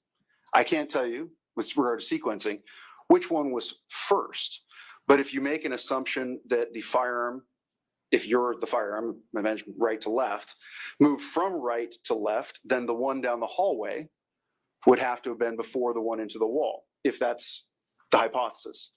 If we take the opposite hypothesis, it's opposite left to right, that's where witness statements come into play to evaluate whether or not the physical evidence supports or refutes a witness statement. You never take a witness statement, and in my line of work, believe it. You look into what the physical evidence supports and then cross-compare them. So if you have information or an opinion or a statement that the firearm was indeed in motion from right to left, the physical evidence for those two trajectories would support that. As far as the body, for me, this case doesn't help too much because I focus more on the scene in this case. Others have focused on the body. But with regard to the scene itself, with the body itself, certainly we have an idea of where the firearm was relative to that body. But because those bullets don't then continue on to hit other things within the scene, I don't particularly have an opinion there that would lead me to allow me to then say sequence those in order. Do you have an opinion as to whether or not the deceased was stationary or moving? If we assume that the firearm was relatively stationary, and by that I don't mean a matter of 3 or 4 feet, I mean the firearm is not circling about the room, going out in the hallway of this incident or otherwise. If we take the position that the firearm is generally just in the bedroom and is pointed in the same relative direction as the two trajectories that I've described for you, then it would have to be that the decedent was in motion, because we have trajectories in the decedent's body that are almost opposing. We have one that goes from, as described in the autopsy report, and this is how it's commonly described in such things, front to back, right to left, and as I recall, relatively flat. I think it was maybe slightly downward, but I've forgotten the vertical component. But the key factor is that one goes this way, and as I read the autopsy report, the other gunshot wound enters the inside of the right leg and comes out the exterior outside of the right leg. These are basically two relatively opposing trajectories on an object that undeniably, in my work, objects, bodies, regularly move in between shots for one reason or another. So given that, to me, those trajectories in the body indicate to me that the body was in motion. All right, and with respect to the firearm itself, are you able to draw any conclusion whether or not that was in motion as well? Certainly within the degree I've described before, with the two trajectories that I can show you, the one that goes in the wall, for those that I can demonstrate by physical evidence, there was some motion. And as I recall from my measurements in the 3D scan data, it's something like 4 or 5 feet, at least, from one position of one trajectory's area over into the area of the other. As an approximation, again, because again, trajectories are approximations. Otherwise, beyond that, no. So would it be safe to say that your conclusions support the fact that both the deceased as well as Miss Benefield would have been moving from right to left? I can't tell you that the firearm moved from right to left of those shots. A statement of such would be supported by those two trajectories that I mentioned. All right, would you please demonstrate for us now from the slides that you brought how you reached the conclusions that you did? Sure, it'll take me just a minute to set up the laptop. Yes. Yes, please, Your Honor. Thank you.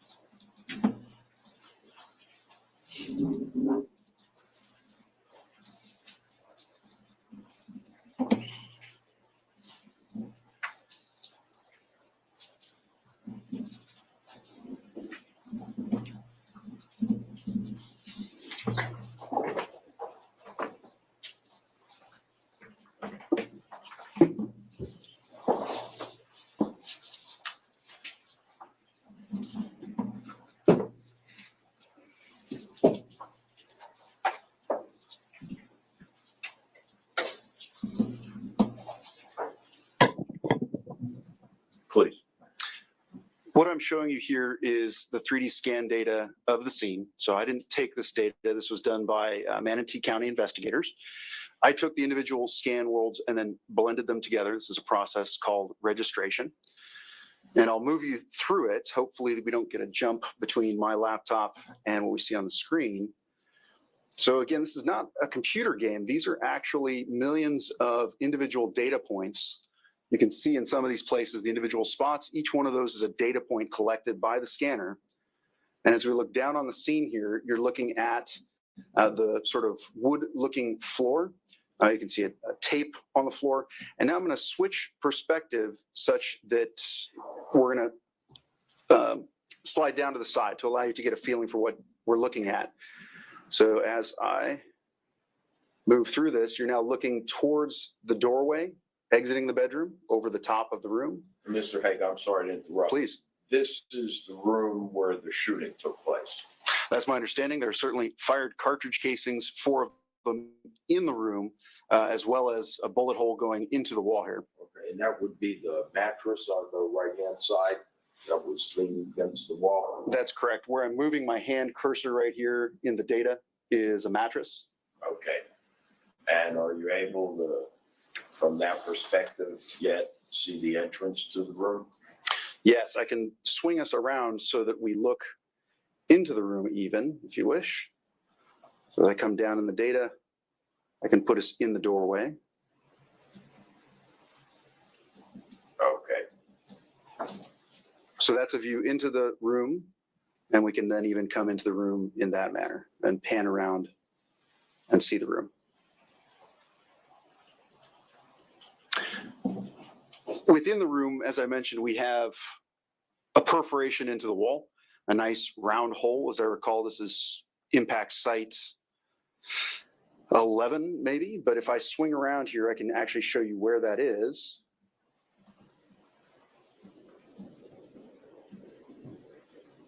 So the shadows you're seeing on the wall here are from the tools the investigators use. These are very common tools in our industry, trajectory rods.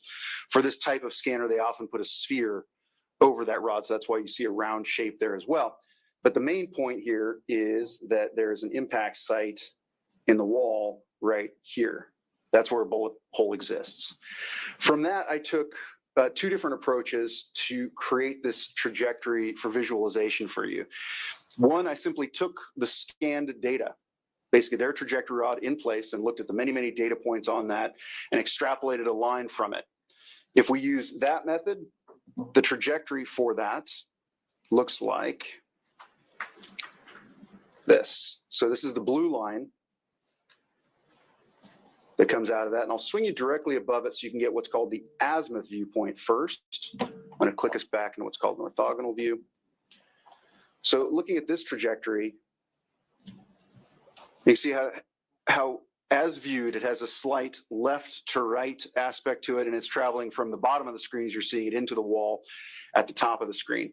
Now, the county investigators did a nice thing. They did 2 different ways with this trajectory, not only the trajectory rod itself, but they took the rod and then put a laser on one end and shined it across the room. So the bottom wall, as you're looking at it here, and measured where that dot was on the wall. So I simply took their data and connected the dots also. So between the perforation in the wall to their laser dot, and that line looks like that, so green and blue. In the trajectory world with walls, this is decent agreement between these 2 methods as far as the accuracy that we come to. And in fact, if I put plus or minus 5-degree cones, I talked about the error earlier, on both of these, we can see that those 2 cones look like that. That's actually a 10-degree cone for each of them, the green and the blue. And so from the data that I have for this case, for this one shot, I would include any area within that cone, either one of those cones, as the area where the firearm would have been at the time that shot was fired. I can also show you this from the side view to give you an idea of the vertical component. So I'm going to remove the left wall of the bedroom as you're looking at it here, and I'm going to swing you down.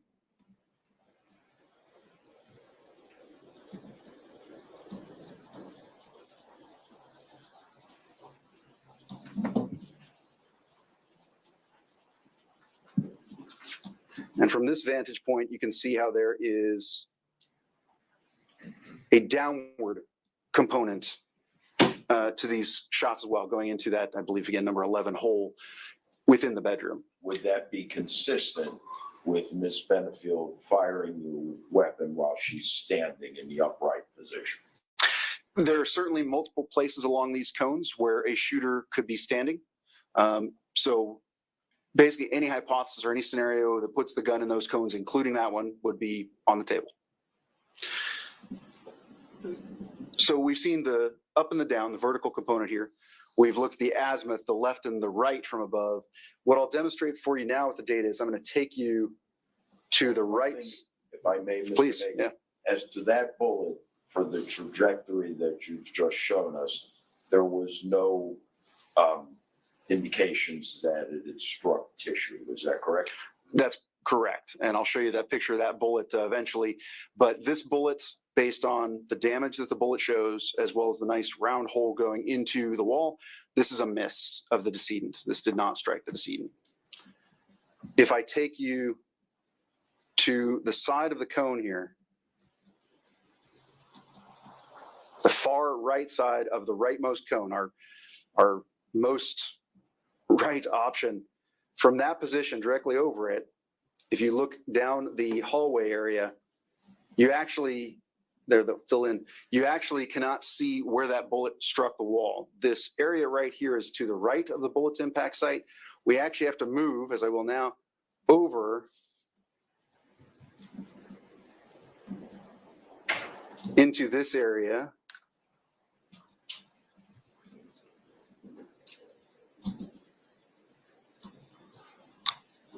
And I'll get us right at the edge of the wall. We have to come all the way over here in order to get to the impact site, which from my examination of the images is more in this area. So somewhere on the tile in here is a bullet impact site, a ricochet off the floor. That bullet goes on and then barely perforates the drywall or penetrates the drywall up in this area. So, and that's another bullet, is that correct? Correct. Sorry, I'm on to bullet 19, as I recall, was its designator for those two. Let me recap for just a minute. So one goes in the wall, and then one goes down the hallway. That's correct. And again, you can't say which shot was first or second. I don't have physical evidence that would allow me to establish that, correct? But that bullet in the wall down there also expresses no soft damage. It is also one that did not strike the decedent. A miss. A miss. All right. So from the 3D laser scan data, and I don't have a good trajectory or a good impact site to look at here. I was unable to go in and examine the floor. If I'd been able to find that impact site, I might have been able to refine that trajectory into the wall a little bit better and give us a more defined trajectory. But other than the ballistic accessibility aspect of going down that hallway, I can't do that here. Just they're two separate trajectories that have some slight divergence in the lateral aspect. Okay. Did I ask you what the degree of accuracy is for trajectory reconstruction? I think we covered that turf, just that plus or minus 5 degrees is an industry standard. And based on having shot a lot of stuff, including walls, for a trajectory like that, assuming the trajectory rod was placed properly, about plus or minus 5 degrees is appropriate. Did you have an opportunity, Mr. Haig, in preparation for your responsibilities in this case to interview Ms. Benefield? I wouldn't describe it as an interview by me. I was certainly present while she described the incident. And with respect to her description of the incident, is there anything at all in your conclusions that was inconsistent with Ms. Benefield's description? I can't think of anything that would necessarily be inconsistent. The key points that come to mind, where I remember her saying she stepped from her right to her left during the course of fire, that the decedent was moving rapidly in all sorts of patterns or manners, which would fit with the gunshot wounds entering the body in different angles. So from that perspective, no. Give me just a moment, Your Honor, please. Yes, sir.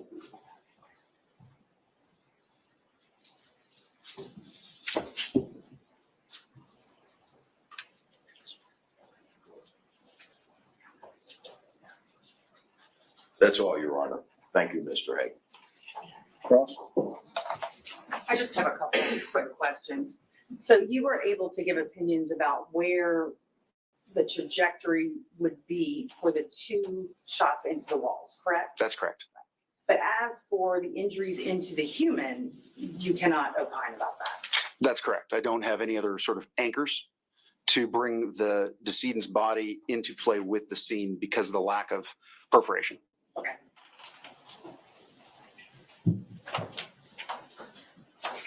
And with reference to the chest wound, I saw you kind of turning it several times. So, and we've had terms used such as front and side. So if you could just show the jury, where was this entrance wound?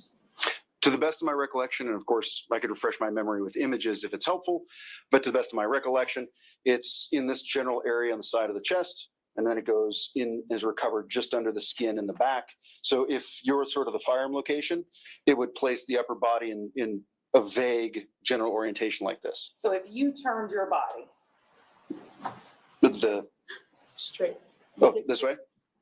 right, can you keep turning until you get to the point where, okay. So that's approximately the positioning of the gun to the body. For the upper body, yes, I'd have no way of, correct, yeah. Thank you, no further questions. Redirect? No, sir. Can this witness be released? Yes. Yes. Sir, you're releasing your subpoena. You're free to go. Thanks, sir. Thank you. It's going to take you a minute to put that away, and it's about 10 minutes after 3, so I want to give you your afternoon break. Give you 10 minutes, go on back, stretch, get something to drink, maybe a little snack if you want it, and we'll get you back out here as soon as we can.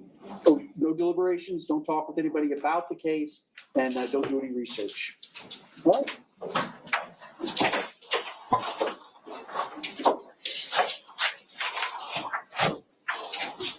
Figured that'd be better than. All right. We're going to skip through this. Appreciate it. All right, we'll stay in recess for 10 minutes. Skip through this break. Skip through this break. Hi, hi, hi. Mom. Hi, kiddo.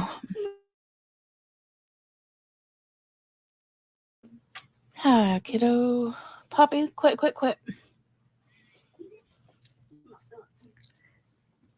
Okay. Let me scooch.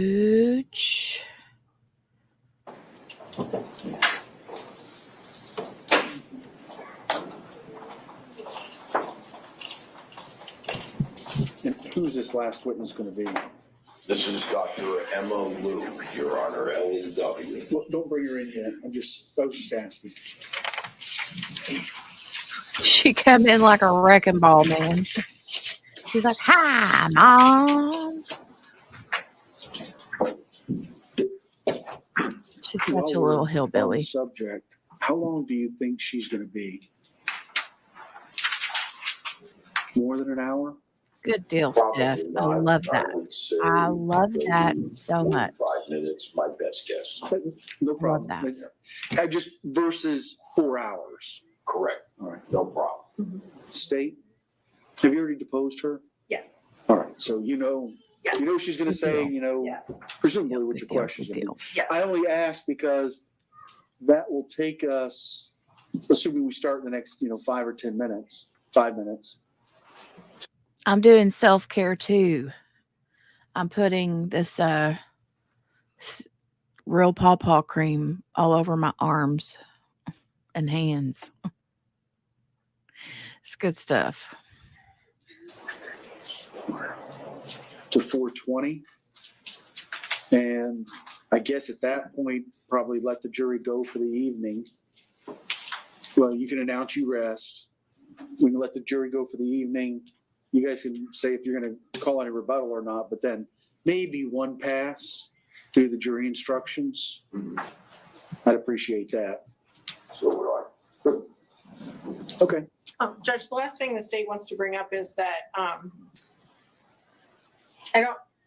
we didn't bring it up during the question, but I think that Your Honor had clearly told Mr. Taylor at the bench what he was allowed to ask Detective Warren. And that did not include, don't you find it odd that the state did not call you as a witness? And I think we had litigated close to that issue, if not directly on point, and then you directed him not to. And I know we're down to a few witnesses left, but it's been an ongoing attempt to subvert justice by Mr. Taylor to continue to do things like that, speaking when we've objected and continuing to speak. And as to the, don't you think it's odd, it was actually Mr. O'Keefe who told Mr. Taylor, hey, you need to object to this. So that's a whole different objection I have that Mr. O'Keefe continues to practice law in this courtroom. But I just think that at this point, the state is asking for you to sanction Mr. Taylor in some capacity about disregarding your continued rulings. And I understand that that may not be something we address right now, but it seems to be an ongoing issue in the state. That last one with Detective Warren was the most outrageous. Ruh-roh. Okay. I'm not going to take that matter up right now. Yes. We got witnesses and other matters to deal with, so. I just wanted to get it on the record before we move too far away from the witness. Thank you for letting me be heard. Absolutely. All right, looks like we've got everybody back.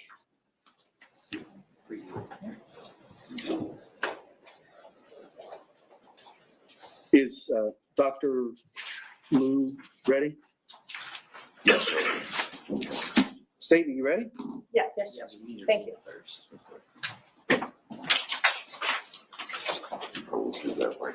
All right. We'll bring him in.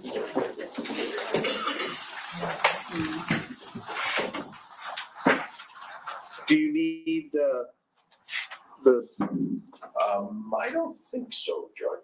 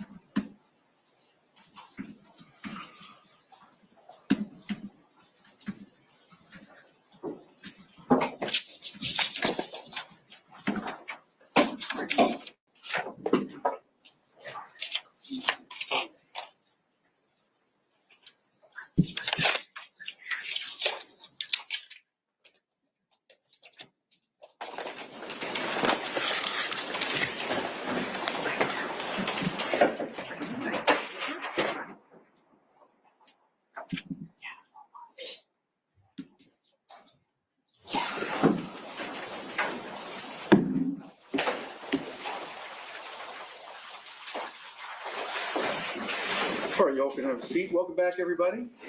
Any deliberations, contact outside the jury about the case or research? Everybody says no. All right, Mr. Taylor, call your next witness. Thank you, Your Honor. The defense calls Dr. Emma Lou.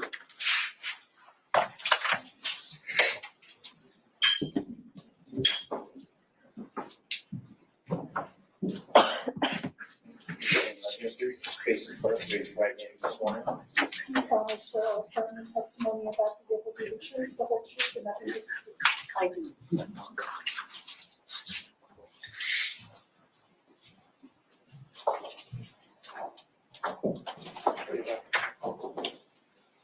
Good afternoon, Doctor. My name is Judge White. I'm presiding over the case. As the deputy said, just make yourself comfortable in that chair. Get about 12 to 15 inches from the microphone, just to get a loud, clear voice. It does adjust up, down, left, right if you need it. Yes, thank you, Honor. Good afternoon. Good afternoon. Would you tell us your full name and spell your last name, please? Yes, my name is Emma Lew, L-E-W. And do you hold any professional degrees? Yes, I am a licensed physician in the state of Florida, so I have an MD degree. All right, Dr. Lou. Let's take a moment. Let me just run you through your undergraduate education. Where Yes. did you receive that? I graduated from the University of Saskatchewan College of Medicine in Saskatoon, Saskatchewan, Canada. And following your college degree, you attended professional school? I did a 1-year rotating internship in Vancouver, British Columbia, and started my pathology training in Vancouver. I completed my pathology training in Saskatoon, Saskatchewan, worked for 3 years as a staff pathologist at the Royal University Hospital, then came down to Miami in July of 1991. And with respect to your work experience, what brought you to Miami-Dade County, Dr. Liu? I wanted to train in the best facility that there was for forensic pathology, and everyone in Canada and in the States said, go to Joe Davis in Miami. So I did. And did you eventually rise to the position of the medical examiner for Miami-Dade County? Yes, when I was in training, I was an associate medical examiner. Then Dr. Davis offered me a permanent staff position, and I was an associate for 10 years. I want to ask you if you can tell us, if you can approximate the number of autopsies that you've performed. In Miami-Dade County, it should be at least 5,000. As part of your duties as a medical examiner in Miami-Dade County, Dr. Liu, did you also respond to crime scenes? Yes, we responded to scenes of violent and suspicious deaths.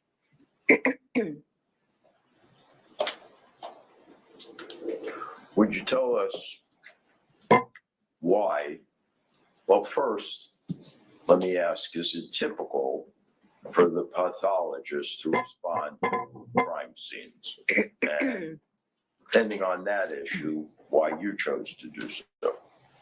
Yes, in Miami-Dade County, when law enforcement needed a medical opinion, whoever was on call as the medical examiner would respond. And the purpose is twofold. Number one, so that we can provide an opinion about the circumstances of death or the types of injuries on the body, and also for our benefit, so that I can see, or we can see, the body in the context of its surroundings and be able to better interpret our findings at the time of autopsy. Do you teach any courses? Yes, I used to teach in the medical examiner death investigation course, and I still teach for the Carnival Cruise Line's security conference, and I will be lecturing in the Miami-Dade Police Homicide Investigations course. And how about gunshot wounds? Have you taught courses in gunshot wounds? Not entire courses, but I have taught the section about gunshot wounds in death investigation courses. Let's not take anything for granted. If you'd be kind enough, would you explain to us, Dr. Liu, what is an autopsy? An autopsy is the examination of a dead body. It consists of two parts.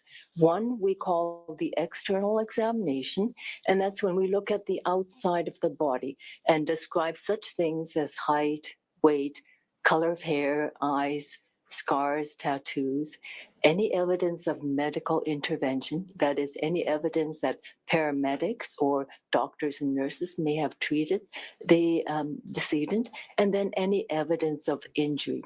After looking at the outside of the body, both front and back, and in the orifices, then we do the internal examination. And that's when we open up the body cavities to examine all of the organs and tissues inside the body cavities, from the brain inside the head down to the pelvic organs. That is an autopsy. Dr. Liu, were you asked to assist in this case? I believe I was, yes. Would you tell us how? I believe you contacted me. And what did you do in preparation for your testimony here today? I reviewed the autopsy report. I reviewed some of the autopsy photographs, and then other circumstantial evidence, as well as having spoken also with Mrs. Benefield. Okay, I need you to try to keep your voice up. Did that include being present for Miss Benefield explaining what had happened. Yes, I had made a previous trip to Bradenton and had met with Mrs. Benefield. I'd like to ask you, Dr. Liu, about the gunshot wounds in this case. Yes, Will you tell us how many there were? there were 3 separate gunshot wounds. And would you please explain them? Yes, one was a superficial gunshot wound on the right upper arm. And that we call a grazed gunshot wound. That was one of the gunshot wounds. Shall I explain the direction? Please. Now, you probably heard about pathways of gunshot wounds from Dr. Vega. But as a quick refresher, if, for example, a gunshot wound was from front to back and right to left, that is relative to the person shot, not to you, not to Mr. Taylor, but relative to the person shot. So if it's from front to back and right to left, it is coming in from the victim's front towards the back and from his right side towards his left side. And was there another gunshot wound? Yes, there was another gunshot wound on the right side of the chest, just outside of the right nipple. Please do. And yes, the pathway of that gunshot wound happened to be from front to back and right to left. And I'm sure Dr. Vega told you it just nicked the bottom of the right 5th rib, went through the right lower lobe of lung, then through the part of the spine, the bone of the spine, then the left lower lobe of lung, and then nicked the back of the left 10th rib. And lastly, was there a third gunshot wound? Yes, there was a gunshot wound. This time it was a through and through gunshot wound, or what we call a perforating gunshot wound that entered the inside back of the right thigh, went through both right lower leg bones, and came out the outside of the right lower leg just below the knee. And that pathway was from back to front, left to right, and upward through the right lower leg. Let me, if I may, using the easel, show you a picture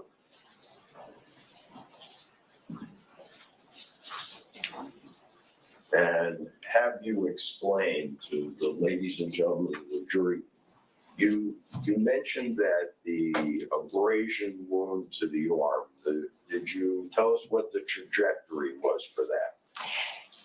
In my opinion, the pathway of that bullet was from front to back, upward, and slightly left to right. Okay, so how, Dr. Liu, are you able to reach a decision like that on something like an abrasion wound? Through experience and training, having had hundreds of gunshot wound cases and seen thousands of gunshot wounds and supervised hundreds more cases. Okay, let me show you these 2 demonstrative aids and ask, with court's permission, if Dr. Liu could step down. I wonder if we could have the easel so I could set these up.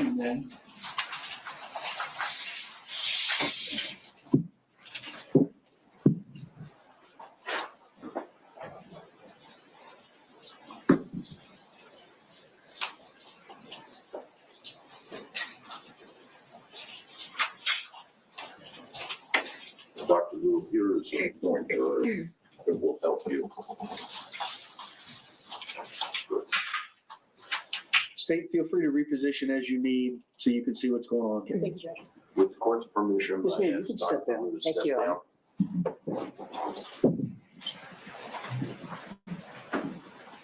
State, have you already seen these? Yes. Not until now, but I just saw them. Okay. You have a preference of which one you'd like to start with? Okay, with this one.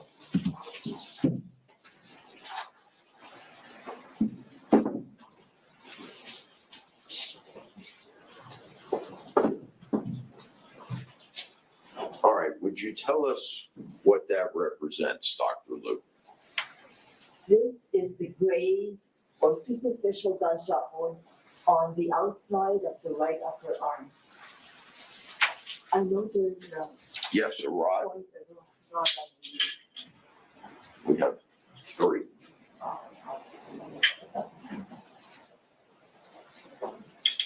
Now, the reason I know that this is a graze gunshot wound is, from training and experience.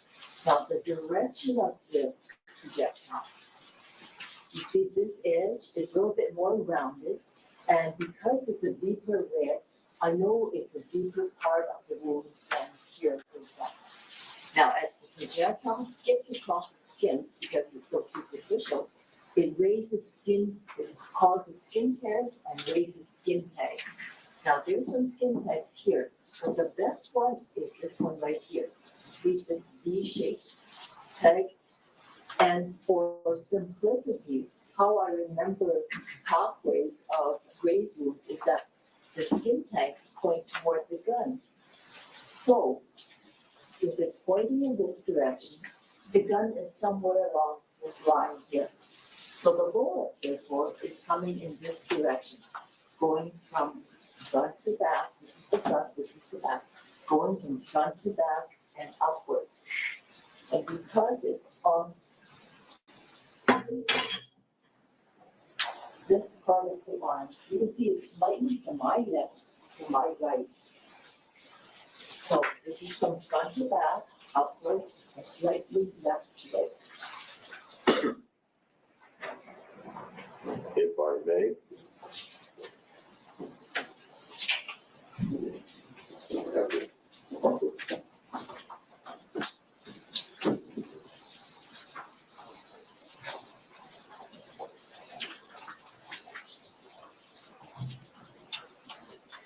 This is the gunshot wound that we just spoke about. You can see how it's going front to back and upward.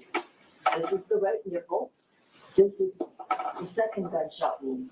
But it's been a bit changed or altered because the back portion that's straight was an incision made by the doctors in hospital. So the gunshot wound itself is this round part. Now this is the one that goes from front to back and right to left. The bullet was found by Dr. Vega on the left side of the back. Now, there's something special about this gunshot wound that Dr. Vega may have told you already. After going through the nicking the right fifth rib and the right lower lobe of the lung, it then hits the spine. Now, the skull closely surrounds the brain and protects the delicate brain. The spinal cord is an extension of the brain, and the spinal cord is protected by a spine, which is made up of multiple blocks of bone. When a projectile cuts across the bone of the spine, even though it doesn't touch the spinal cord, the energy that is expended by the bullet impacting the bone is transmitted to the delicate spinal cord. And what this wound will do, because the bullet went across the bone of the T10 vertebrae, it causes a spinal cord shock. And the result is paralysis of the legs. I know because I've had cases like this where a bullet not even going through the bone of the spine, just passes by the side of the spine, caused the man to fall on his back, and he was heard to say, "I can't feel my legs." So that's something that's significant and important about this gunshot. All right. I think you can probably return to your seat if you like.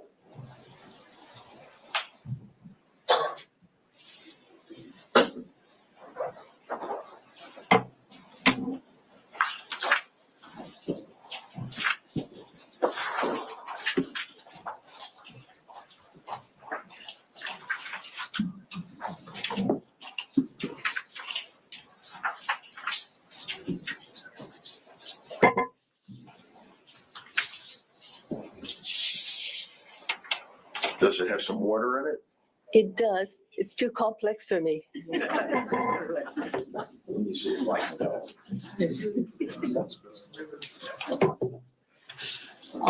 Not too much.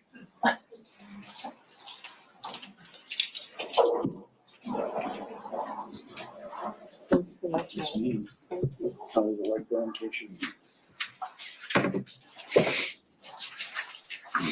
Dr. Lou, did you have an opportunity prior to your testifying here today to meet and observe and listen to Miss Benefield explain the events that took place on that day? Yes, I did. It may have been last year that I did that. Is there anything at all with respect to your findings that is inconsistent with the explanation Miss Benefield gave? I believe that Mrs. Benefield's account is consistent with the evidence on the body, and I can demonstrate that.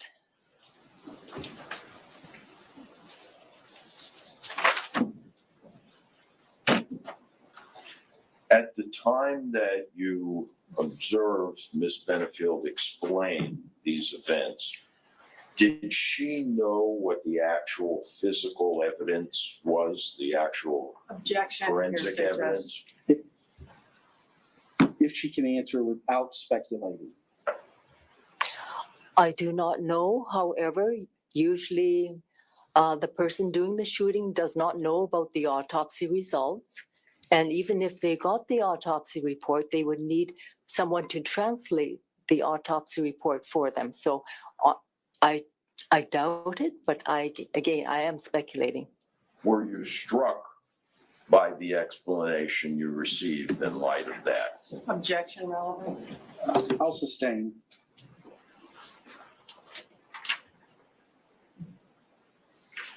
One last question, Dr. Lou, if I may. How many times, if you can approximate, have you appeared as an expert pathologist and testified in court? During my career, at least 500 times, and then maybe 20 some times more after I retired. And the vast majority of those occasions, did you testify for the defense or for the state? Most of those times I testified for our state attorney. I have nothing further, Dr. Lou. Give me just a moment, Your Honor.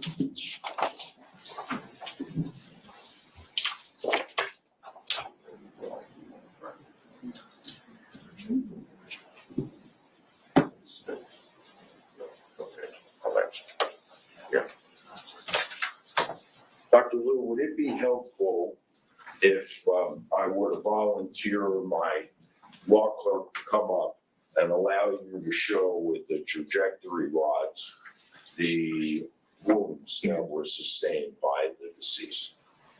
I believe it would add a new dimension to my testimony. Yes. Okay. Judge, with your permission, may I? Yes. Come on up, Will. May I step down, Your Honor? Yes, ma'am. Please do. May Dr. Lou step down?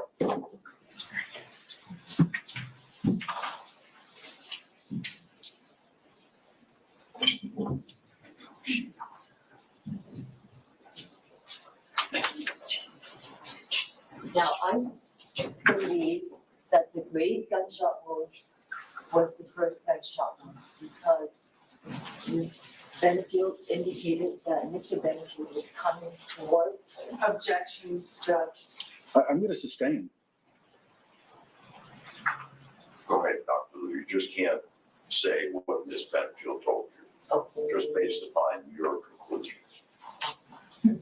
I believe the first gunshot wound. And I would object to that opinion, Judge. I'm going to need you to approach, please.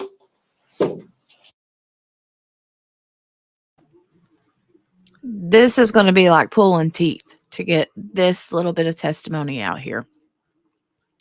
I don't know how it's going to go. Let me fast forward it.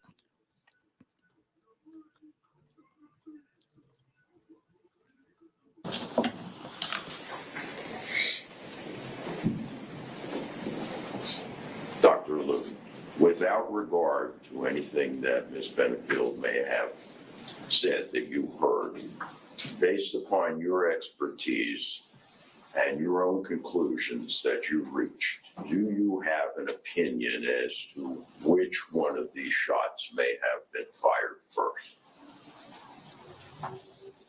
I believe that the right upper arm raised gunshot wound was the first shot. Are you able to say why, what independent evidence exists that leads you to that conclusion? I have based my opinions on the circumstances provided to me. Okay. And would that be consistent, the upper right arm wound, would it be consistent with the bullet that went down the hall, for example, and lodged in a book? Yes, it would be, because it didn't go into the body, it just went across the skin. So the bullet would be free to continue on into another room. Okay, and because it is just a graze, it would not have any tissue effect or mushrooming, as they say, correct? Objection.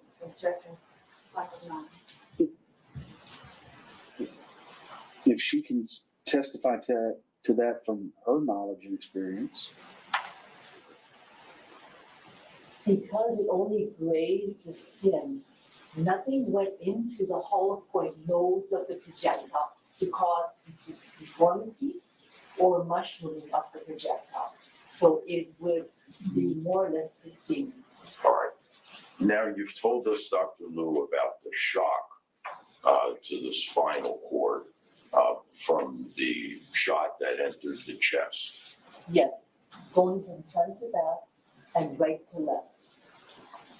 Would that have, in your opinion, affected Mr. Benefield's ability to stand? Yes, as I explained earlier, it would cause a spinal cord shock, causing paralysis of the legs and causing Mr. Benefield to fall. And in falling, would it be consistent that his legs would go up in the air almost as if he slipped on a banana peel? Yes, that would be consistent, and I can demonstrate. Please. With the right side facing the Judge, with the court's permission, could the jurors perhaps stand so that they could see this demonstration? Judge, I'm confused as to what we're demonstrating. We're demonstrating the shot to the leg. Oh, the shot to the leg. Yes, sir. Okay, folks, if you need to stand or reposition yourself. Now, the entrance was on the right side of the okay. The entrance was on the right side of the back of the cab. And the exit was here. Now, you can see that the gun would be somewhere along here. So you can see how consistent this pathway would be from getting shot while it's on the ground with the gun being in this position. So it's going in here and coming out here. Okay, so this would be, in effect, a snapshot in time. Yes, it happens very quickly. All right. And would it be consistent, Dr. Lou, with the shot to the chest, paralysis, Mr. Benefield falling backwards, his legs going up in the air, and another shot going through the leg? Yes. All right. The evidence on the body, which consists of those gunshot wounds, is consistent with that. All right, thank you very much. Thank you, Will. I have one last question for you, Dr. Lou. You can take the witness stand.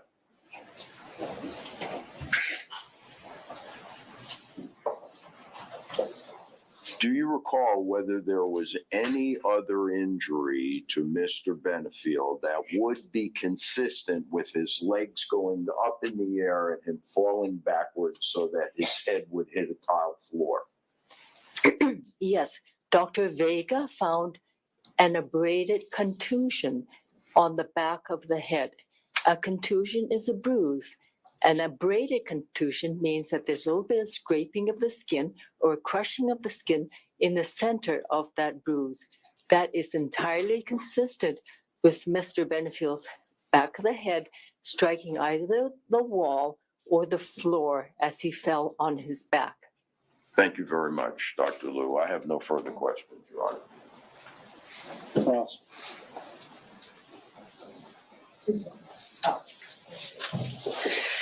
I just want to ask you about the leg wound. Yes. For a moment.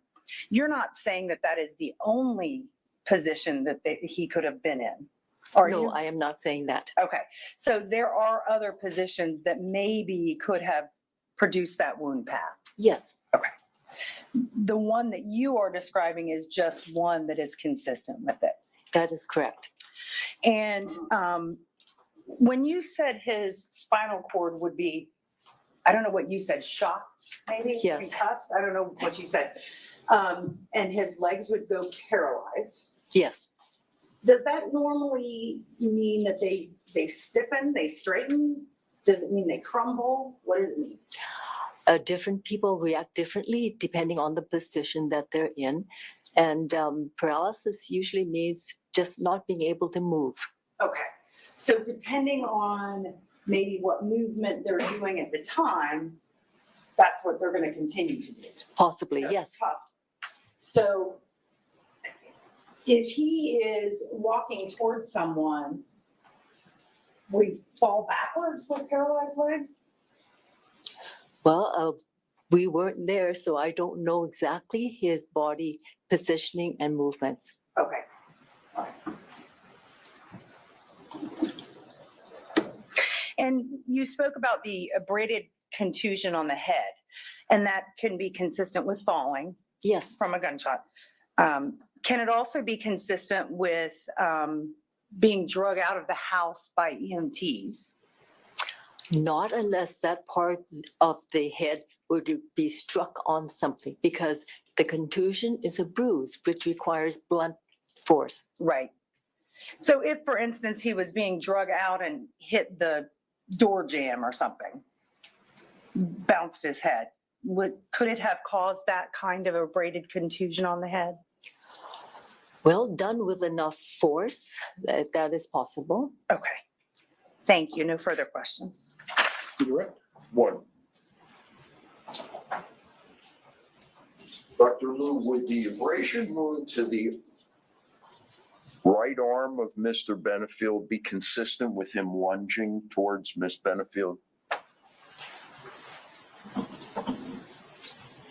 Remember, the pathway is from front to back and upward. So if he was lunging and you were the shooter, you can see how that would be consistent. That's all. Thank you. Do you have any questions on that? No. All right, can this witness be released? Can the witness be released? Yes, sir. State? Ma'am, you're released from your subpoena. You're free to go. Thank you, Your Honor. Thank you very much.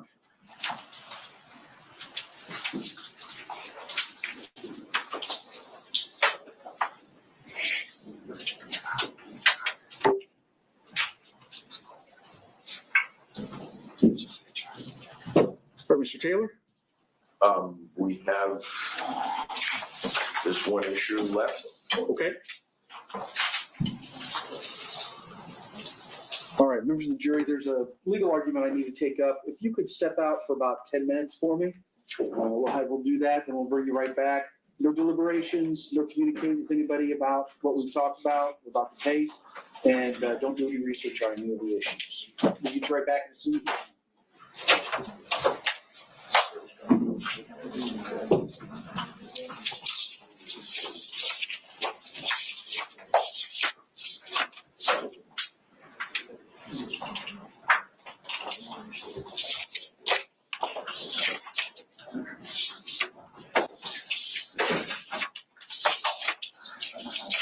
Okay, oh, you all can have a seat. The jury's out.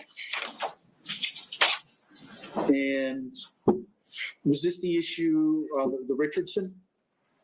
No, this is the DNA issue. Oh, yes. And I have the following case for the court.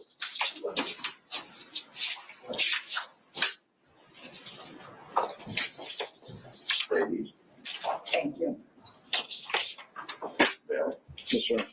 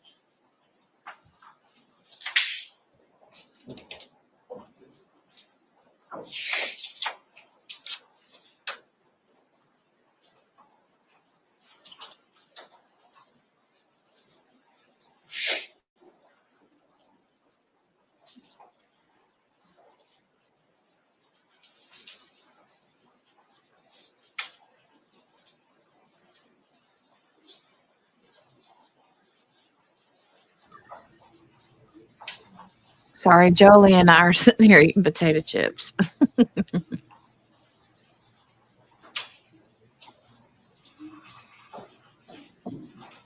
Stand up, sit down. You know, Margaret. Oh, I know. Well, baby.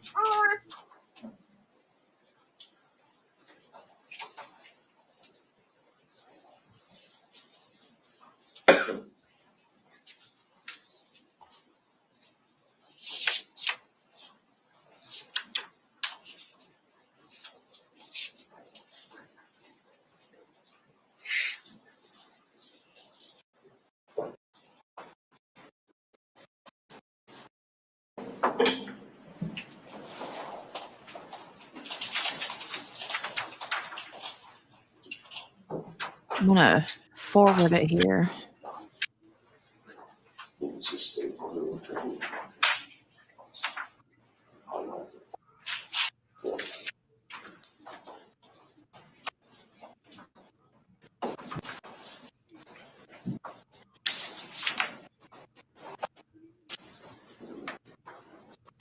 This was a All right. Go ahead, sir. I've had a chance to review shorter. Okay, so this was a DNA report, precisely what the circumstances are here. The state initially wanted to introduce it, then changed their mind because it didn't have any inculpatory conclusions for purposes of the defendant. At that point, the defense moved to introduce it because it was exculpatory. The court allowed the admissibility as a business record, distinguishing it from Crawford because since it was the defense that was seeking to admit it, the confrontation issue was not essential. And on appeal, the appellate court sustained that admission under the business record exception, which is precisely what the circumstances are here, Your Honor. So I can't imagine that the state is going to, and I would further say to the court, the chain of custody is irrelevant. We're not objecting to the chain of custody. I can't imagine that the state would object to their own chain of custody. So we think that the Shorter case clearly establishes that the court can admit that DNA profile, the results, as a business record. Judge, I thought I made it abundantly clear. I'm not objecting to it being a business record certification. That's what I said 6 times. My objection is that there has been no foundation laid to then make that report relevant. That is hearsay in the report. The fact that those swabs are identified to Ashley Benefield or Doug Benefield is hearsay to DNA labs.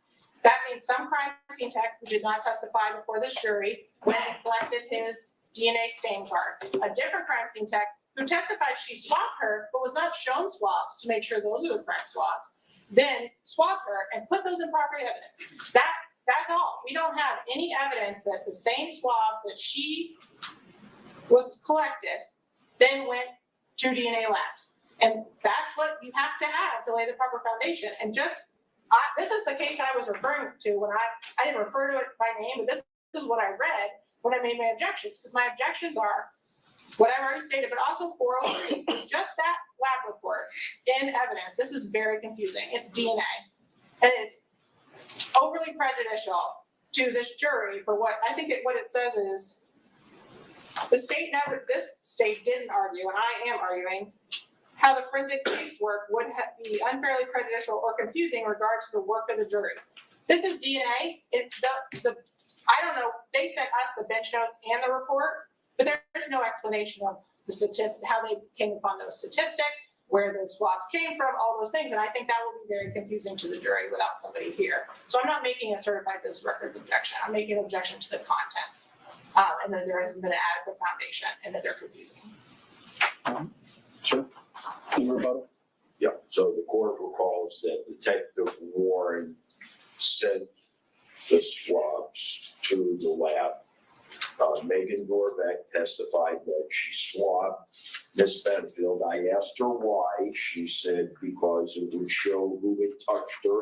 The court should recall, consult your notes, Your Honor. Miss Benefield testified that Douglas Benefield grabbed her by the hand and spun her around as she tried to leave the house. This report corroborates that to the extent of, I think, 720,000 times. Hey, Tafster, welcome back. We think it's an essential component. Cracks me up when you guys come in hot like that. We don't have any. So guilty. Even though they've just basically undermined their own chain of custody, it's not an issue. It's the result that for our purposes and our defense is essential, Your Honor. This case allowed it to be admitted as a business record. The assistant has made eminently clear that that is not why she's challenging it as a business record.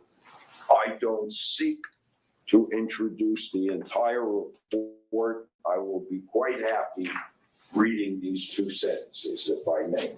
Thank you, because I haven't seen this. Thank you.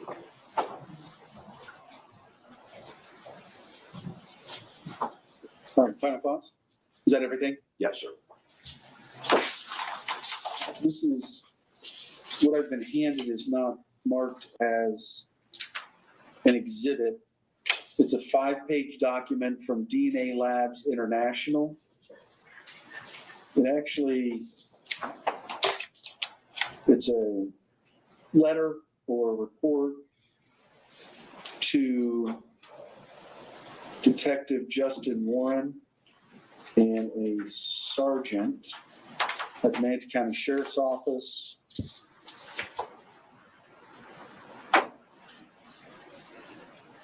And it is signed by Jerome Rem, R-E-M-M, forensic DNA analyst. It lists a number of items.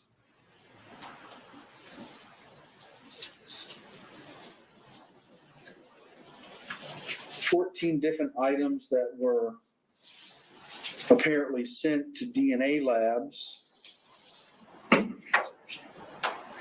for DNA testing.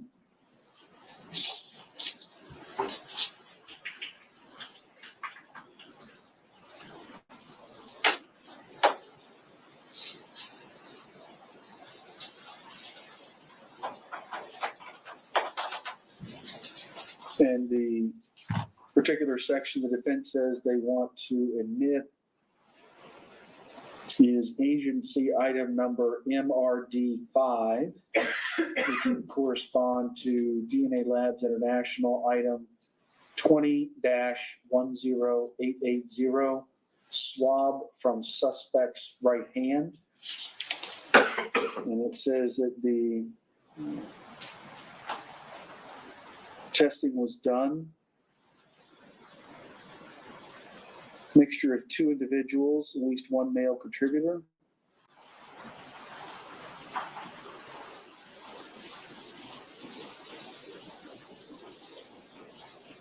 And it says Doug Benefield and John Sant could not be ruled out as possible contributors to this foreign DNA profile.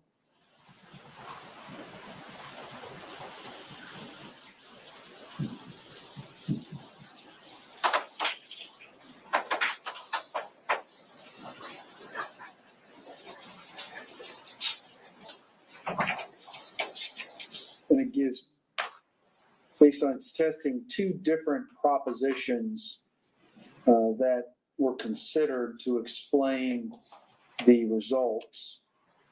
One is the DNA profile obtained from the swabs is 720,000 times more probable if the sample originated from Ashley Benefield, Doug Benefield, and 2 unknown persons than if it originated from Ashley Benefield and 3 unknown persons.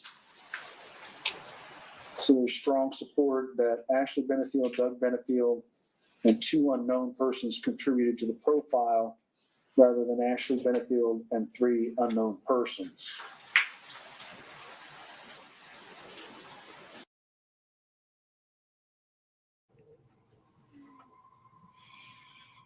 Hey guys, Googly, aka JB's mama in the chat, made me a couple of overlays. I'm going to try them out and see if they work. So pay no mind if you see something flash up over the screen. I'll fix it.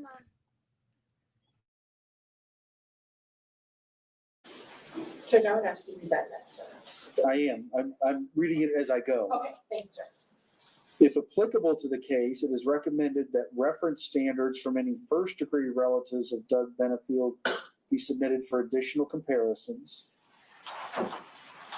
And I think this is the second proposition that DNA Labs is considering.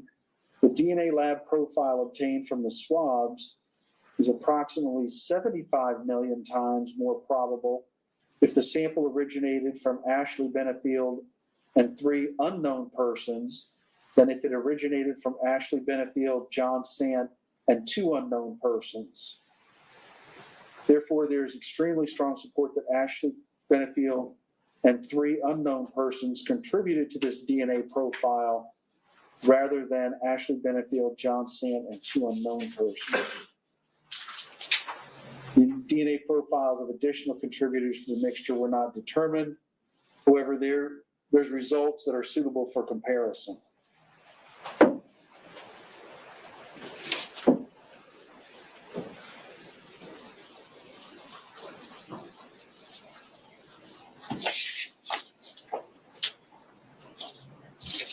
All right, so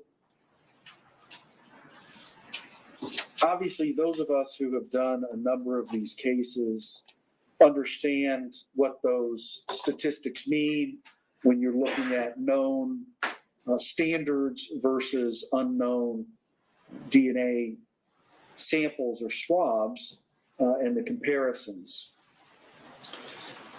I am not sure, and I do not have the belief that the interpretation of DNA results as outlined in this DNA Labs report is within the common knowledge of a lay juror, a regular juror. That's why the standard we usually see is one of the parties, whoever it is, whoever the proponent of the evidence is, calling the DNA analyst, generally after showing and evincing whoever took the sample, packaged it, where it was stored. It was then sent from the property and evidence room to the DNA lab, and the DNA lab analyst will say how they went and got it. And I'm just going to disagree that chain of custody is not important. That's why we have it, and that's why we have certain predicates to establish evidence from a crime scene to court and who touched it and how it changed and what was done to it. So I disagree that that's not important.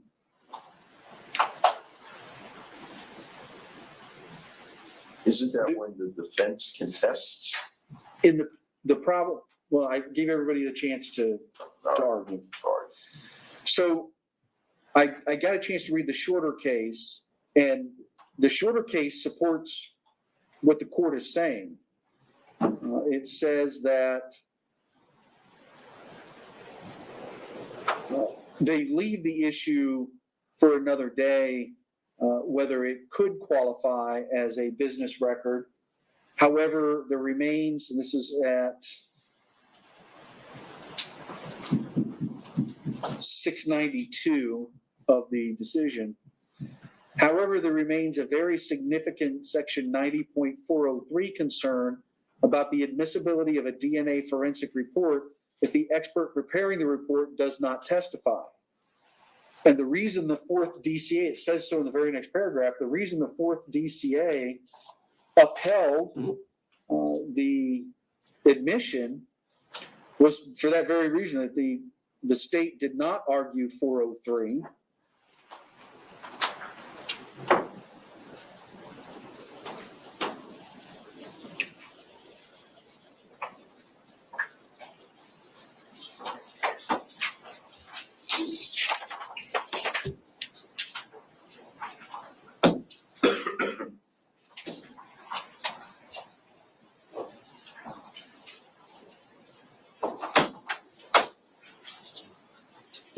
And here they are.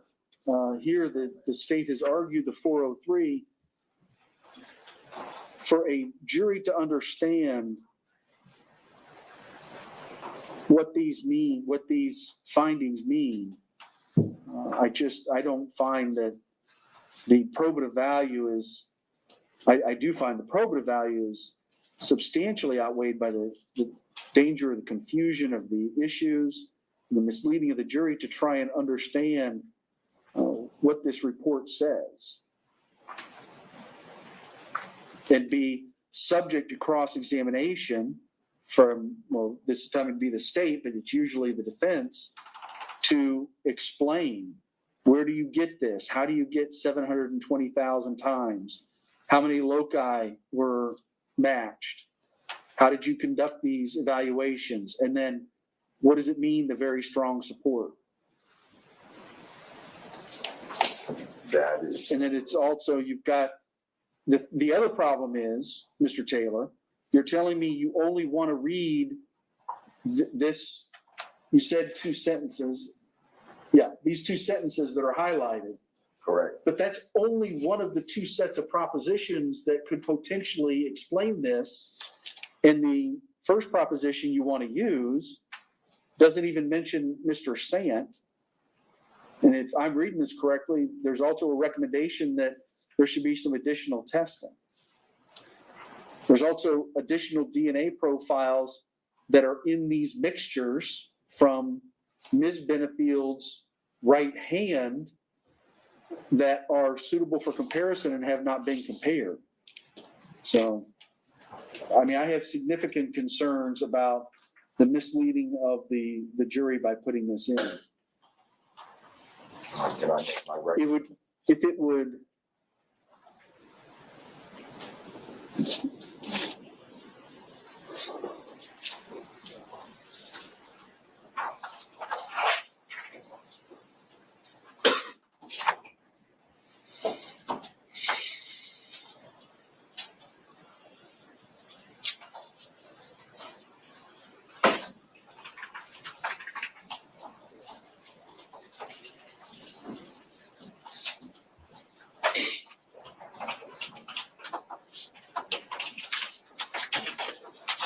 so, no, sir. Based upon the request that's before me, which is only to put in and read into evidence these 2 sentences regarding one of the propositions that was considered by DNA labs and interpreting their test results, certainly that would be even more misleading because it doesn't get into the other proposition and the other testing that needs to be done.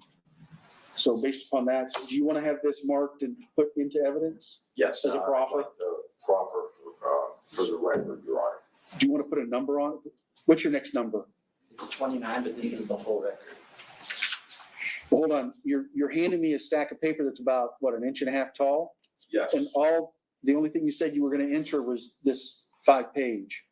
Well, no, I said the only thing I wanted to enter was to read those 2 sentences. This is the full report. All right.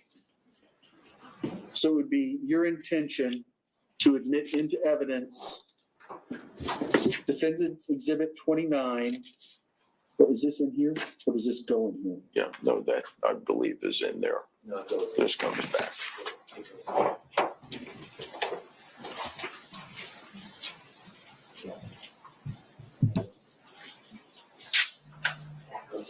Oh, I'm sorry, Ron, I stand corrected. This goes in with the report.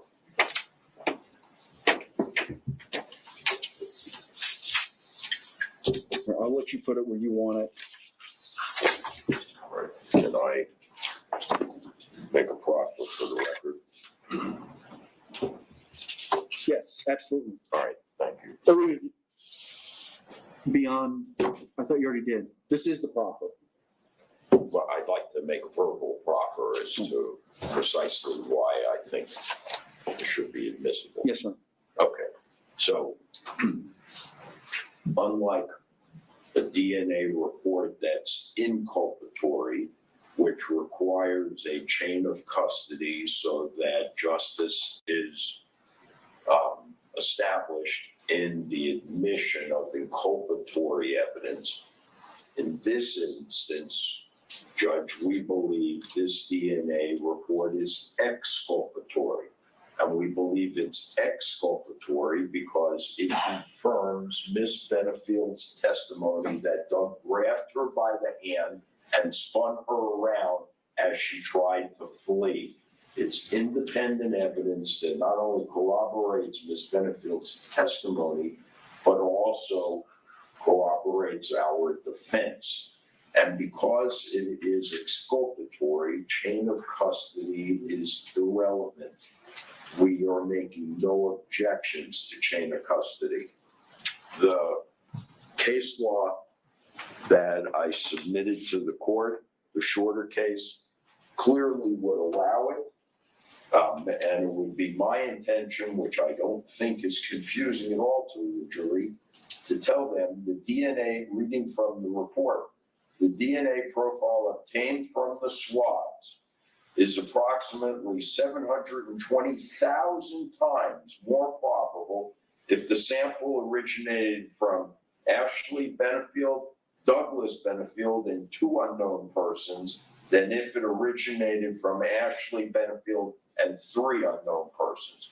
Now, maybe I misunderstand this, Your Honor, but to me, what that says is there's 720,000 times more probable that Doug Benefield touched Ashley Benefield's hand.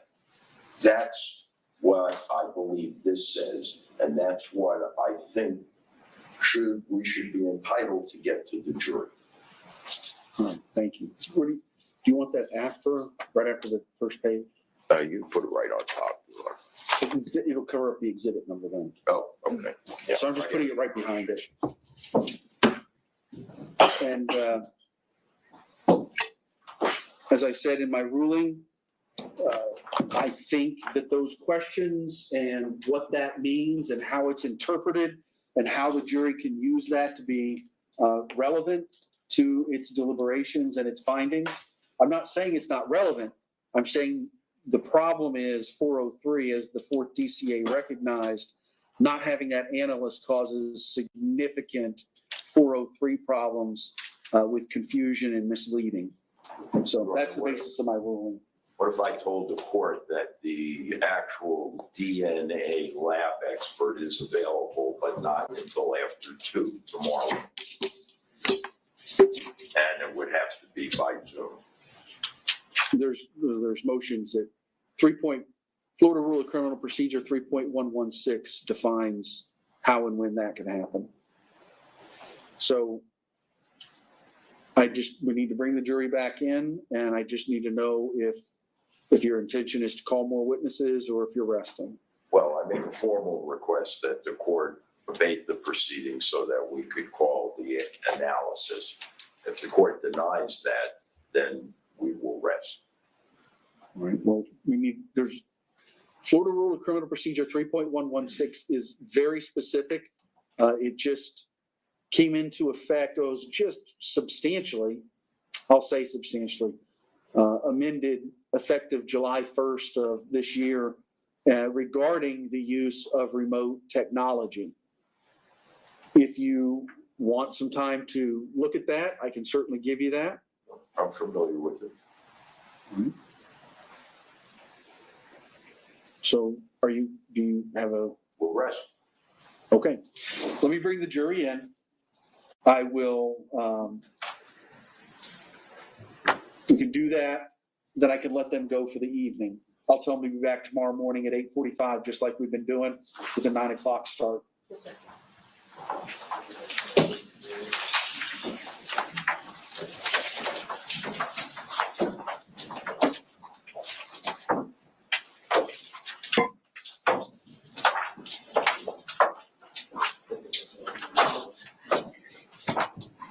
Just so you know also, we had submitted, the court may recall, requested copies of the proposed homicide charge. And we had submitted our version to you that we thought would be appropriate. And I did not save a copy of it, so I don't know if the court has it. I will have to look. Did you send it by email? No, I believe we handed it to Your Honor.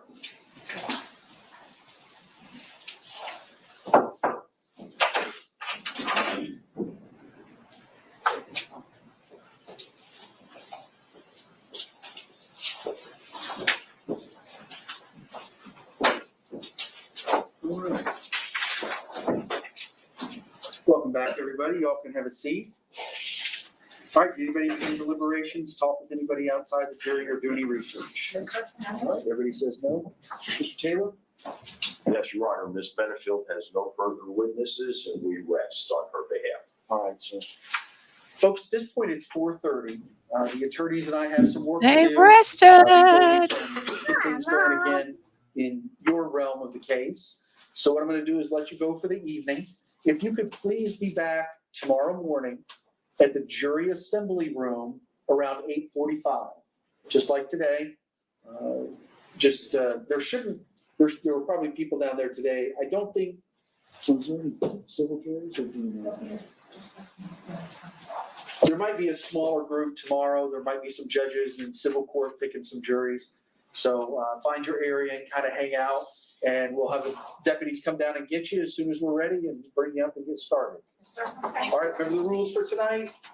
Don't talk amongst yourselves. Don't talk about the case with anybody else, and don't research about people, places, things, or legal topics. Thank you. Have a good evening.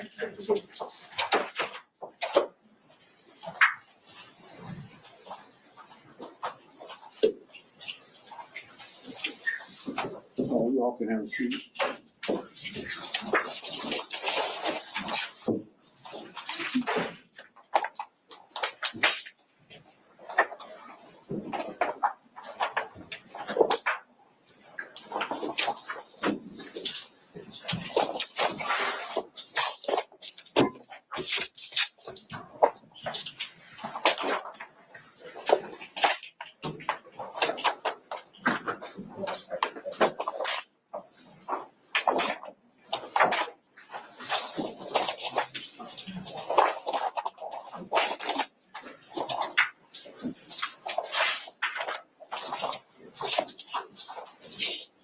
All right, I'm gonna have to give you all, let me give you guys a 5-minute break. I'm gonna go upstairs, and I don't have it in the pile I have with me, but I have a whole other pile. So let me run upstairs and see if I can find. Clip. Yeah, it was, yes. And I have the state's proposed jury instructions and the standard for self-defense because it changed in May, and I just wanted to include it. So you got the new one? Yes. All right. But I brought the standard because the instructions are very different than they used to be, so I just brought an extra copy so we could go through And you get an extra copy for? Yes. So 5 minutes, I'll be right back down as soon as I check. Thank you. Okay, so they have rested. We're going to see what they're going to do here in a minute. Steph, one thing about him, this was something QB said over and over and over and over and over. That dude does not know how to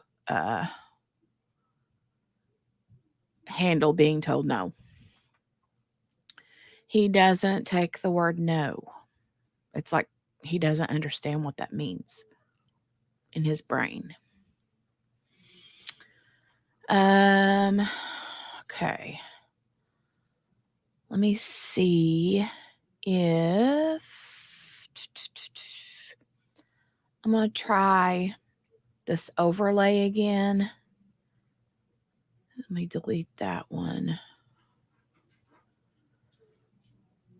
Let me see. I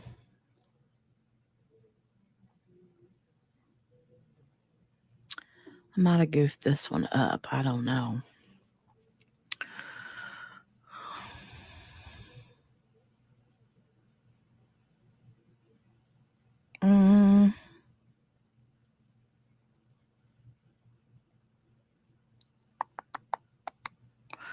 I need to make that bigger.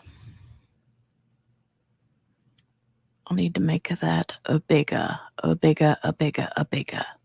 So JB made it, but I had to.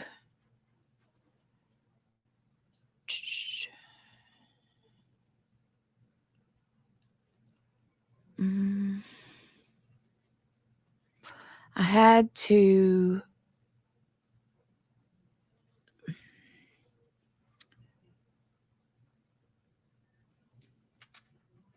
Sorry, my brain is addled right now. The one that JB sent. Poppy, hold on a minute and I'll let you in, sister. I had to change the transparency on because it was just solid white. But when I changed the transparency, then you could make it like see-through. But then when I did that, I couldn't see the text that she had where it said Crime Cafe. As follows. So The trial court must instruct the jury completely on all necessary. Hold on, it did that thing where it flips backwards.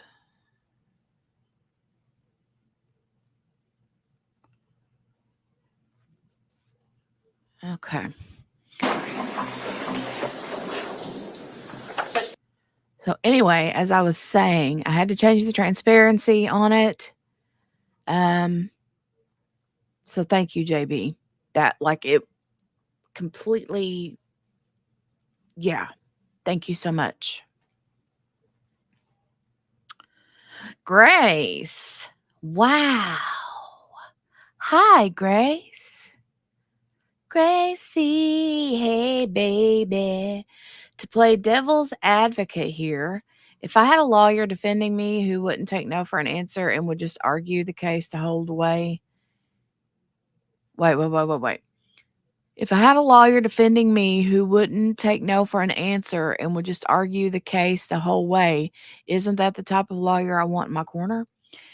Well, you would think so. But that's when the judge says no, you kind of got to take it, you know?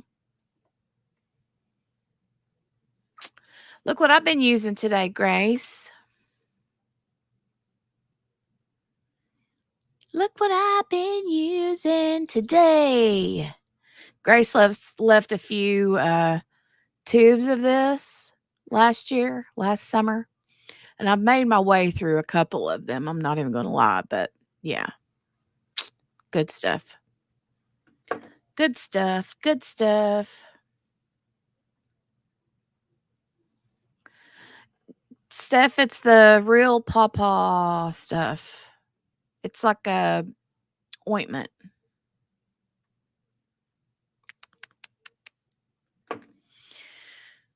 Like I don't know. It kind of puts me in the mind of is it Eucerin? The like really thick cream. It's not cream though. It's like a clear. I go to the equivalent of court cases here all the time, having to defend my clients in our rental port. Believe me when I say that I argue against our judges. LOL. I don't go down without a fight. Well, yeah, but you're not a lawyer, Grace.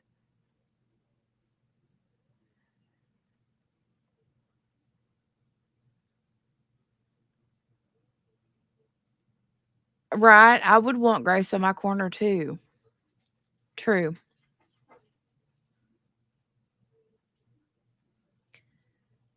True. But the nose that he's getting also is like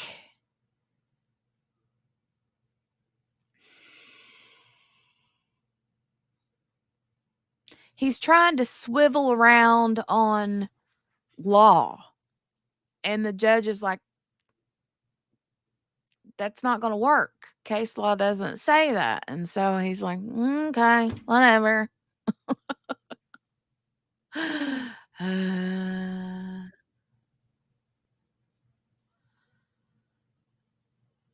Oh, goodness gracious. Okay.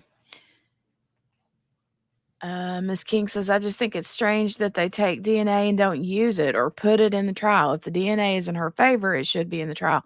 I get it. I understand that. And that is weird. But there's been a lot of things about this trial that's been weird.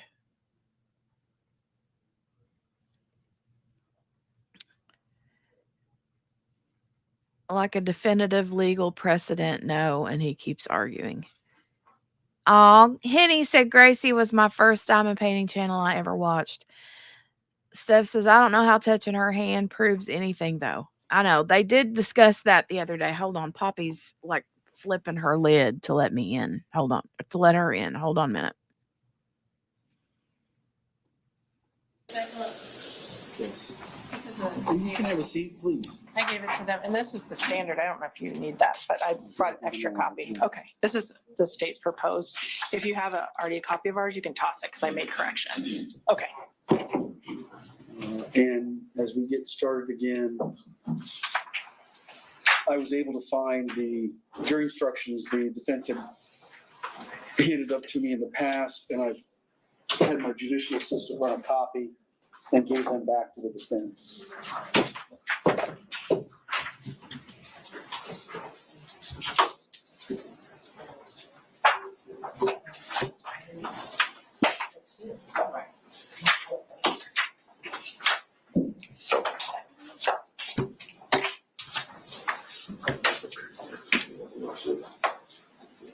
And I think you had also given me this case, Gonzalez v. State. The name alone. Well, let me, it looks like the handwriting that's been on a couple of your other documents. And so let me give it back to you, and it might jog your memory as to why you gave it to me. It's not my handwriting.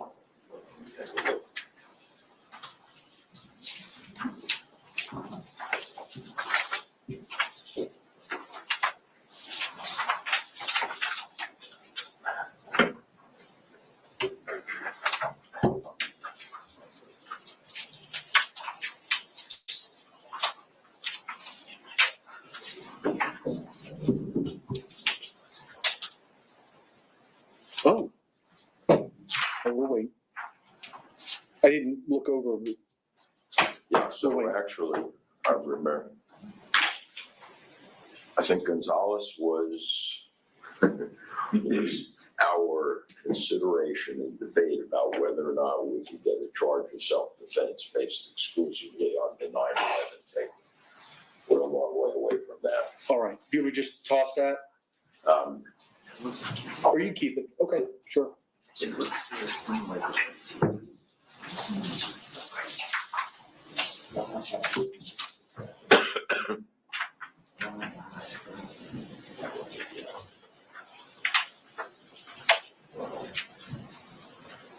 Just trying to see if I have the right page.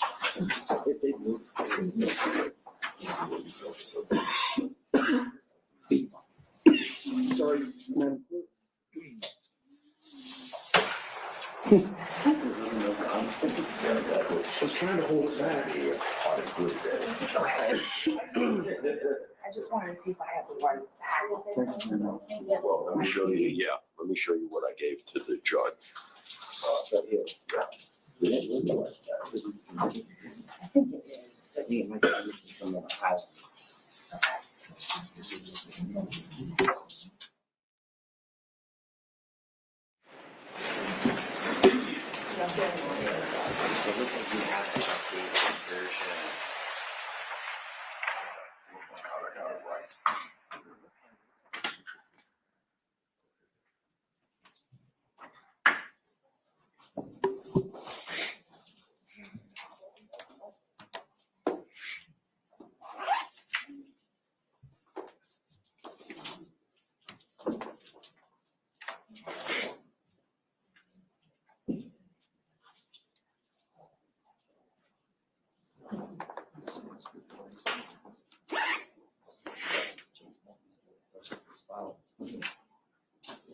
All right, Ms. Benefield is back. So we're going to take a look at jury instructions now.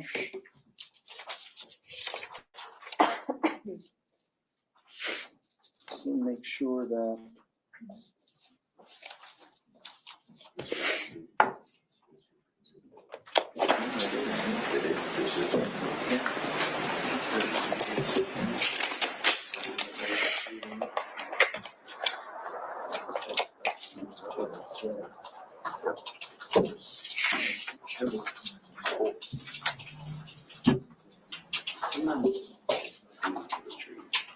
Yep.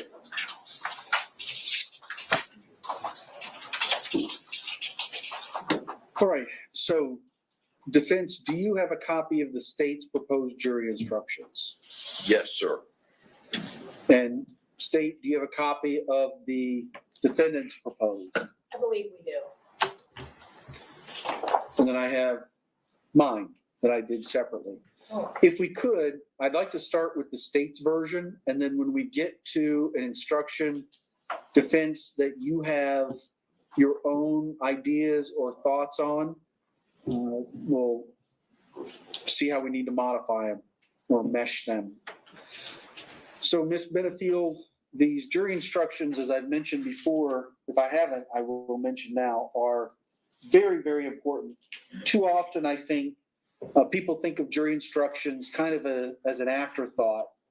But whenever we started this case, I mentioned to the jury, and I say this several times, they listen to the testimony and receive evidence. They listen to the argument of counsel, and they listen to the instructions on the law by me. So this is 1/3 of what they are supposed to look at and consider. So the way that it works is obviously the defense has prepared some proposed jury instructions. I've got some that I've worked on, and the state has theirs. The reason I'm working from the states is that's just how we've always done it, at least in this circuit. It's generally the state prepares jury instructions. We kind of work off those. So as we go through, some of the things that I've mentioned in the past or have talked about or will talk about become much more clear when you really see the jury instructions and this is what the law is. So, Mr. Taylor, the way I do it is I'm going to, again, work from the state's version, which you have, and I'm going to call out the number. I won't read the whole thing, and just let me know in this first pass as we go through, do you have any objections, additions, corrections, or deletions to the standards? Then we can, after we go through that first pass, then we can get into some specifics. Okay, and would that include omissions? Yes, absolutely. All right. So for example, the first one is 3.1, Introduction to Final Instructions. Any objection to that one? No. All right, so that's good. Looks standard. 3.2, Statement of the Charge. Any objection, correction, addition, deletions to that one? No. All right, looks fine. Now, 7.1, Introduction to Homicide. That is one of the ones that you provided to me. And I think it's just the standard. Mr. Taylor, is it just the standard that you provided, or is there a difference? No, I provided in my packet that I provided the court with, provided the standard. Okay. So there's no, I just wanted to see if there was a disagreement, because ours should be the standard as well. So if you look at the. But mine was not edited.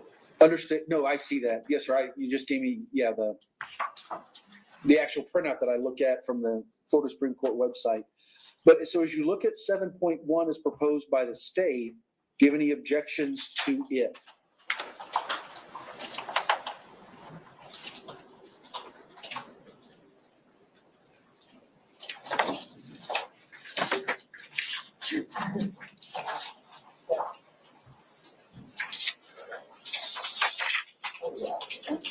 Judge, the problem that I'm having with this is I haven't had time really to review this. So I can give the court an answer off the top of my head, but I don't know how I'm supposed to check for a misprint or a word that's been omitted. I see what you're saying. This is why I call this my first pass. It's really a 30,000 foot overview.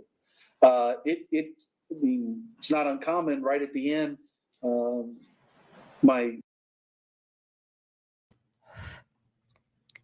Margaret. Margaret, wait a minute. Wait. Did you want to come on and show us? Do you want to come on and show us? Because if you do, I have to contact somebody to come watch first.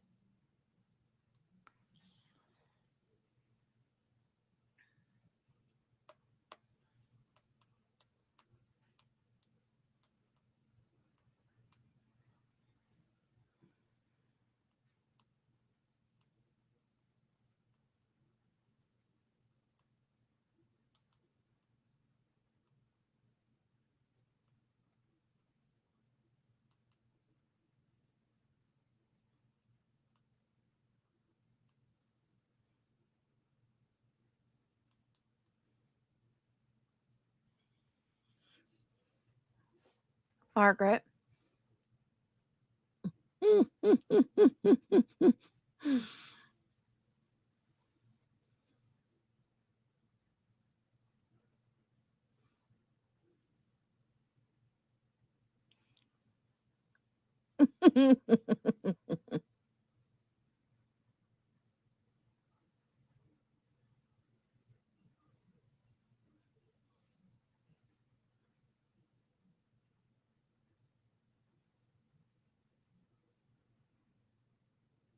Margaret.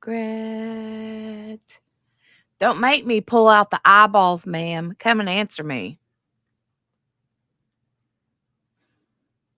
Don't make me pull out the eyeballs. Hmm.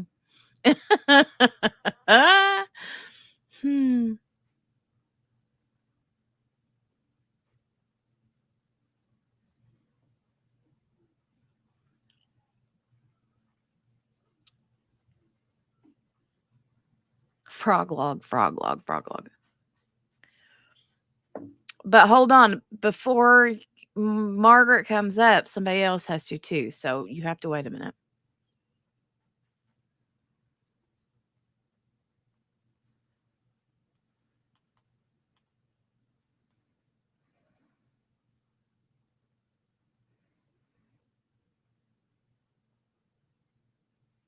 I know, right? Margaret said, hang on. Okay.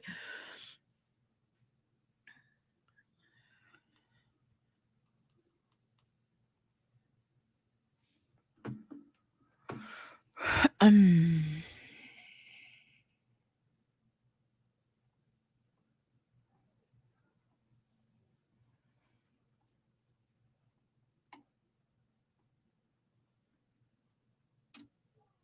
okay. There's a StreamYard link is in there for Margaret and the other person who just texted me that they're coming. They'll be here in a second. Yay!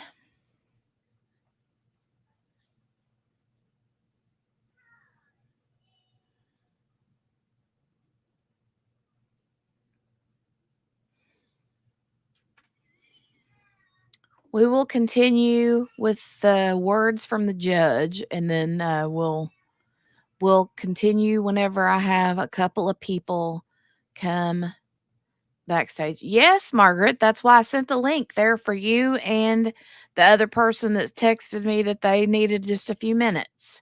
So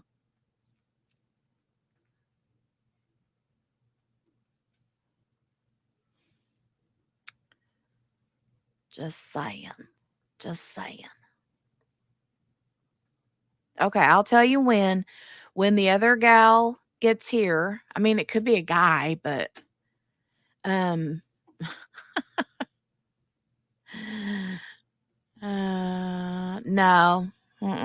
Steph, no. No. Well, I mean, yeah, but no.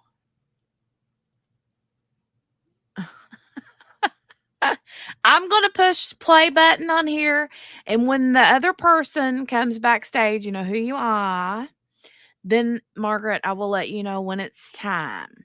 Okay? This is going to be so much fun. Okay. Oh, child, you're going to have to wait a minute. Go see your daddy.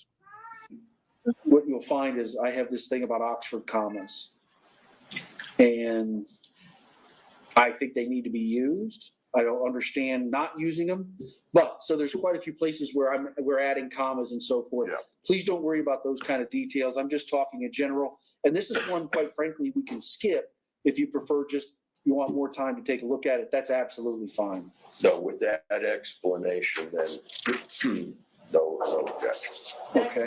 It's standard other than we added the charge and the name. But if you see any typos or anything overnight, just let us know. Yeah.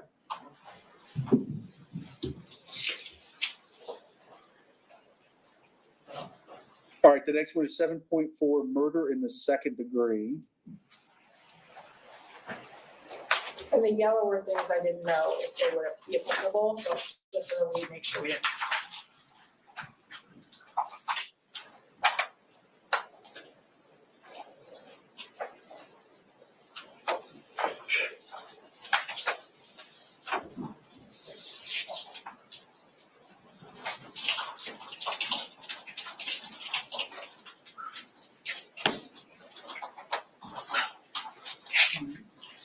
I think as I look at this overall, it looks like you've got just the standard in there. It looks okay. The issue is going to be if you all want that highlighted portion, if you want the sudden provocation. And I don't need a final answer now. It's highlighted, so you'll be able to let us know if you want that or don't want that. Okay. It's in there for now. Possession of a firearm and discharge causing death, 3.3D should just be the standard 1020 life instruction.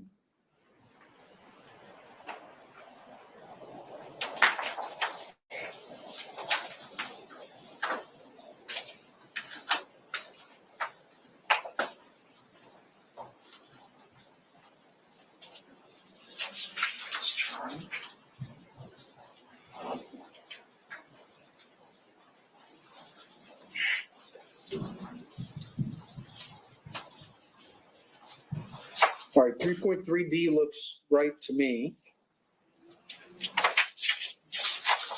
And in fact, the one that I have from the defense, page 7 of 28, except for typeface, looks exactly the same. 3.4 lessers. So this is page 8 of 28 on the defense.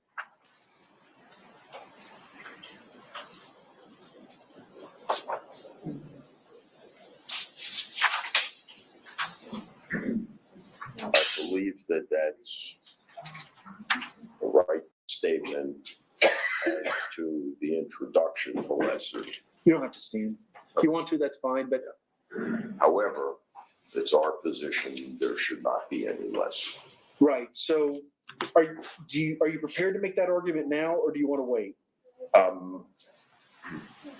It's up to you. I think I can probably make it now, perhaps with the court giving me consideration that if I think of something overnight, I might be able to supplement. That's fine.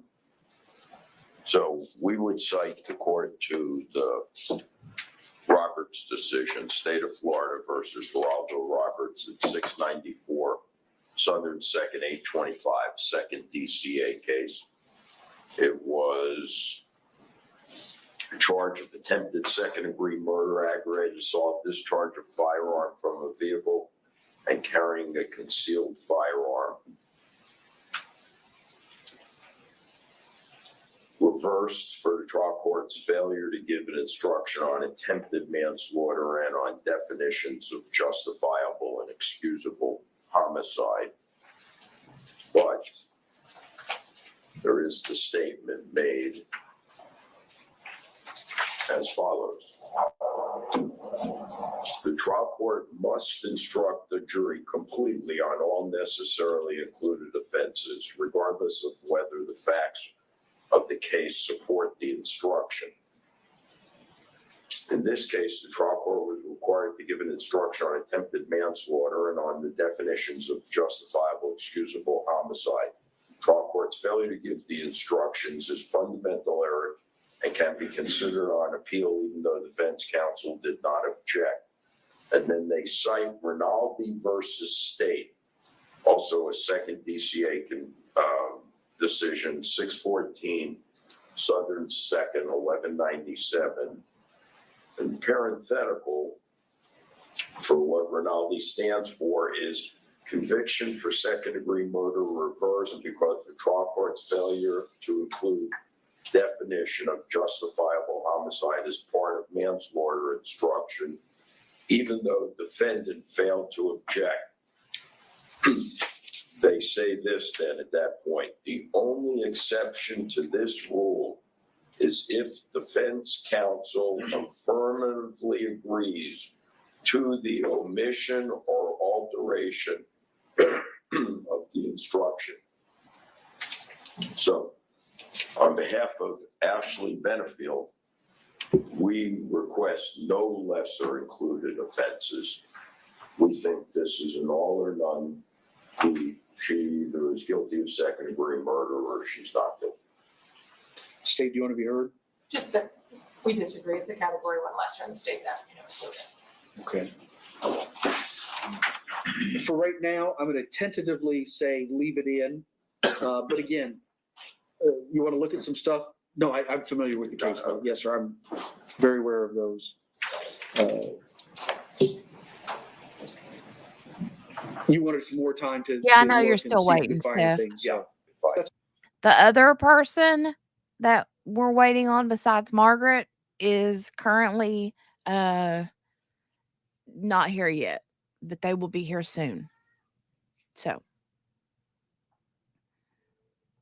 That's fine. Leave it in for now. And as I look at and manslaughter. Patricia, yes. I think she had I think by the time the police got there, her lawyer was already there. Like she quick. It does look correct.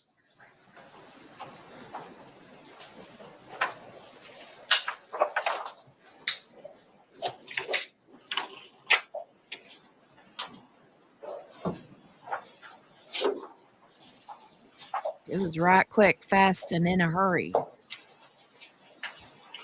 It appeared the manslaughter instruction appears correct to me. However, I'm just not sure about the applicability of the various subsections at this point.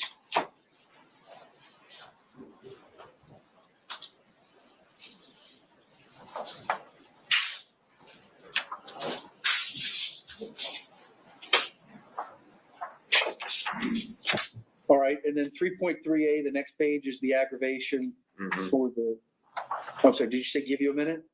Yeah. Oh, yeah, of course. Yeah, no, I think it's. Oh, all right. Yeah, 3.3A looks like the standard. All right. Justifiable use of deadly force. Excuse the boldness, Judge, I just don't think we got that far. Fixing it. I'm looking across 3 different pages here.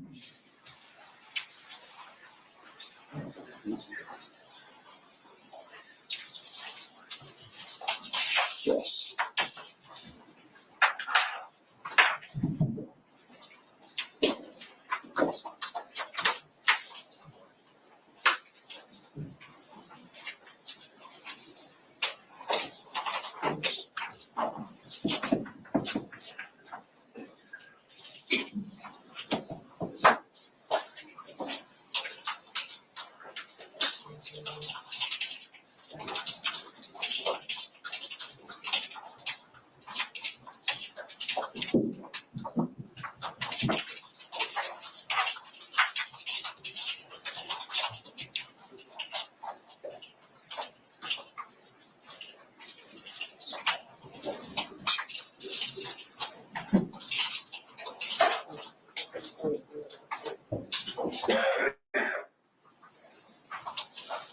All right, so here's, are you on 3.6F?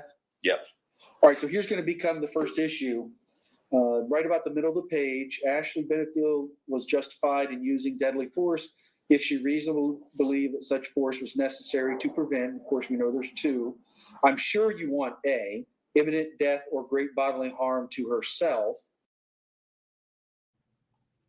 Okay, Margaret, click the link. Click the link, click the link, click the link.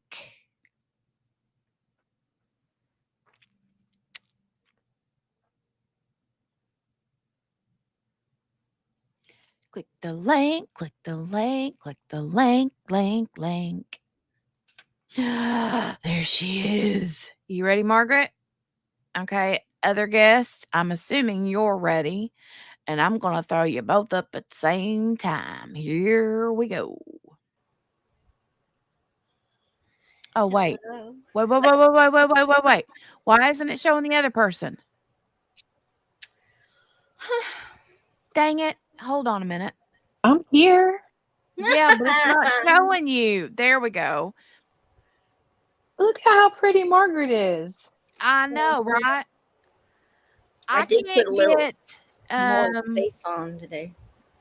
You what? I did put a little more of a face on for this, especially. Oh. Well, so QB, you got some splaining to do. I ain't got no explaining to do. That came from the crime cafe. I don't know nothing about nothing. But I can't see Margaret. I need her to be bigger. Yeah, I want to make her big. There Oh, we there go. There she is. Hi. Hi. Hi, baby. We love you. I'm overwhelmed. I don't know what to say. I really don't. I really, really don't. Can Well, I show showcase what it it is now? Can I because show? the Show it. people are going crazy. All right. Well, everybody here in the chat knows that I have a problem, and now it's been solved. She got some Tommy Tippy. Tommy Tippy. So you will never spill. Look, I don't want to hear nothing about you spilt your coffee. No. I'm put my water in here, put my champagne in here. Yep. Put my coffee in here. Look at that. Look how cute they are too. And they're little like me. They're pretty. I am absolutely overwhelmed. I cannot. I have words and I have no words really. Oh. The Amazon man just came and I said, well, I didn't get anything today. I usually keep track of that. So I went out, okay, and whatever. And I said, what did I get? Because I forget what I order all the time. Me too. And I tear open the package and I see these two water bottles. I said, and I let loose. So thank you so much. This has made my year. This has made my year. Was there a note in there? Yes, there was. Okay, good. Okay. There was. And I mean, not that I would know anything about you would, yeah, I there know. being a note in there. I'm just saying hypothetically if there was a note. Now I can drink safely. My electronics are safe now. Your shirts are safe. My shirts are safe. My pajamas, all that. Everything is all safe. Well, Tommy Tippy. Here we are. Tommy Tippy. Tommy Tippy. The best. The best. They are the best. Gotta have it if you don't want to spill your coffee. I had one once and now I got it again, and that's gonna save a lot. Oh, it made my year. It absolutely made my year. So I have, Patricia, I have two, one for water and one for not water. That's right. That's right, on my Friday evenings and all. Or Friday evenings. Well, QB dropped. Hold on. She'll be back. There she is. Yeah, come back. So anyhow, so this is my Tommy Tippy. So now I got to write a Tommy Tippy poem. And I will. Yeah. Write a Tommy Tippy poem, and I'll drink something out of one while I'm They're doing it. cute. They're bigger than I thought. No, they're cute. No, they're. I mean, if I had seen them. Yeah, you guessed, did you? Yeah, Tommy Tippy. They're very cute. For 12 months plus. All right. Yay. So a year. Well, when I was asking your favorite color the other day, I was. Is that why you did that? Yeah, I was trying to figure it out, and they did not a one of them did they have like. No, they couldn't do like a teal and a pink. Well, or nope, they didn't do none of that. So I got you those. Okay, no, I didn't. I mean, the Crime Cafe got you those. Sorry, those because those are my favorite colors, and one of them is yours. So, I mean, if you look at the cups and you look at QB's logo, exactly. So, yep. Yeah. So I went with that. No, I'm just thrilled. I'm just thrilled to pieces, really. This just really made my year. And y'all know I've been having some pretty wonky days lately. They aren't too bad, but they've been a little wonky. But this clears it all up. I don't have to worry about anything anymore. I won't spill. I won't make a mess. Laundry's gonna go down now, and all that. Laundry just got everything. So so this it's a whole. Yeah, it's a whole solution. So this is it, chat. This is what I've been hollering about for the last 30 minutes. This is my Tommy Tippies. I apologize. First of all, I didn't know that y'all all had to wait on me. Two, my daddy, y'all, who is a man of very few words, decided that he had all the words to say. Like QB. Poor QB. Bouncing QB. It's so bad today. I'm so sorry. Her It's, dad had all the words, and she had to bounce for him I too. did. Yeah, he had all the words, and I was like, I love you so much. Yeah.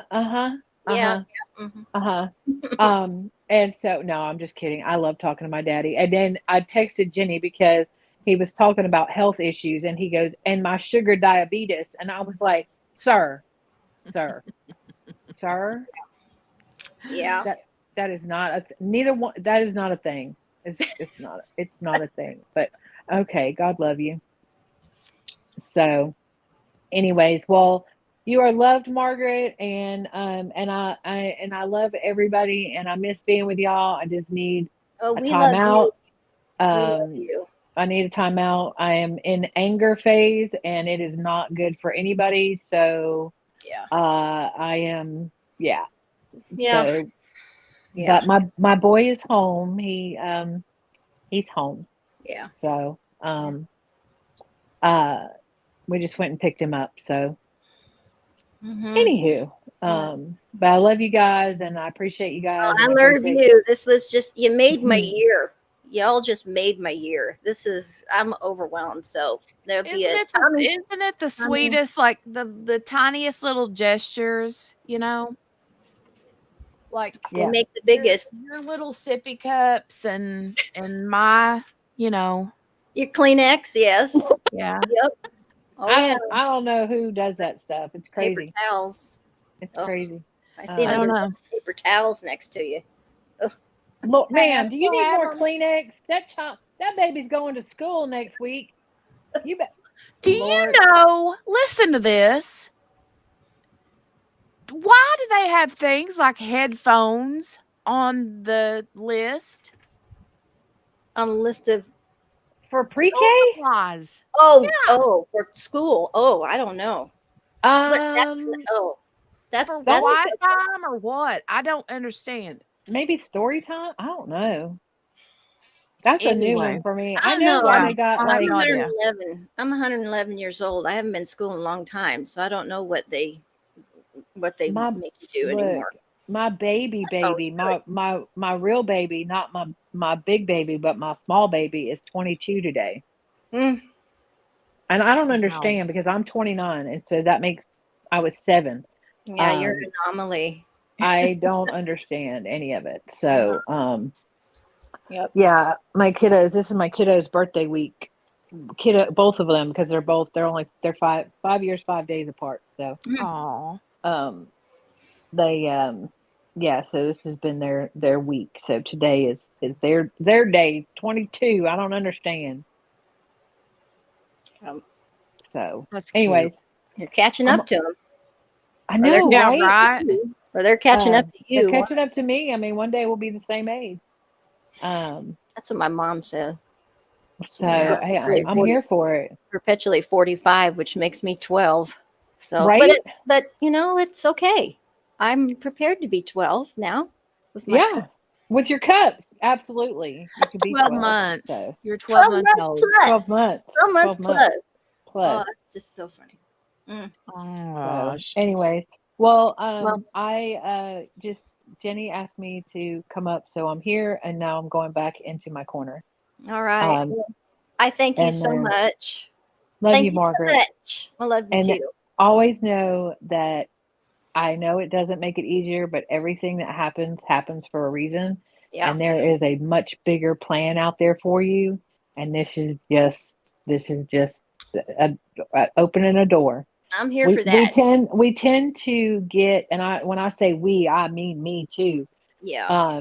We get comfortable and we don't move when we're told to move. And sometimes we have to be made to move. Yeah. Because we don't listen. Yeah, there's So a lot of lessons that I'm learning from all. yeah, yeah. There really are, So and I'm feeling better about it. You know, to be let go after 17 years stings. It yeah, stings hard. yeah. But oh, and I think you probably heard I turned down that job. They full Yes, on thank offered it God. to me yesterday, and I turned it down. I wished I could have. Wish I could have taken some pictures for you all to show the condition of the place, let alone.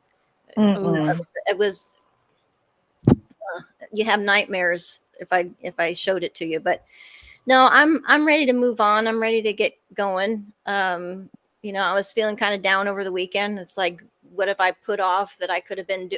I don't want to look backward. I don't Right. want to look. You can't. That doesn't change it. Not going to If change you sit anything. there, nope. Mm-mm. If you And sit there and beat yourself up over, oh, I could have done this, or I could have started that, or I could have, that doesn't change it. Now, going forward, though, understand that if you start today, no matter what it is, 10 years from now, you'll be 10 years further than you would have been if you don't. yeah, So Oh, no, yeah. no just more keep, looking in the rear view mirror nope. because that's not going to help It anything. doesn't. Yeah, it doesn't. I mean, we have to learn lessons, but we learn them and then we move. Mm-hmm. And we can't wallow in it because No, no, I'm not that going. don't solve nothing. So fill your cup with, you know, whatever. I mean, it's after 5. Well, not there, but here it's after 5 here. So 2:30 here. Yeah. Mm-hmm. yeah, It's fill your cup 5 o'clock and somewhere. Oh it's yeah. 5 o'clock here, man. Well, So speaking of which, where is Mickey Jor? Honey, I don't know. Bro, I'm not okay with any of that. I sent her a message the other day. I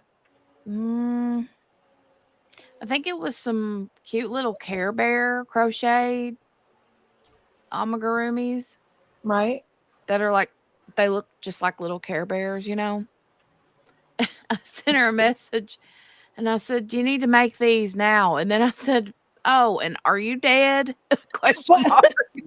Just, I ain't heard from her. But this is not abnormal for her though, correct? No, no. Okay.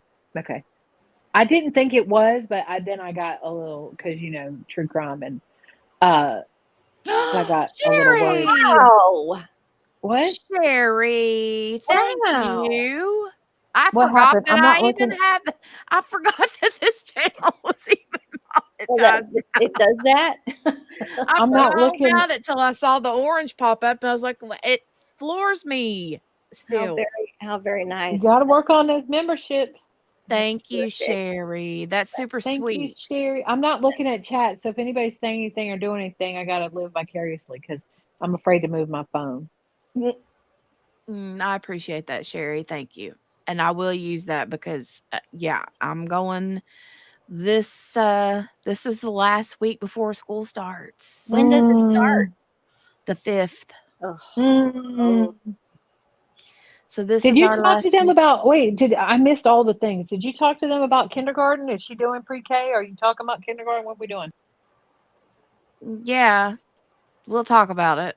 Okay. Oh, we'll talk about it later. Sorry, my bad. I didn't know what I missed. I've been watching on the replays, but sometimes I miss stuff. So Yeah. Yeah. okay, we'll chat. Wait, what did she say? QB said, or JB said, "Jenny, tell QB I made it for some of the streaming." Hi. Oh, she did. Yeah. Oh, hi, love you. I'm so glad. I'm so glad you're in the stream.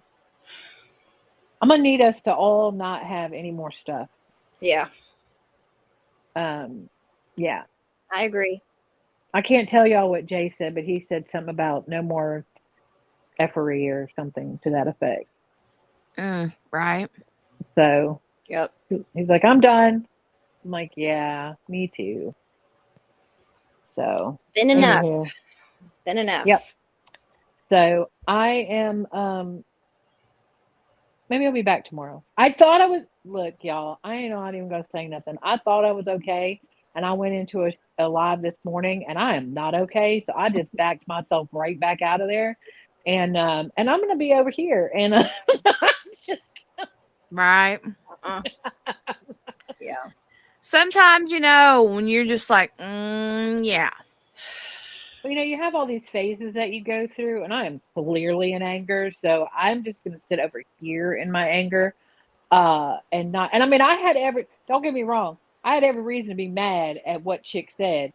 However, the way I would have reacted is not who I am as a person, and so I just backed out. I was like, okay, I'm gone. I'm Know your bye. limits. She I'm puts herself bye. in a corner all the time. I do.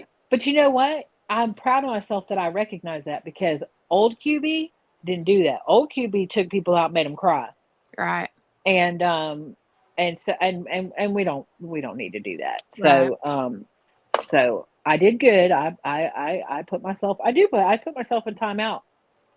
I don't do it on the reg, but I do it when I know that I I've need to seen be. you do it multiple times since I've known you. Okay, so apparently I do it on the reg, but But at least you notice it. You notice it. yeah, no, I felt where oof, I knew it. That's why I took myself out like this weekend and stuff. I was off well, I think no, I was pretty much off all social media and everything. And so I was like today I was like, okay, well let's check. Nope. Ooh. Ben says just don't get stuck in a corner tangle with the laundry vag. I love her. I love her so much. The laundry vag. The laundry badge. No. The vag. Oh, the V-A-G. badge. Oh wow. Spin, ma'am. She meant bag. I but know. you put vag. I'm dead. I'm dead. I am deceased. That is so funny. I gotta tell you Lord. that I love her so much.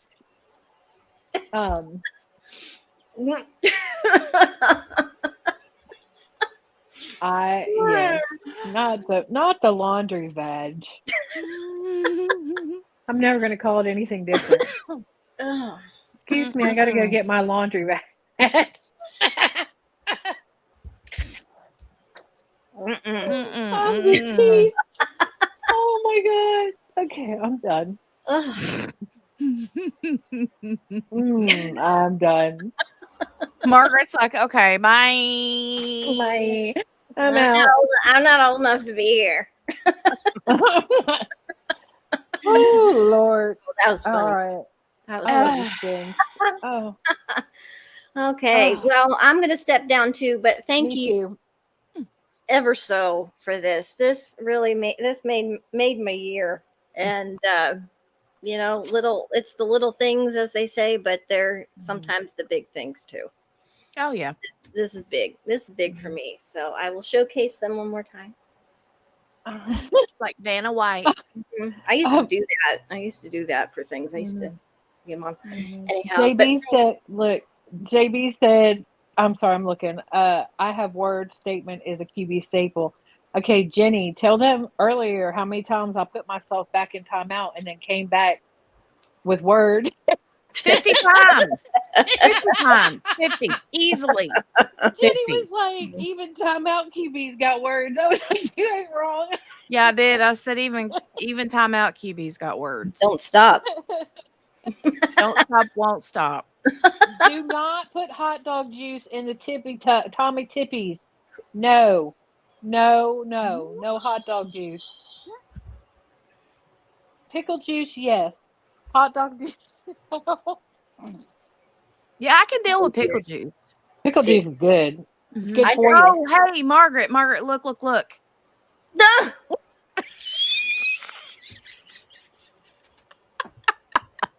But look, now you can throw your drink. And it Objection, doesn't matter. eye holes. I clenched my fists on TV. On TV. Oh my God. Why? It's just fun. It's just really fun. Haunts my dreams. You know what? Though? I took that picture with me to the interview that I had last week, and when I got back in the car, did I tell you I ran a red light to get out of there? Oh, no. Yeah, it was. I'll just give you a little detail. It was for a major university where I live. And I could have gotten popped like that, but I didn't care. I ran a red light to get out. That's how bad it was. But I looked at that picture. I pulled out my phone and I looked at that picture at the very end when I got in the car, and I went, QB told me not to. QB said no. He's QB watching you. Sherry, And I did get some That's what I potato took. cakes. I had some, Oh, that sounds good. I had some, yes, I got some potato cakes. And I just want to say, I don't know if I don't know if I said it or not, but like I said, I watched on the replay, and I appreciate y'all saying all the kind things that you did on Friday, and it means a lot to me, and I appreciate it. So You're welcome. Yeah. yeah. So love you. So anyways, y'all behave yourselves. Have a wonderful weekend. Is it Friday? No, it's not Friday. It's Monday. No, I baby. don't know We what day just it came is. off the weekend. Bro, I am so lost. Today's So Monday. disregard all of that. Love y'all. I will see you sometime this week. Maybe tomorrow. Maybe I'll get online. See, the thing about Jenny starting late is that I get to go online early and then realize that I'm not fit for human consumption, and then y'all don't have to deal with me. Isn't that kind of me? That's very kind of Jenny to go on so late. Well, don't get used to it. I mean, I know that you're used to it because, summertime hours, but when Well, I school know. starts, I mean, I this is know. like, now, don't get me wrong. We're going to have to figure it out, though, because she's going to go to school, and then she's not going to be at school, and then she's going to be getting off the bus, and then Right. everybody's going to be getting off the bus. And I mean, but we did that before. You're like, I got to go to the bus. You're like, okay, well, Right. But see, I don't know what's going to happen if I have to go pick her up versus just getting her off the bus. Oh, Because she's not going to be riding the bus at first. Mama said no. Mama said no. Mama said knock you out. Yeah, ma'am. that's Aunt okay. QB said no. I agree. I'll drive there every day to pick her up, and it'll take me a whole day to get back. But I mean, I don't care to let her ride the bus, but not at first. Not at No, first. ma'am. This is a whole adjustment for everybody. No, this is we're not okay. We're not okay. And Jenny, I mean, I should just tell you this offline, but if it's something like, you got to go get her or whatever, we can do the same thing like we did before, where I can hang out on stream for a while. You know what I'm saying? And if I can not break stuff, I'll try not to We're break stuff. flexible. We'll make it work. We'll make it work. Or if we have to take a lunch break, we'll take a flexibility. lunch break and come back. Yeah. We'll figure it out. And like I said, the beginning of the year or the beginning of the school year, it may change because I don't know if she's going to do half days or full days. I don't know if she's going to start out at full days or if she's going to start out half days, move to full days. I don't know yet. So everything's going to be super fluid. Okay. We're super fluid. So, we're super fluid. JB, did you change your screen name? No. Did it always have the 1208 on it? Oh, I don't know. I don't think it did. Sorry, squirrel. I do not know. Okay. Okay, I'm sorry. I'm behind. Did they rest? I heard them talking about jury instructions or something. Okay. Mm-hmm. All right. I'm going to watch today. Rested. I figured they would, but I'm going to watch today and maybe I'll be back tomorrow. JB said no, it's always had the 1208. Bruh. I feel like I'm confused. Maybe. Okay. Sherry even said, yeah, 1208's been there always. Bruh. Okay. I missed it. Well. All right. Love y'all. Mean it. Love you too. Love you, QB. Thanks for buying that for our sweet Margaret and putting the Crime Cafe name on it. We appreciate it. Love about, you, ma'am. It's from the whole Crime Cafe. Love you. Mean it. Love you. I'll see y'all later. All right. Bye. Bye. Love you, Margaret. Are Love you you going to too. stay for a little bit longer? I actually need to peel off. I've got a phone call in about 7 minutes, so I got to 7 minutes. talk to somebody about where to put my retirement account now. Ooh, fun. Yeah, a bunch of numbers and a bunch of bank lingo and You stuff. get to I don't roll it understand. over into a 401. Yeah, that's probably what I'll do. But Or I a have to. Roth IRA. I think I'm going the Roth way. I think that's Yeah. a little bit. I have a little more control over it that way, but Mhm. we'll see. I don't understand any of it, and I just point and say yes. Whatever works. So that's me. Whatever, won't get me in the end in the buttocks with the tax peoples and stuff. Oh, I'll be probably taxed into the afterlife. I know that much, but at least I'll have some to pay for it with. Right. I'll have enough to pay for it with. So anyway, I'm gonna go and have something to drink safely. Good Now. deal.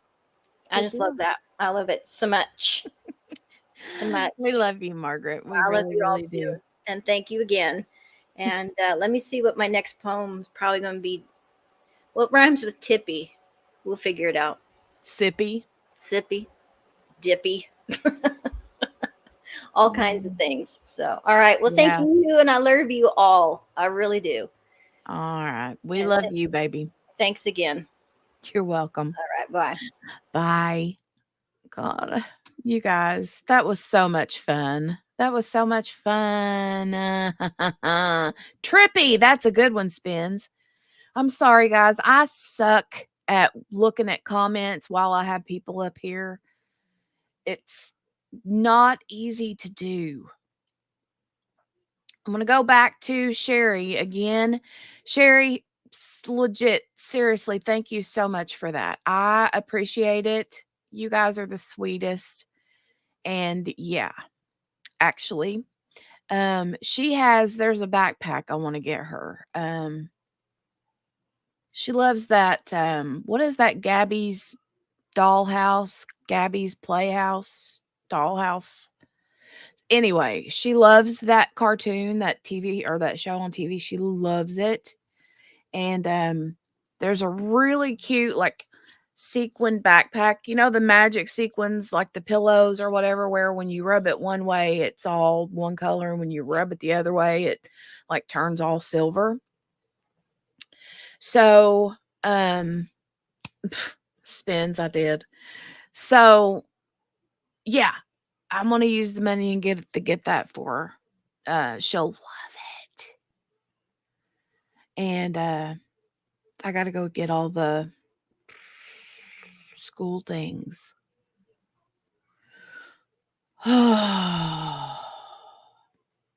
It's exciting, but also very nerve-wracking. Yesterday all day I couldn't, like, I just kept like hugging her up and just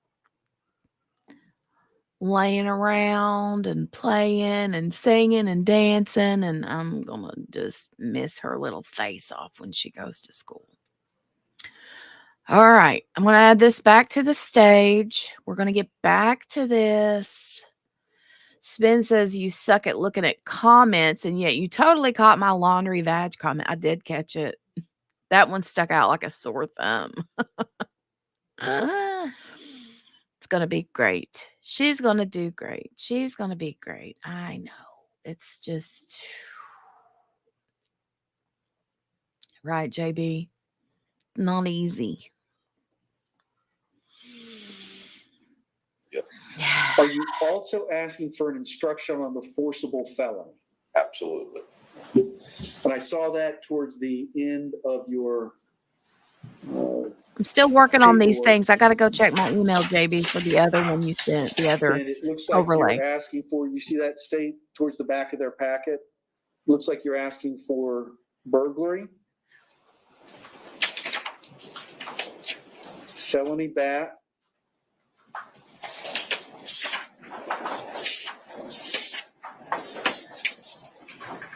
ag bat, ag assault,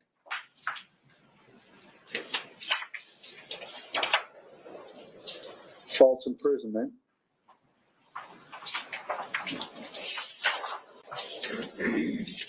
That looks like all of them. Oh, JB, I didn't get the attachment in the Yes. email. Yeah, I started with that one. I actually went from back to front. So Oh, okay. burglary, Oh. felony bat, ag Thank bat, you, ag Sherry. assault, and false imprisonment. Thank you. I You're believe that's sweet. correct.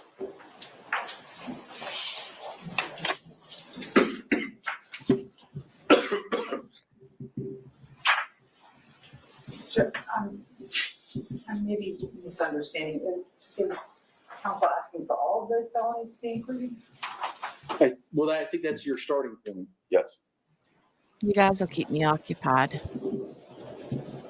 while I'm All right, state, let's start off worrying over her. easy and ask, are there any of those forcible felonies that you agree with the court instructing the jury? Before we get there, Judge, on the standard I gave you, can you read the sentence right before this paragraph? And it says the law on justifiable use of deadly force is as follows. And then it says, give if the defendant is relying on 776.0122 or 776.0312, but not relying on 776.0131. So it seems like now you're supposed to pick, because it is repetitive. Because that same language is in each section.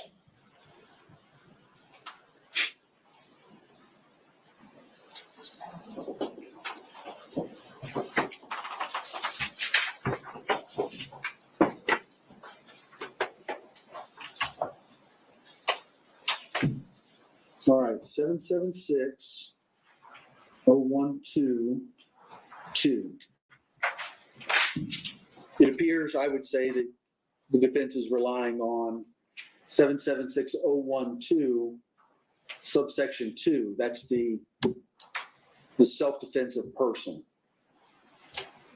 It's the second part of that sentence. It says, but not relying on 776.013, and I believe they are relying on 776.013.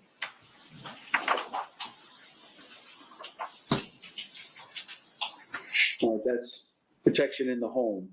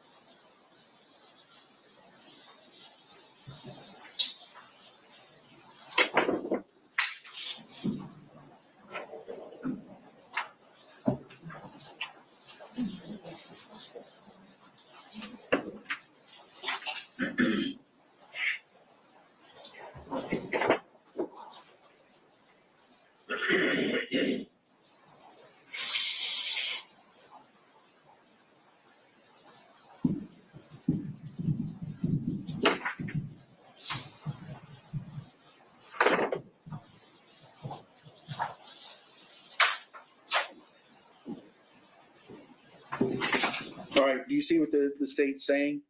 Yes, I do. This is a rather unique factual situation. I'm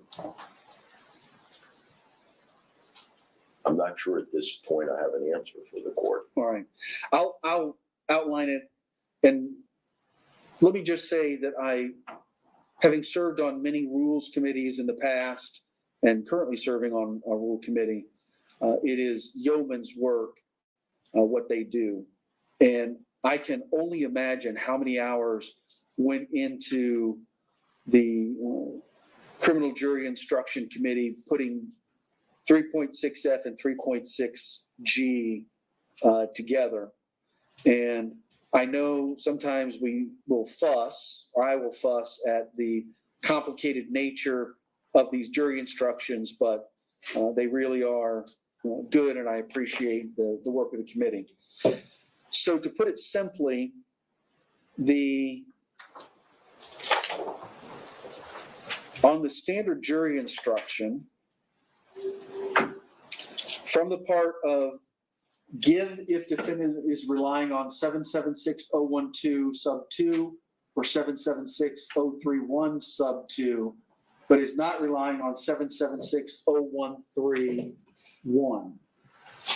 Because 776013-1, as we know, gives even greater protections or establishes and explains the Castle Doctrine, from which Stand Your Ground expanded that Castle Doctrine out into other places.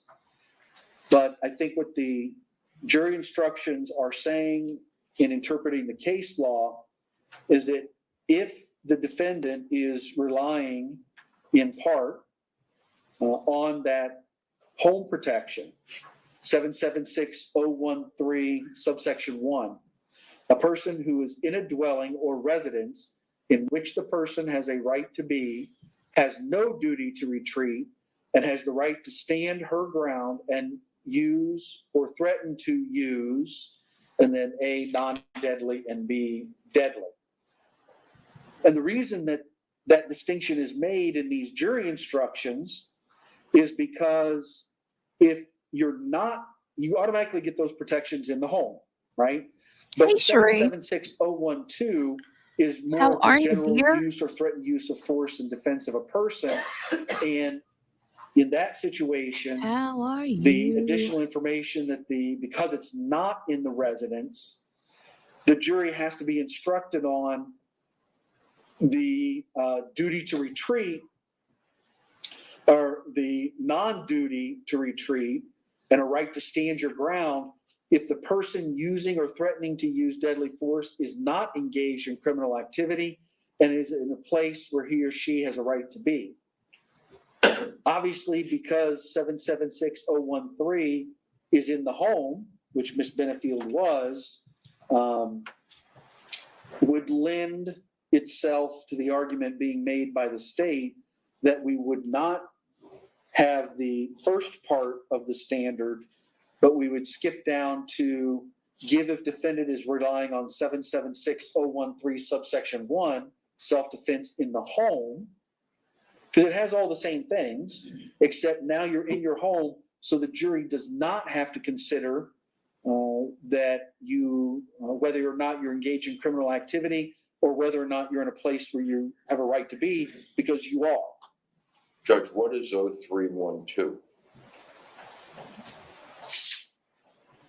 0132? No, 7760312. It says, give it. That's defensive property. Property. Yeah.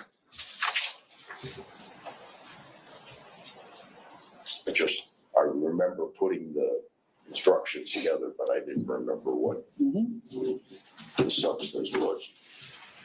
So I think, and of course, it's imminent death or great bodily harm to herself or the imminent commission of the forcible felonies. And we still have to, once we determine which forcible felonies we're going to give. So okay, that's just me putting that on the record for future reference, posterity's sake.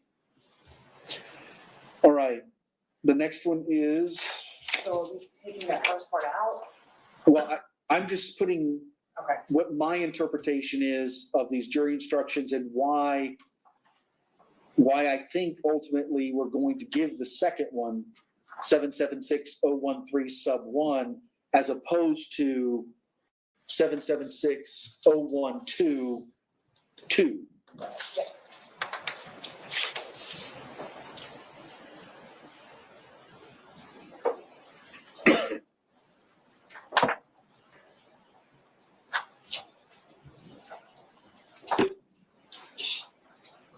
I don't think we've had any arguments about necessarily 782.02.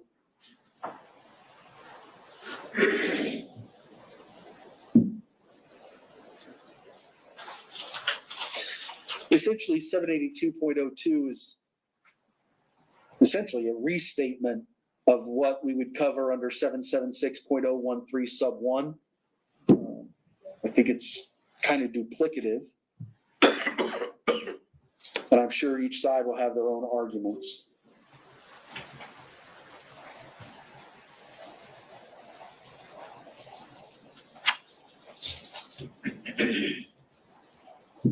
And Judge, I think just for timing, I think we're gonna be closing early tomorrow. Okay, I don't know that we're gonna have a lot of time to, you know what I mean? I understand. Okay. I was going to ask the court, you already announced if we could close in the afternoon, so we'd be able to clean this up. I'll just say that I was kind of leaning that way. That whatever rebuttal you want to do, cut them loose. And then whatever, we still got a end of the road JOA, if you want to make one. Yeah. And then I figure that's it. Now we know what evidence is in. We can put the final touches on everything. You'll have had this evening and tomorrow morning to look at these issues and get them finalized. Then you guys make the copies for us. I usually ask the state to make all the copies with and without verdict forms and so forth. And then come back in the afternoon, give them an early lunch. But if we send them away early, we can have them back at 1 o'clock, 12:30, whatever we want, to give you guys time to do your closings. I don't anticipate rebuttal's gonna be very long. How much time do you think you're going to want to ask for closing? First and second together, Yes, total. probably an hour and a half to be safe. Mr. Taylor? I'll take that, but I doubt that I'll use that. Yeah, I don't know that I really will. So I'm glad you asked about timing. Yeah, I think you're right. That's probably what it's looking like. We'll be here first thing in the morning, any rebuttal, then rest, and then I'll let them go and tell them to be back, whatever makes sense, 12:30, 1 o'clock. Then we'll come back, then we'll stay, get all the jury instructions done. When they come back, we'll go. Do we want to find out what the rebuttal is so we can make any argument if we have it before the jury comes in? Yes, absolutely. Yeah, but let's cover that in the morning. Okay. All right, so we were on the 782.02. I'll let you guys argue, but I think that, that might be duplicative of what the instruction that's already going to be given from 776.013 sub 1. And then the next paragraph, in deciding, that certainly needs to be in there.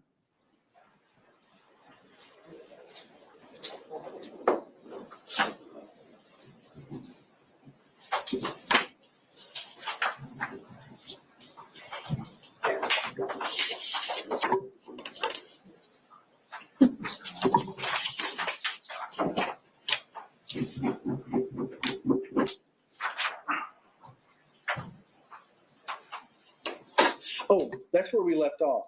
Were there any of those forcible felonies that you're prepared to agree with right now? That way it'll limit what I have to hear argument on. And I just wanted to make sure I got them all. They were burglary, aggravated assault, aggravated battery, Felony bat felony bat. and false imprisonment. I thought I heard false imprisonment. I don't think I have that one, but okay. Yeah, it should be in my package, Suzanne. It might be, but I just couldn't find it.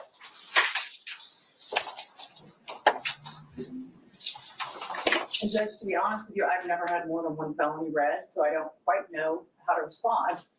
Yeah. Typically, the defense will focus in on what they say the crime is and move forward from there, but Well, you guys both know, it's only the elements, right? The crime of burglary is the crime of felony battery, just the elements. Well, we would need for this case in the burglary instruction to them that a remaining in burglary is the equivalent. Remaining in improperly. Understood. And Judge, I think remaining in improperly with the intent to commit a crime kind of covers a lot of the other crimes. So I don't know if we can agree, because I don't think that I can say, I don't think that there's evidence that's come in of felony battery, aggravated assault.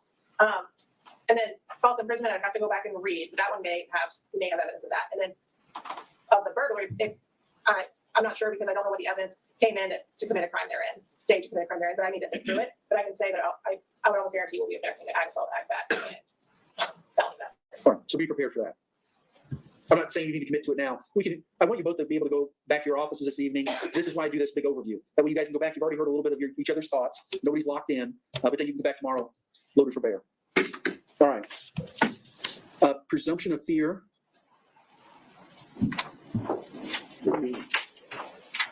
Presumption of fear. Yeah, the 776013 sub 2.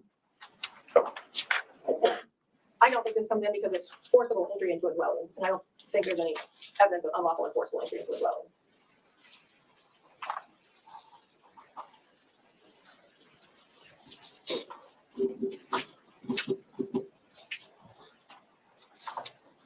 Yeah, I think I'm inclined to agree with that. I think so. So that would be out. I think thereby the next section will be out too. Yeah, which is the presumption does not apply if. So it's both ways. The presumption applies if and does not apply if. I think that can all be out.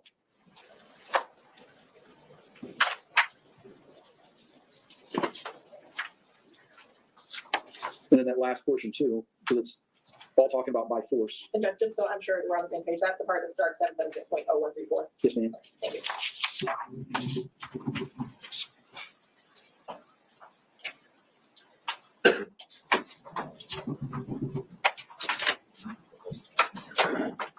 So the next part about 776041, there's certainly, it's only the one charge. There's no other forcible felonies.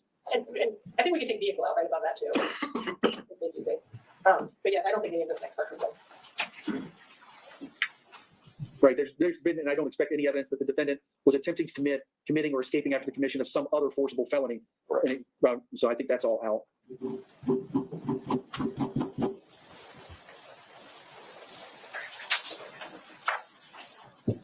State the next one regarding aggressor, and whenever the defendant, there's some evidence where the defendant was the main or initial aggressor, and then the force comes back when the defendant would be justified in using force when they were the aggressor. I don't think there's any evidence. I don't either.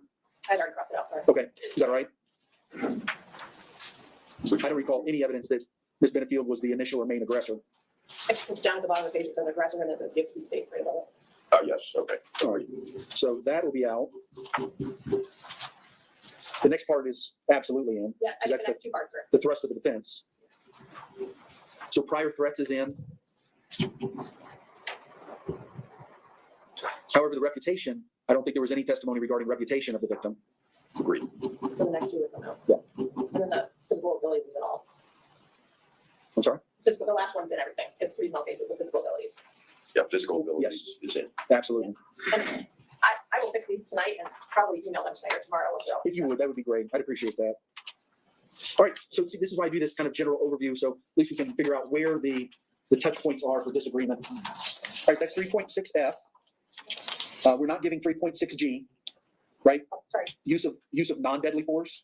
Everybody agrees? Yes, yes. Okay. Sorry, I got No, I just want to make sure because there's some cases out there that talk about both of them. You give one, you give the other. I think it says now in the new standard, it said at the bottom, unless evidence establishes force or threat was deadly and non-deadly as a matter of law, and then it goes on and says the discharge of a firearm, whether accidental or not, has been deemed to be deadly force. I'm still going to belt and suspenders it and make sure everybody's agreeing. We're not giving 3.6G. I understand. All right, so now this should be pretty quick the rest of the way. 3.7, plea of not guilty, reasonable doubt. Yep. All right. 3.9, weighing the evidence. Now, on this one, Ms. Benefield, of course, Mr. Taylor's has the copy right there. The 10 issues regarding credibility and factors for the jury to consider, 1 through 5 are given in virtually every case I've ever been involved in. We do 1 through 5. 6 through 10, however, really depend on the facts of the case and whether there's factual support for giving it. So 6, any evidence of 6? No. All right, 6 is out. 7, pressure or threat.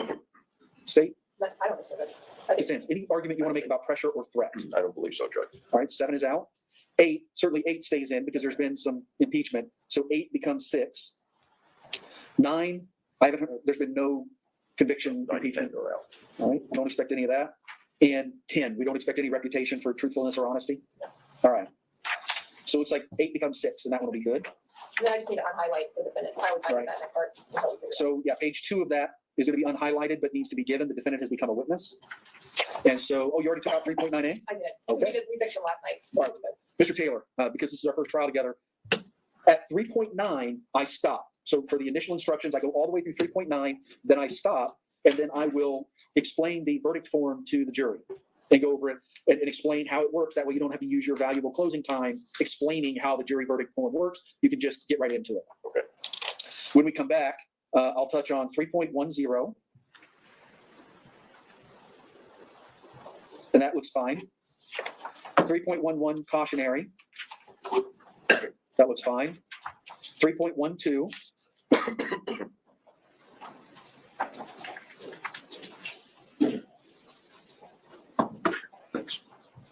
All right, so 3.12, when then we come back and I give the final instructions, I of course read 3.12, but down at the bottom where it says it is as follows, I just tell the jury, I previously explained the jury form. All right, 3.13, submitting the case to the jury. Did you already take out the thing about questions? Yeah, that's actually on. I think that's on rules for deliberation. I took it out. Is that but yeah, I took it out. Yeah, no, it's on 3.13. Oh, okay, I'm sorry. There's in 3.13, it's not in the state's version because they already took it out. There's one paragraph in the standard that talks about questions that were asked during the trial by the jury but weren't answered. And I removed that because I don't allow jury questions. And then at the bottom, during the trial, items were received into evidence as exhibits. You may examine whatever exhibits you think will help you in your deliberation. These exhibits will be sent into the jury room with you when you begin to deliberate. However, and it's up to you, we can craft this in here, but I usually ad lib at that point. For example, if it's a child pornography case, you got to come out and view it. If it's a CPT tape, you have to request to view it. In this situation, I would say, we're going to send the firearm back with you. Is there live ammunition? There's no live ammunition. We did not bring it. Oh, okay. I thought there was. Correct me if I'm wrong, clerk, but I believe it's all casings and expelled bullets. So the testimony was that live rounds were found. There was a live round in the chamber and live rounds in the magazine, but those live rounds have not been introduced into evidence. Correct. They were packaged separately by crime scene, and we did not bring them for that reason. All right. So with that said, everything goes back, unless you guys say something different. No, I just wanted to wait because I know because it was a firearm, but I think it should be A, not B, and I'll just make it one paragraph. So usually if there's a firearm and magazines and live ammo, it's one or the other. Either you can have the firearm in the magazine or you can have the live ammo, but I don't have that problem here. And then in closing, let me remind you, now the verdict form, aren't we going to need some special interrogatories?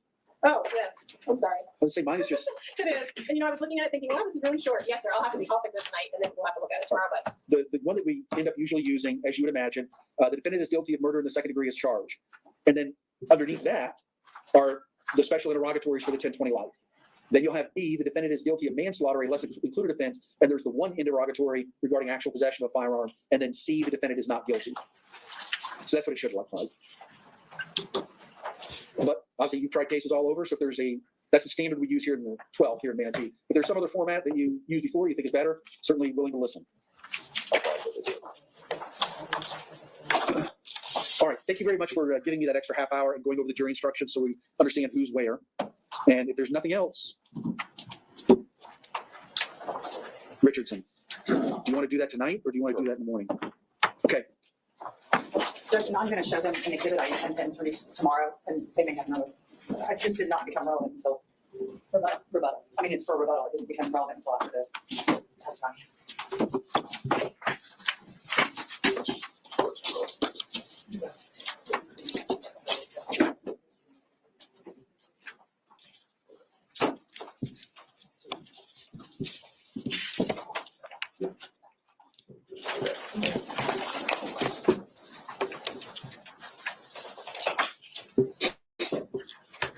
Okay, so we have the two photographs for Richardson hearing. Yes, sir. And the rebuttal.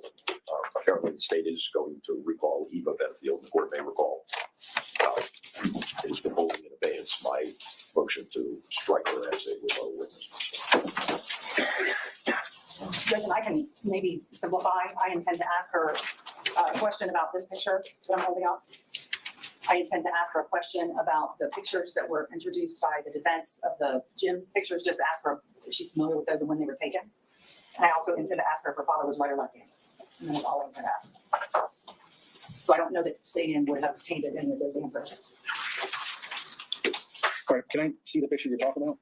Is there an issue? What's that one marked? What number? State? 105.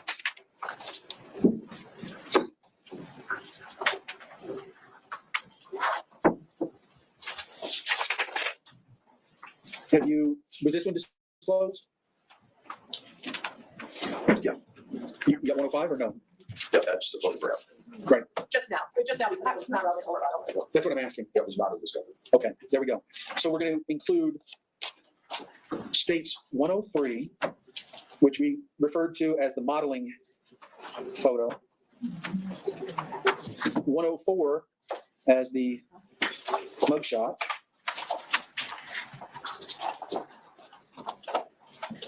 and 105.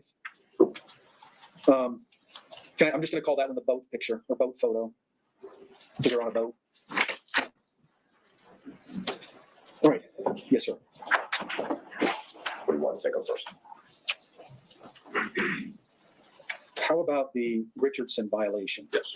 So they were never provided at all in discovery. Not only were they not provided, but let's be clear, because if I've learned nothing else, I've learned this.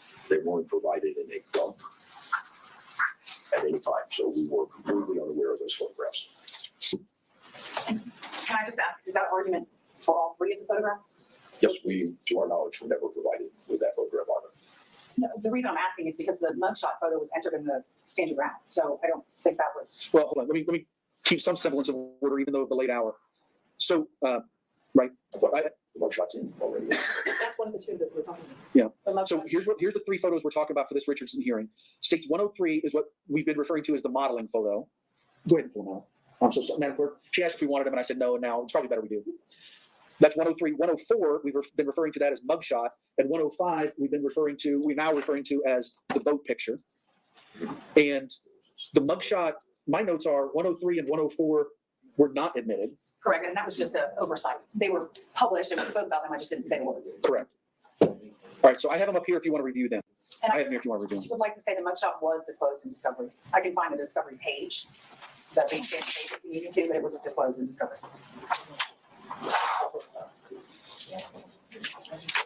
Yeah, there was a companion photograph with this that they sought to introduce that we never got either.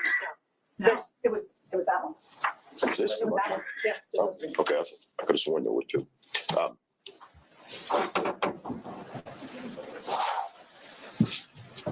Okay. So you want me to address the wedding photograph, the modeling photograph? Yeah, all three of them. Yes, sir. Go through the Richardson factors with me on all three. So we believe it to be, I have no evidence to present to the court that it was intentional. We believe it to be inadvertent. However, the prejudice is substantial. And given the late hour of the introduction, we've never been advised, and we've had no opportunity to meet it. And the trial is over.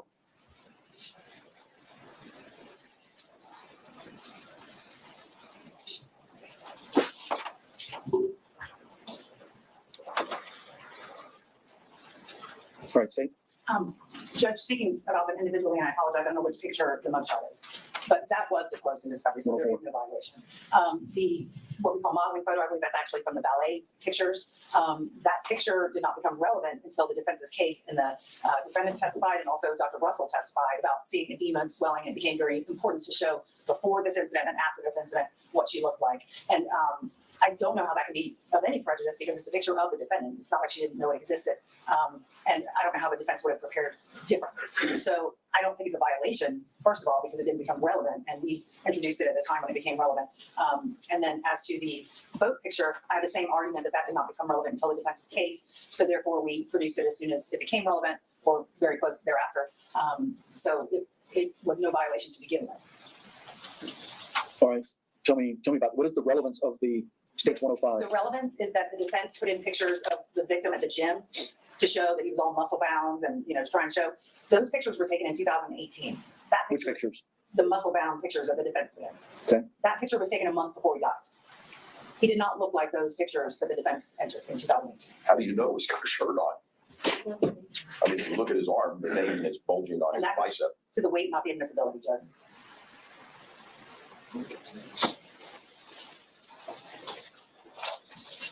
When did you become aware of States 105? Last night.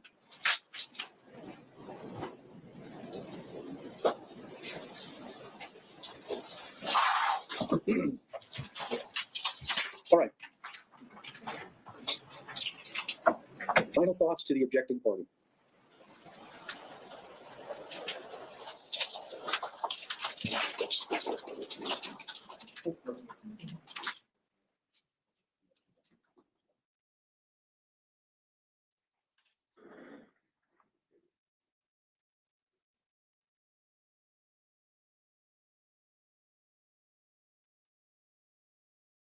Put in about Mr. Benefield, how he was billed were in May of 2020, not 18. I don't recall that evidence coming in.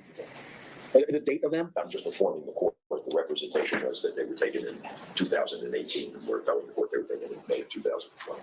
All right. And just so you all know, and what I'm saying that is, as someone who hasn't been involved in this case as long as you guys have been and don't know all the details of it, I don't recall that testimony when the photographs were put in. I don't think the date of them was established. I'm just correcting the representation that they were from May of 2018. I'm telling the court they were from May of 2020.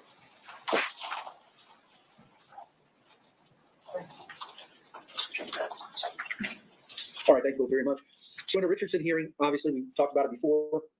The issue of is whether it's willful or inadvertent, trivial or substantial, and what prejudice is being suffered by the non-offending party.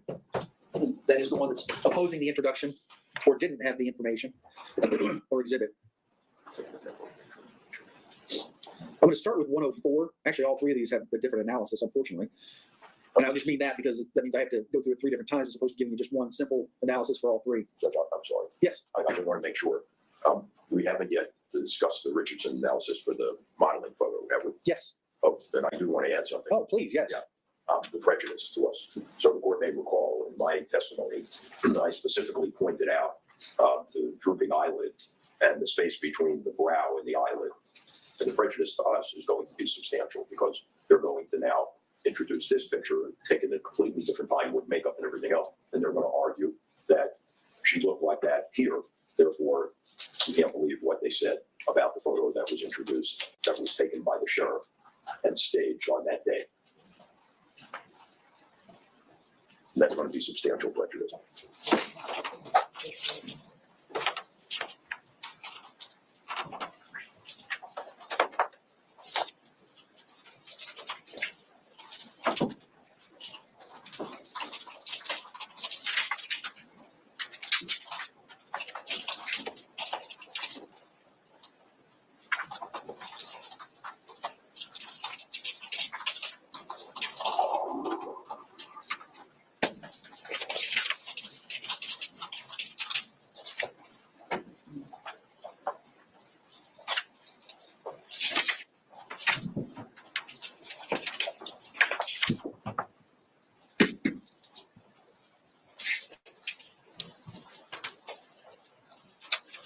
Yeah, and one other thing, Your Honor, about the photo with the daughter and the father. You know, there's a sympathy factor about calling the daughter to begin with, which was why we objected. So now this is a second bite of the apple. And if they want the photograph really just to show that by some crystal ball, they know he's not built like that underneath the shirt, then they should splice the photograph and remove Eva from the photograph if it's just to show up.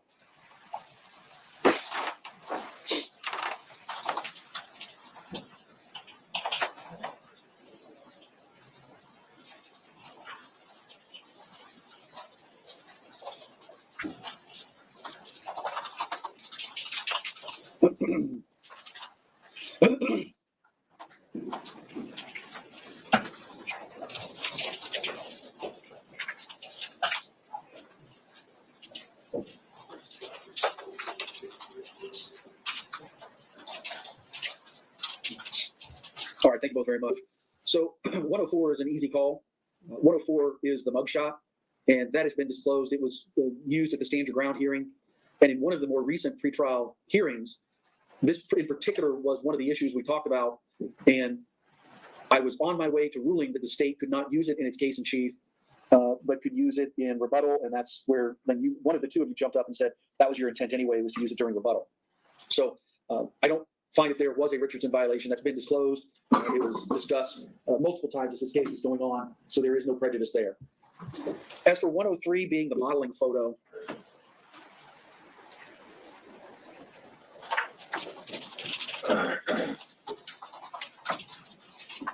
when did you get this picture?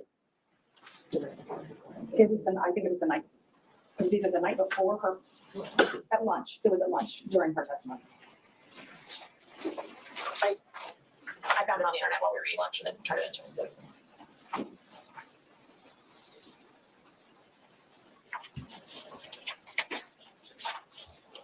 And tell me your prejudice for this again.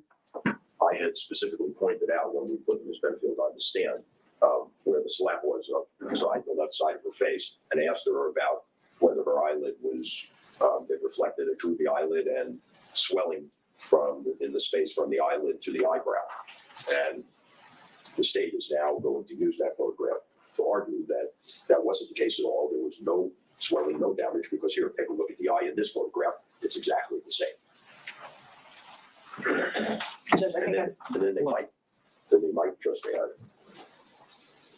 can I put this on the record ex parte? I don't want to help the state in the closing argument.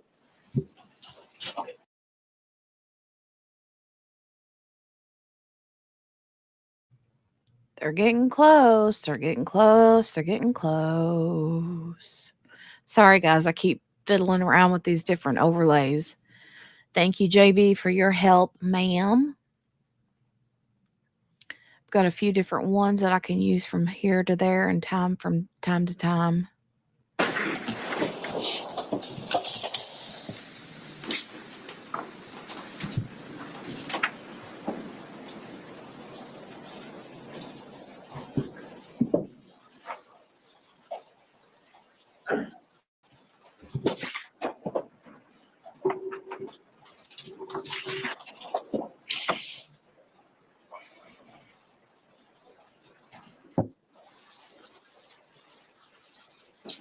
All right. Surprisingly, I find this to be a much closer call. It's difficult to say that it was willfully held by the state because they didn't get it until the lunch. Well, direct happened in the morning, then we took a lunch break, and then the cross happened in the afternoon. Let me ask you this, State, and I hate to do this because I know I'm usually very specific about it. I want to hear all argument, and then I rule. When you procured State 103, you come back over, did you show it to the defense prior to beginning your cross? Both of those pictures. I'm sorry? I showed them both of them. Both of them? And Judge, I just want to also add, the defense saying that they would not have spoken about the swelling on the side of her face, that same argument goes for the mugshot. And they had every reason to know that I was going to try and put the mugshot in after she put it into evidence. So I don't know that that argument necessarily holds because they were on notice that I was going to make this argument, just maybe not with that picture. All right. I do want to give you the final shot, though, since you're the objecting party. Anything else? Well, the mugshot is about 6 weeks later, and you can't discern from the mugshot what you can discern from this photograph that we are discussing now.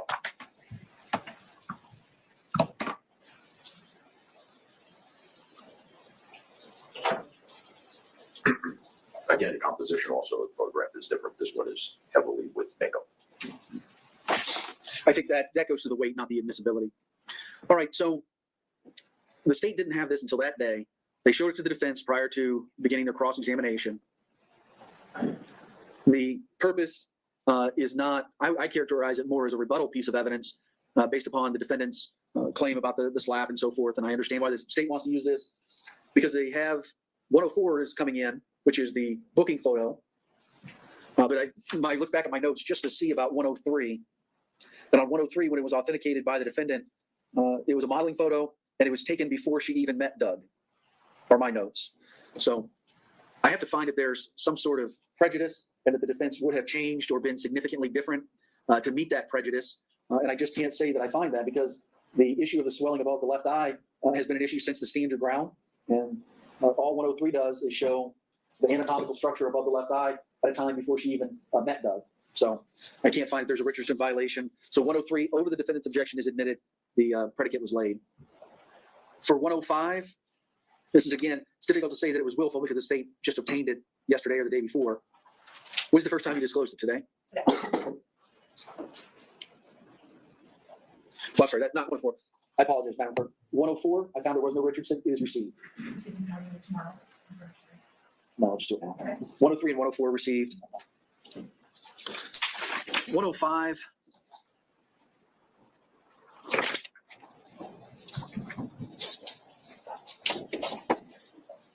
I don't think First, so I can't find that it was willful. Trivial or substantial, I think it's certainly the relative size and physical abilities between the defendant and the victim is an issue. And the defendant has the photographs, whether they're from 2018 or 2020, the photographs of Mr. Benefield working out, where he is in, to put it mildly, extraordinary shape for a man his age.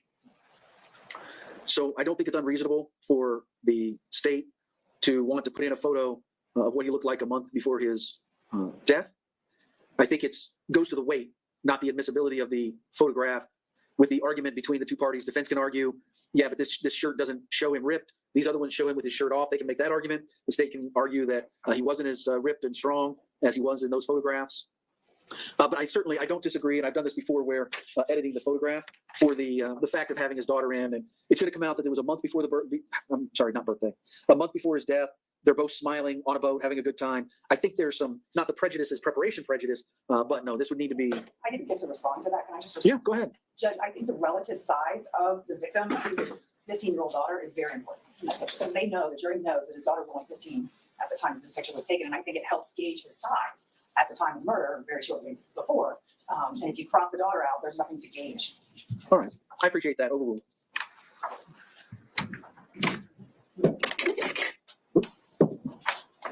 She was 19 in that photo. Either way.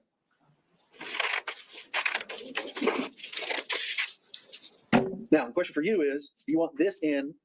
I can crop it and print it out on a big piece of paper. It's already been done. Well, It's already done. okay. Right. Oh, were you asking if I wanted the other half? Yeah, do you want the other half? No, I'm sorry. I didn't understand what your question was. I'll take the other half. Well, I didn't know if you want it in the record, because you're saying you want it in. Do you want it in? Oh, we can just put it in the record. Thank Can I call that one 105A? you. Yeah. That's going to be State's Exhibit 105A. It is not entered. So the only ruling I made at this point is 105 is admissible as I have cropped it. Okay. But we still have the issue of, you want to get it in through Eva, Yes. Benefield, Yes. and you're objecting her being recalled. So we still got to get that issue. Yes. All right. Objective being recalled on two bases. One, sympathy factor, especially balanced against the probable value of this photograph, which is anybody's guess because he's got a shirt on. And two, based upon the hearing that we had. Did you do any additional research on, I made the ruling about the interview, right, that happened in the hallway? Yeah. All right. You had started to bring up some other matters, and I don't know if anything ever happened with that. No? Yeah, I left it alone, I think, because she said she took the posts down. Took them down. All right. All right, be heard on whether Eva Benefield, now, the rule of sequestration was applied. Yes. She was not released from her subpoena, Correct. but she was allowed back in the courtroom pursuant to Marcy's law Yes. as next of kin. Yes. All right. And I think the entire reason for the rule of sequestration is to provide fairness. So witnesses can't hear what the other witnesses are going to say before they testify, and where it may taint their testimony. I represented to the court like 4 questions I will have for her, and I don't think that any of those would have changed based on anything that she would have heard in the courtroom anyway. And even that being said, Marcy's law has shown that her right to be in the courtroom is more important than those types of issues anyway. So I'm not really understanding the defense's argument about her coming back in, and there are issues that are relevant to the state's case that the state wants to ask her. So I don't understand the sympathy argument. All right, final thoughts, sir. I think the sympathy argument is pretty obvious. And they already put her up there one time, so now we're going to put her back up there a second time. Marcy's law allows her in the courtroom. It doesn't allow her in the witness stand.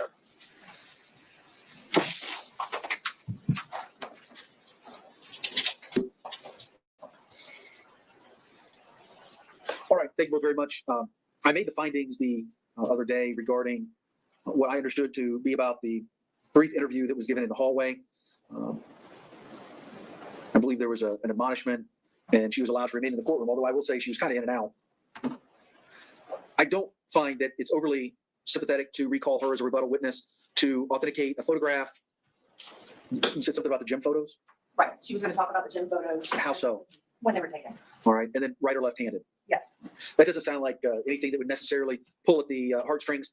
I will say this, obviously on that boat photo, it doesn't need to be, was that the last time you went on a boat with your dad and, you missed those times? It needs to be, when was this photo taken? And then you can make your arguments however you want to interpret it during closing, because that could be overly sympathetic to kind of dredge up those sorts of emotions. Understood. And then right or left hand, I don't see anything that's overly sympathetic or I'm in my head, I'm doing a 403 analysis. So I think the probative value is not substantially outweighed by the danger of unfair prejudice, confusion of the issues, or misleading of the jury. And I don't find it to be needless presentation of cumulative evidence.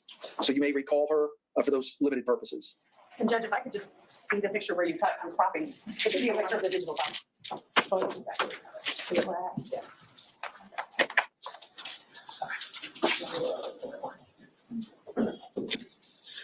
All right, if that's everything we can handle tonight, you all are free to go and we'll get started tomorrow morning.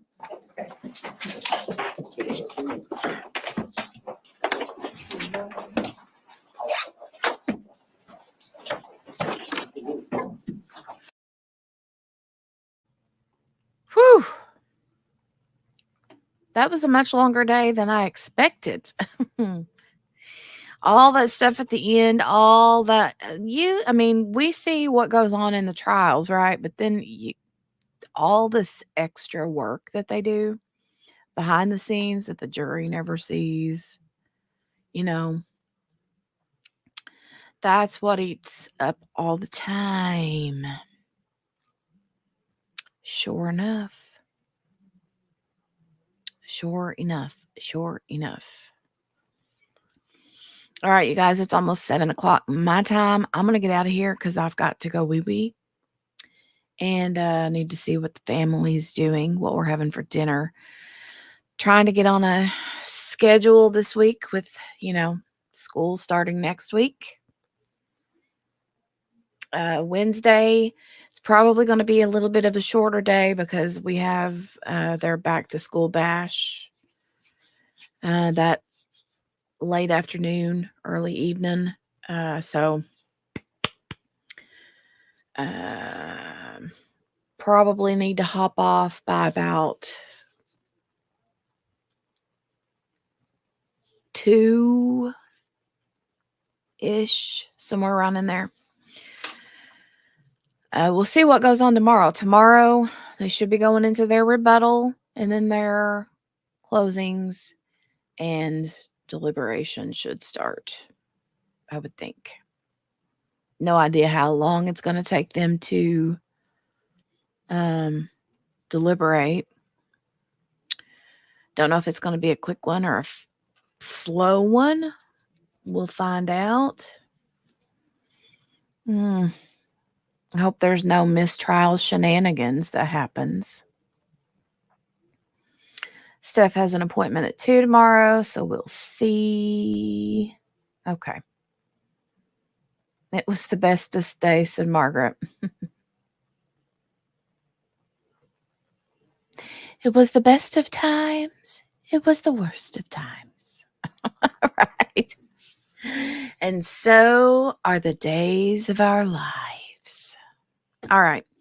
I love you guys, and I will see you tomorrow at 11-ish Eastern Standard Time.